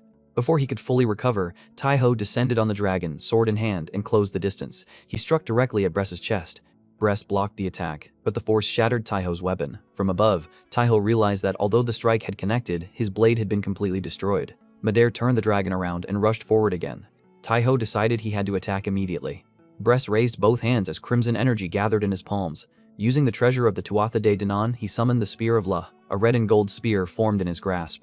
Taiho recognized at once that it was meant to be thrown. Bress hurled it with overwhelming force. The spear struck the dragon and triggered a violent explosion, throwing Taiho into the air. From a distance, Merlin, Captain Siri, and Bracky saw him falling and cried out in alarm. Captain Siri reacted instantly, steering her griffin toward him. At the same time, Bress rushed forward, intending to finish Taiho off. Before he could reach him, Bracky stepped in and blocked his path, refusing to let him pass. Annoyed, Bress transformed his weapon into a hammer charged with crimson lightning. Bracky raised his own hammer and gathered thunder. The two collided with full force, releasing a shockwave that cracked the ground beneath them. Bress's power overwhelmed Bracky. The clash shattered Bracky's hammer. Above, Captain Siri caught Taiho mid-air. She confirmed that he had lost consciousness but was still alive. Merlin advised her to move him somewhere safe, and they withdrew from the battlefield. On the ground, Bracky faced Bress again and noted that Bress had arrived too late to stop them. Bress trembled with rage and declared that killing all of them was only a matter of time. Behind him, injured warriors began rising to their feet, determined to hold him back. They said they would buy time no matter the cost. One of them called out to Bracky, saying he was not the only one willing to stand his ground. Bress turned toward them, irritated that they still dared to resist. Bracky accepted the situation and prepared to fight until the end. At that moment, Regenlef arrived with 4 Valkyries. They joined the front line, refusing to stay back any longer. Now fully enraged, Bress told them all to come at him together. Elsewhere, Captain Siri laid Taiho down in a safer location and asked Merlin to take care of him. Merlin agreed. With Taiho in his care, Captain Siri prepared to return to the battlefield, determined to help stop Bress. Near Kalov Castle, in the forest where the Valkyries had summoned the Steel Rain, the 3 Valkyries were exhausted. Raskard steadied her breathing and confirmed that the Steel Rain had been deployed successfully. The battle in the city should already have begun. A blue-haired Valkyrie, just as drained, asked if Bress had been defeated. Ingrid, still catching her breath, replied that if everything had gone according to plan, then he should have been. They prepared to move toward the city, but Ingrid suddenly stopped. She said something felt wrong and admitted that she had a bad feeling. Elsewhere, Merlin sat beside Taiho and took out his summoning stone, calling for Adanmaha. She appeared immediately, but froze when she saw Taiho's condition. Merlin urged her to use healing magic, and she quickly obeyed. Back on the battlefield, Bress stood before the remaining warriors and invited them all to attack him at once. Bracky picked up a fallen weapon and stepped forward. Raising it high, he activated his saga and declared himself the son of a god as lightning gathered around him. He called out to Thor and charged. Bress laughed at the claim, dismissing it, then advanced to meet him. Their attacks collided in a burst of lightning and force. Bress overpowered him. Bracky's weapon shattered and the blow struck him directly, sending him crashing into the ground. As he lay there, Bracky remembered that he had already known the truth. Thor was not truly his father. Ever since arriving in Valhalla, he had realized it. Thor had not descended to Midgard since the Grand Barrier had been created a century ago. The impact left a crater beneath Bracky's body. Still, the remaining warriors continued their advance. Bress turned toward them coldly and cut them down with a single sweeping strike. Then he reshaped his weapon back into a sword. 3 Valkyries charged from the air, but Bress met them instantly. None of their attacks reached him. He cut them down one after another, making his overwhelming strength painfully clear. At that moment, Captain Siri arrived and activated her saga, preparing to strike back. Using her power, she released a massive energy arrow toward Bress. He ignored it and advanced straight at her. The arrow flew toward him at high speed, but he dodged at the last moment and countered with a rapid series of strikes. The blows landed one after another, leaving Captain Siri badly wounded. Bress turned away, dismissing her and calling for the next opponent. But Captain Siri forced herself back to her feet and declared that she was still standing. She knew she had to buy time for Taiho to recover, so she resolved to keep Bress there no matter what. Bress moved again, aiming to finish her. As he closed in, a voice called her name. Startled, Captain Siri turned and saw a man with golden hair and a green hood. A calm golden energy radiated from him. She recognized him as Alar. He told her that he would not lose her and would not let Idon take her away. Captain Siri smiled faintly at his words. At that moment, Bress's attack struck, but only an afterimage. The real Captain Siri appeared behind him. Her power surged as she awakened her legendary saga. Her form changed and her hair turned gold as her strength rose. Bress immediately noticed that she had awakened. The two faced each other, both releasing intense energy. Nearby, Bracky regained consciousness and struggled to stand. Fragments of memory rose in his mind. He remembered breaking down after realizing Thor was not truly his father. He had cried openly, unable to hold himself back, until Thor himself had approached him. Thor had listened, then told him that all warriors in his legion were his brothers and his children. That alone had been enough for Bracky. Back in the present, Bracky steadied himself. He no longer hesitated. Declaring himself the son of a god, he refused to fall there. Golden energy burst from his body as he rose. Regenlef called out to him, sensing the change. Bress turned in irritation as the energy grew stronger. In that moment, Bracky awakened his own legendary saga. His form evolved, his hair turned gold, and a hammer resembling Thor's appeared in his hand. Elsewhere, Adanmaha continued healing Taiho, but his recovery was still too slow. She urgently told Merlin to take the golden apple from Taiho's pouch. Merlin did so. Adanmaha took a bite, then leaned forward and passed it to Taiho to speed up the effect. As the power took hold, golden light spread outward. On the battlefield, Captain Siri moved through the air at incredible speed in her awakened form, circling Bress and keeping constant pressure on him. Bress grew increasingly irritated as he tried to follow her movements. At the same time, Bracky advanced and struck with his thunder-filled hammer. Bress blocked it, but the opening allowed Captain Siri to land a direct hit on his chest, leaving a deep wound. Before he could recover, Razbrid and Gander arrived and attacked from behind, striking both sides of his back. Their combined blows forced a cry of pain from him. Bracky followed immediately, leaping into the air and bringing his hammer down onto Bress's head, smashing him into the ground. The impact blasted dust and debris outward, forcing the nearby Valkyries to shield their eyes. At the same time, Taiho regained consciousness. Adenmaha called out in relief as he slowly responded. She complained that he had worried them, but still supported him as he tried to sit up. Taiho apologized briefly and asked for help standing. Adenmaha questioned whether he could still fight, but Taiho insisted that Bress would only grow stronger if they delayed. With her support, he rose. Merlin watched him and urged him forward. Taiho summoned Caliban. Gold and power surged from his body as his condition fully recovered, and he moved toward the battlefield. Back at the battlefield, Bress lay at the center, surrounded. Bracky stood ready while Razgrid warned that the seal would not last much longer. They had to finish him immediately. All of them attacked together. But in that instant, Bress rose and released an overwhelming surge of crimson energy as he invoked another power. Their attack struck, creating a massive explosion of dust and smoke. When the smoke cleared, Bress still stood at the center, unharmed.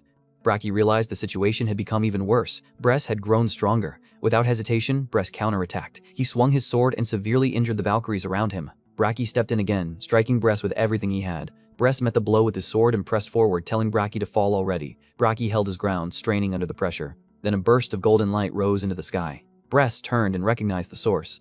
The warrior of Idun. Bracky called Taiho's name as he arrived.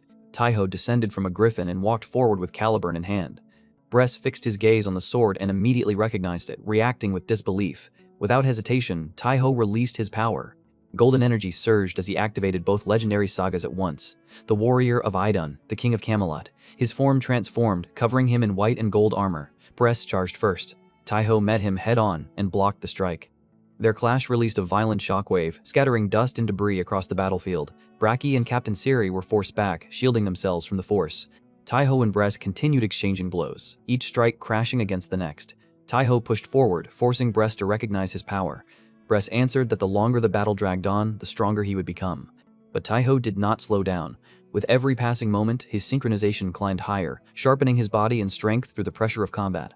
He drove Bress back with a crushing blow, then followed with another strike that threw him further off balance. Bress countered immediately, but Taiho vanished from his sight. In the next instant, Taiho was already above him, riding his griffin. He ordered it to transform, and the griffin responded by taking the form of a massive red dragon. With his weapon ready, Taiho descended once more, aiming straight for Bress. Bress held his ground and activated Baylor's crimson evil eye. A third eye opened on his forehead as crimson energy gathered around him. Taiho's attack closed in, and Bress formed a barrier at the final moment. The collision caused a tremendous explosion, sending light, force, and debris across the battlefield, but the barrier did not break. Bress steadied himself in irritation while Taiho pressed harder, pouring more power into his strike. Bress felt the pressure rising and realized something was wrong. The opponent he had once seen as only an ordinary mid-ranking warrior had grown far beyond expectations. Even with Valhalla's runes limiting him, such growth should have been impossible. Unable to understand it, Bress demanded to know what Taiho truly was. Taiho pushed through the barrier and answered that this was for Adenmaha's revenge. From afar, Adenmaha heard him and quietly reacted. At last, the barrier shattered. Taiho broke through and struck Bress directly in the chest, ending the battle with a single blow. The dragon shifted its form and carried Taiho back into the sky. On a distant mountain cliff, Thor and Loki still faced each other. Loki calmly observed that Bress had fallen and admitted he had expected to use him for a little longer. Thor, furious, declared that Loki's schemes were finished and attacked. His strike split Loki apart, but it was only a duplicate. The illusion spoke briefly before fading away. Thor remained on the cliff, calling out in anger. Back on the battlefield, Taiho rode through the sky on the dragon. He recognized its form and understood its connection to Kalstead, the Lord of Scorching Flames. With that, he guided it toward the remaining Fomorians. The dragon unleashed a massive breath of fire, wiping out the surviving monsters. As the last enemies fell, Valhalla's warriors erupted in cheers, celebrating their victory. Reginleaf watched the overwhelming strength and awe, and Gander agreed with her reaction. Captain Siri noted that Bress's defeat had released a great surge of runes, strengthening them even further. Bracky, still ready to fight if necessary, prepared himself to continue. Reginleaf rallied the warriors, urging them to keep fighting for Asgard and the Nine Worlds. By sunset, the battle at Kolob Castle had ended. The Fomorians were completely eliminated. Valhalla's side had suffered heavy losses, but the result was still a clear victory. That night, the warriors made camp outside the city walls. Maha reminded Taiho that he was still badly injured and needed rest. She warned him not to overdo it, even after winning. Taiho accepted her concern, he thanked everyone and told them to rest as well.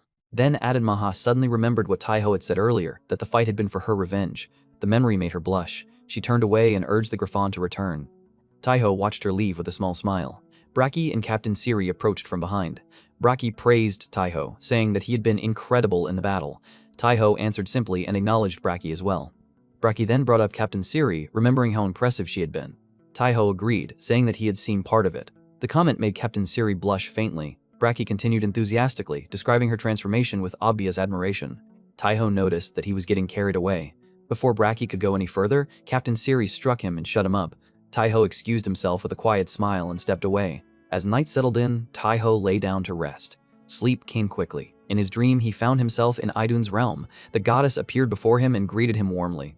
Taiho bowed respectfully. She gestured for him to sit, saying that she had something to discuss. Idun began by praising him. His actions had been greatly significant, and Bress had long been an enemy of Asgard. As one of Asgard's leaders, she thanked him.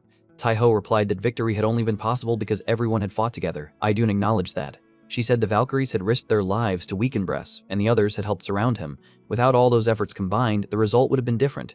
Then she shared another important matter. Tio would be promoted to high-rank warrior. He reacted in surprise. Idun continued, explaining that this would allow her to appoint him as commander of her legion, since the position required a high-rank warrior. Taiho paused, thinking of the other warriors of Idun's legion whom he had not yet met. Idun understood before he even asked. She explained that, at present, he was the only surviving member of her legion. But she emphasized that this was not why she had chosen him. He had earned it. Taiho accepted her words with a steady expression. Idun then said that a formal inauguration ceremony would be held soon. As a personal suggestion, she asked if he would summon Hida for the occasion. The thought immediately brought Hida's face to Taiho's mind, and he agreed. Idun leaned closer and placed a gentle kiss on his forehead, giving him her blessing. Cleaning up after the Battle of Galab Castle took 5 days. The Valkyries gathered the fallen and held a ceremony for them, while the city of Kalibahim slowly stabilized after losing its ruler. During that time, Taiho's saga, the warrior visited by a Valkyrie, grew stronger through daily blessings. On the 6th morning, Regenleif gathered Valhalla's warriors in formation before the castle. Before the ritual to return to Valhalla, Taiho's promotion and inauguration were to take place. Taiho raised his golden summoning card. Hida appeared before him with a bright smile and asked if he had been doing well. Taiho greeted her with clear relief. Even then, he felt again how overwhelming her presence was. Hida first apologized. She said that when they had first met, she had not told him the truth about his legion. She had thought that if he knew he was being assigned to a legion with no senior warriors, it would only make him more uneasy. Taiho accepted it without complaint, since he had never intended to question her. Maha appeared nearby and noted that the ceremony was about to begin. Heda took Taiho's hand and led him forward. As Taiho stepped onto the stage, Regenleif announced him as the new commander of Idun's legion. The warriors answered with roaring cheers, shouting his name with excitement. Heda turned toward him, and Taiho understood what she wanted. He closed his eyes.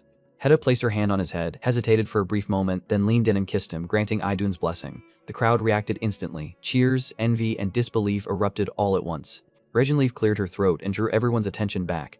She said there was one more announcement. Because Taiho had become a high-rank warrior, he could no longer pass through the Grand Barrier as freely as before. Taiho was startled and asked if that meant he could not return to Asgard. Regenleif clarified that returning was not impossible, but for now, he would need to remain in Midgard. The lords had determined that fragments of Garm were only being discovered there, so their efforts had to focus on Midgard. Then Regenleif gave her final order. As commander of Idun's legion, Taiho was now granted overall command of every Valhalla force currently operating in Midgard. Taiho stood frozen for a moment, caught between shock and excitement. The warriors burst into cheers again, reacting with admiration and disbelief. Taiho turned to Regenleif and asked what being overall commander actually meant. She reassured him that he did not need to feel too burdened. In practice, little would change. He only had to direct the troops and assign the Valkyries where needed. C.U. Chulain added that it was simple enough. Regenleif smiled faintly and said that even so, the title sounded impressive. She confirmed that she and Rosgrid would support him. The warriors cheered again, encouraging their new commander. That night, the castle became quiet. Exhausted, Taiho walked through the corridor toward his room, thinking about his new responsibility. Planning deployments would not be easy. On the way, he spotted Heda. She greeted him with a gentle smile and admitted that she had come to see him one more time before going to bed. Taiho asked if she would leave the next day. Heda confirmed it and added that once she returned, they would not be able to see each other for a while. They both fell silent, avoiding each other's eyes. Then Maha suddenly appeared and called Heda away, insisting that they should rest. Taiho noted that Maha was still around. Maha answered casually and pulled Heda along. As she was led away, Heda told Taiho that she would see him tomorrow. Taiho waved lightly and told her to sleep well. Left alone, he turned back toward his room, still thinking of her, then decided to rest. Later, while deep asleep, Taiho sensed a faint and pleasant fragrance. It smelled like flowers. He became aware of someone nearby and opened his eyes. A golden-haired woman was sitting on his bed. Startled, Taiho reacted immediately and demanded to know who she was and how she had entered. Then, he noticed something strange. This was not his room. Realizing he was inside a dream, he calmed himself and bowed, recognizing that the woman before him was no ordinary being. She smiled, amused that he had understood so quickly, and greeted him as the warrior of Idun. Then she calmly introduced herself as Freya. Hearing the name, Taiho remembered who she was, the goddess of beauty and magic. As he looked at her, her presence was overwhelming, but his thoughts settled elsewhere. To him, Idun was still more beautiful. Freya observed him closely. She had expected the usual reaction, but Taiho remained composed, his attention not completely captivated by her. That unsettled her more than she expected. Even so, she kept smiling. Before she could continue, a portal opened inside the dream. Idun stepped through, already wearing a tense expression. Freya greeted her lightly, as though nothing unusual had happened. Taiho immediately acknowledged Idun. Idun questioned why Freya was there. Freya answered calmly, saying she had only come to acknowledge a warrior who had achieved great merit and had no intention of taking him. Despite her words, irritation lingered in her tone. Then Freya turned back to Taiho and addressed him as the commander of Idun's legion. She mentioned that rumors called him the Valkyrie Master and said she found it amusing. After that, she handed him a horn. Freya explained that it was a Valkyrie horn, which allowed him to summon Valkyries and issue orders to them. Taiho accepted it and thanked her. Still displeased, Idun asked if that was all. Freya told Idun to stay composed in front of her warrior. Then she stepped closer to Taiho, saying she would give him her blessing before leaving. Idun stayed silent, though her displeasure was obvious. Freya placed both hands on Taiho's head and pulled him closer. Before he could react, she kissed him. Idun called out sharply, but Freya did not stop right away. When Freya finally pulled back, Taiho was left catching his breath. Freya laughed softly and gave a playful farewell before leaving the dream. Silence followed. Idun and Taiho faced each other for a moment. Then Idun spoke in a calmer voice, saying she was glad to see him well. Taiho answered the same way, though his gaze lingered on her. Noticing it, Idun asked if something was wrong and wondered if Freya had done something to him. Taiho shook his head and explained that he had simply noticed something. Even after meeting many gods, Idun always concealed her face. The question caught Idun off guard. She raised a hand to the cloth covering her face and told Taiho that if he wished to see beneath it, she could show him. Then she removed it. Her face was gentle and beautiful, but her eyes remained hidden beneath the blindfold. Taiho looked at her quietly, unsure how to respond. Idun noticed his expression and remarked that he seemed a little disappointed, then laughed lightly and said it was only a joke. Taiho still wondered why she hid her face, but before he could ask, Idun said she had to leave. She placed a soft kiss on his forehead, gave him her blessing, and departed. Elsewhere, in another realm, Loki stood before Korga, an orc and Bressa's right hand.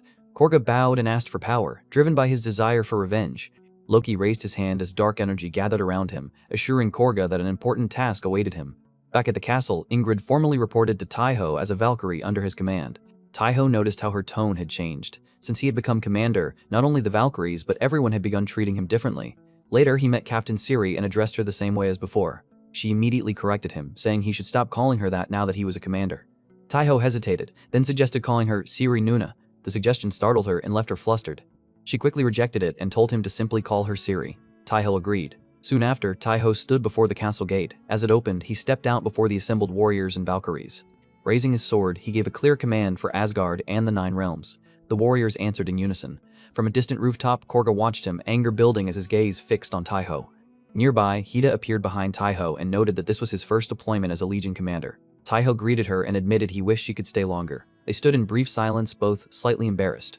Adamaha interrupted again, calling Heda away. Heda agreed and told Taiho to take care before leaving. At that moment, Korga moved. He leapt from the rooftop and closed the distance instantly. Hida noticed first and warned Taiho, but it was already too late. Korga grabbed Taiho from behind, locking him in place. Dark violet energy surged from his body as he began chanting. The energy intensified rapidly. Then a massive burst of violet power erupted outward, shaking the surroundings and startling everyone nearby. The violet light forced everyone to shield their eyes. Hida and Adamaha called out in alarm.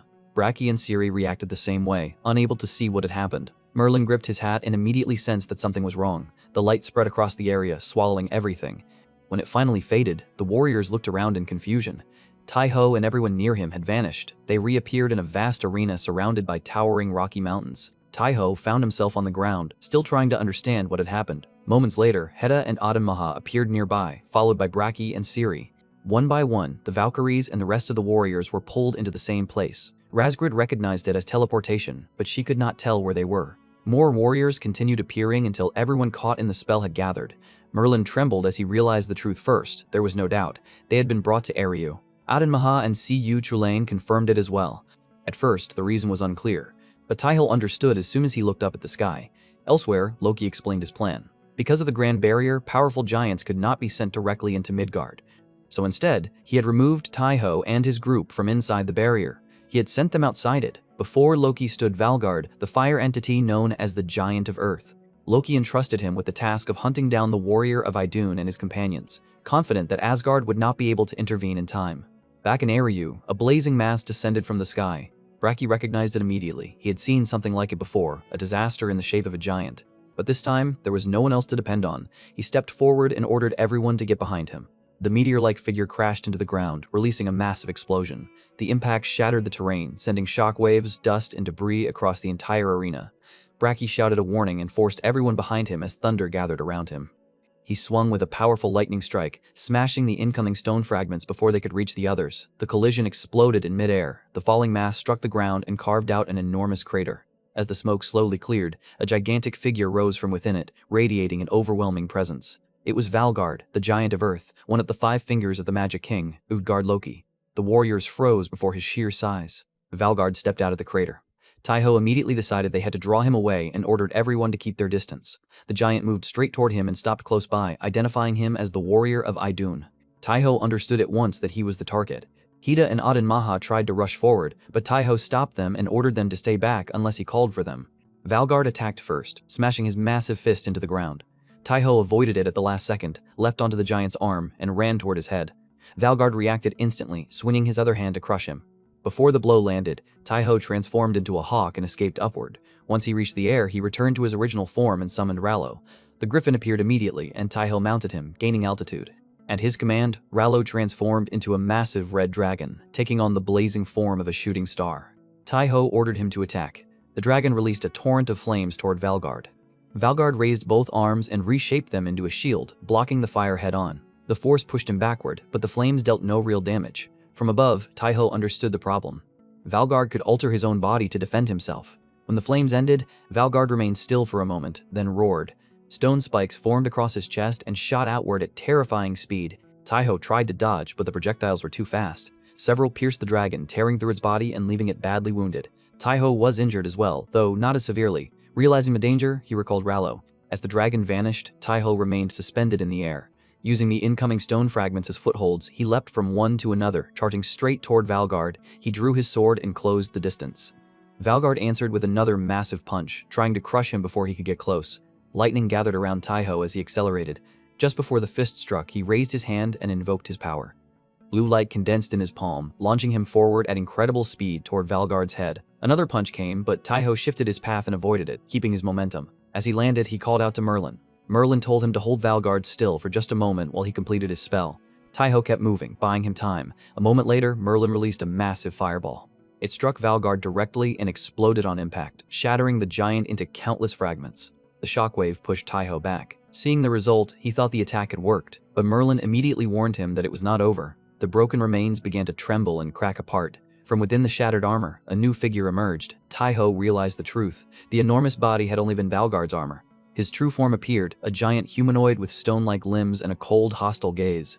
Braki and Ciri activated their legendary sagas at once. Taiho followed, and the 3 of them charged together. Before they could reach him, Valgard struck the ground. Stone spikes erupted upward, blocking their path. Braki broke through first, smashing the obstacles aside before striking Valgard again and again with his hammer. Each blow shook the ground, but Valgard remained steady and unharmed. At that moment, the other warriors and Valkyries regrouped around them as the battle continued. Adin Maha suddenly looked up and pointed toward the sky. More threats were descending. Massive spherical stone structures fell from above, crashing into the ground around them and shaking the entire area. Razgrid immediately identified them as reinforcements and ordered the warriors to intercept. At the same time, Braki gathered lightning into his hammer and attacked Valgard again. This time, Valgard stopped the blow with his bare wrist. Braki froze, realizing the gap in strength. Valgard, now visibly annoyed, countered with a direct punch to Braki's chest. The blow sent him flying, blood spilling from his mouth as he lost consciousness on impact. Ciri moved in from behind, trying to strike while Valgard's attention was elsewhere. Without even turning, Valgard responded. A sharp stone spike burst from the ground and pierced through her from below. She collapsed instantly. Taiho rushed in next, closing the distance with his sword. Valgard shifted aside, already reading his attack. Taiho's slash cut through the surrounding stone spikes and grazed Valgard's chest, leaving a shallow wound. Valgard paused as he noticed the injury. Then his expression hardened. He concluded that Taiho could not be allowed to live and decided to fight without holding back. Meanwhile, the fallen stone structures transformed into massive golems around the warriors. Adamaha shifted into her sea dragon form and unleashed freezing flames, immobilizing one of them. The Valkyries followed, engaging the others. Hedda rushed forward with her fire-infused sword. She leapt onto a golem, drove her blade through its head, and brought it down.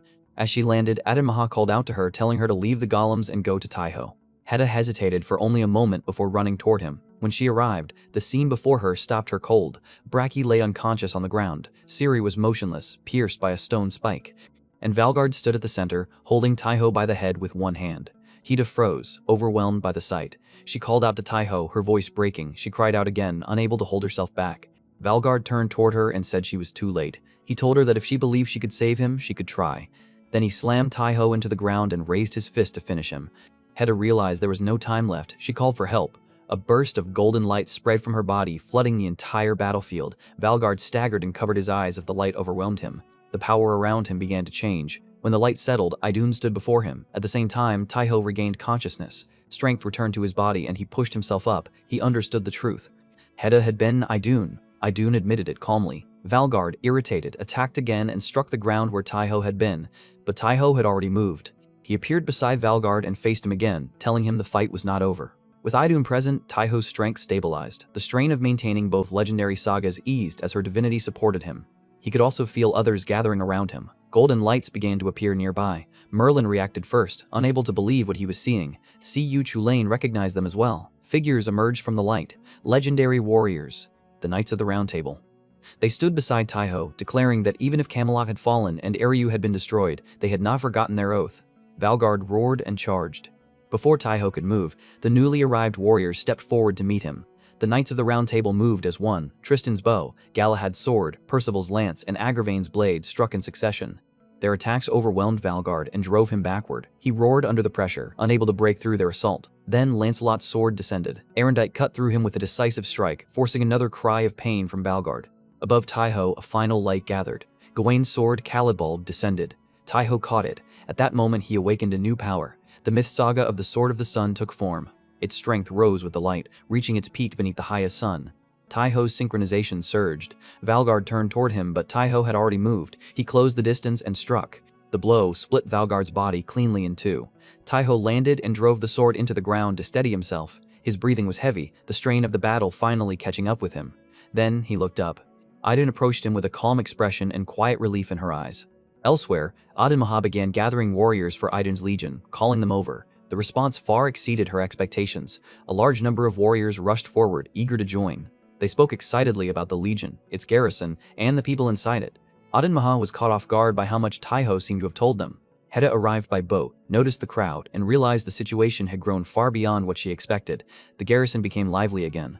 Later, Adamaha confronted Taiho about the rumors. Taiho denied exaggerating and pointed out that the legion truly did have strong and notable figures. Adamaha reacted with mild embarrassment, then left. Taiho prepared to head out as well. Anna came to the door. Taiho walked toward it, opened it, and stepped outside.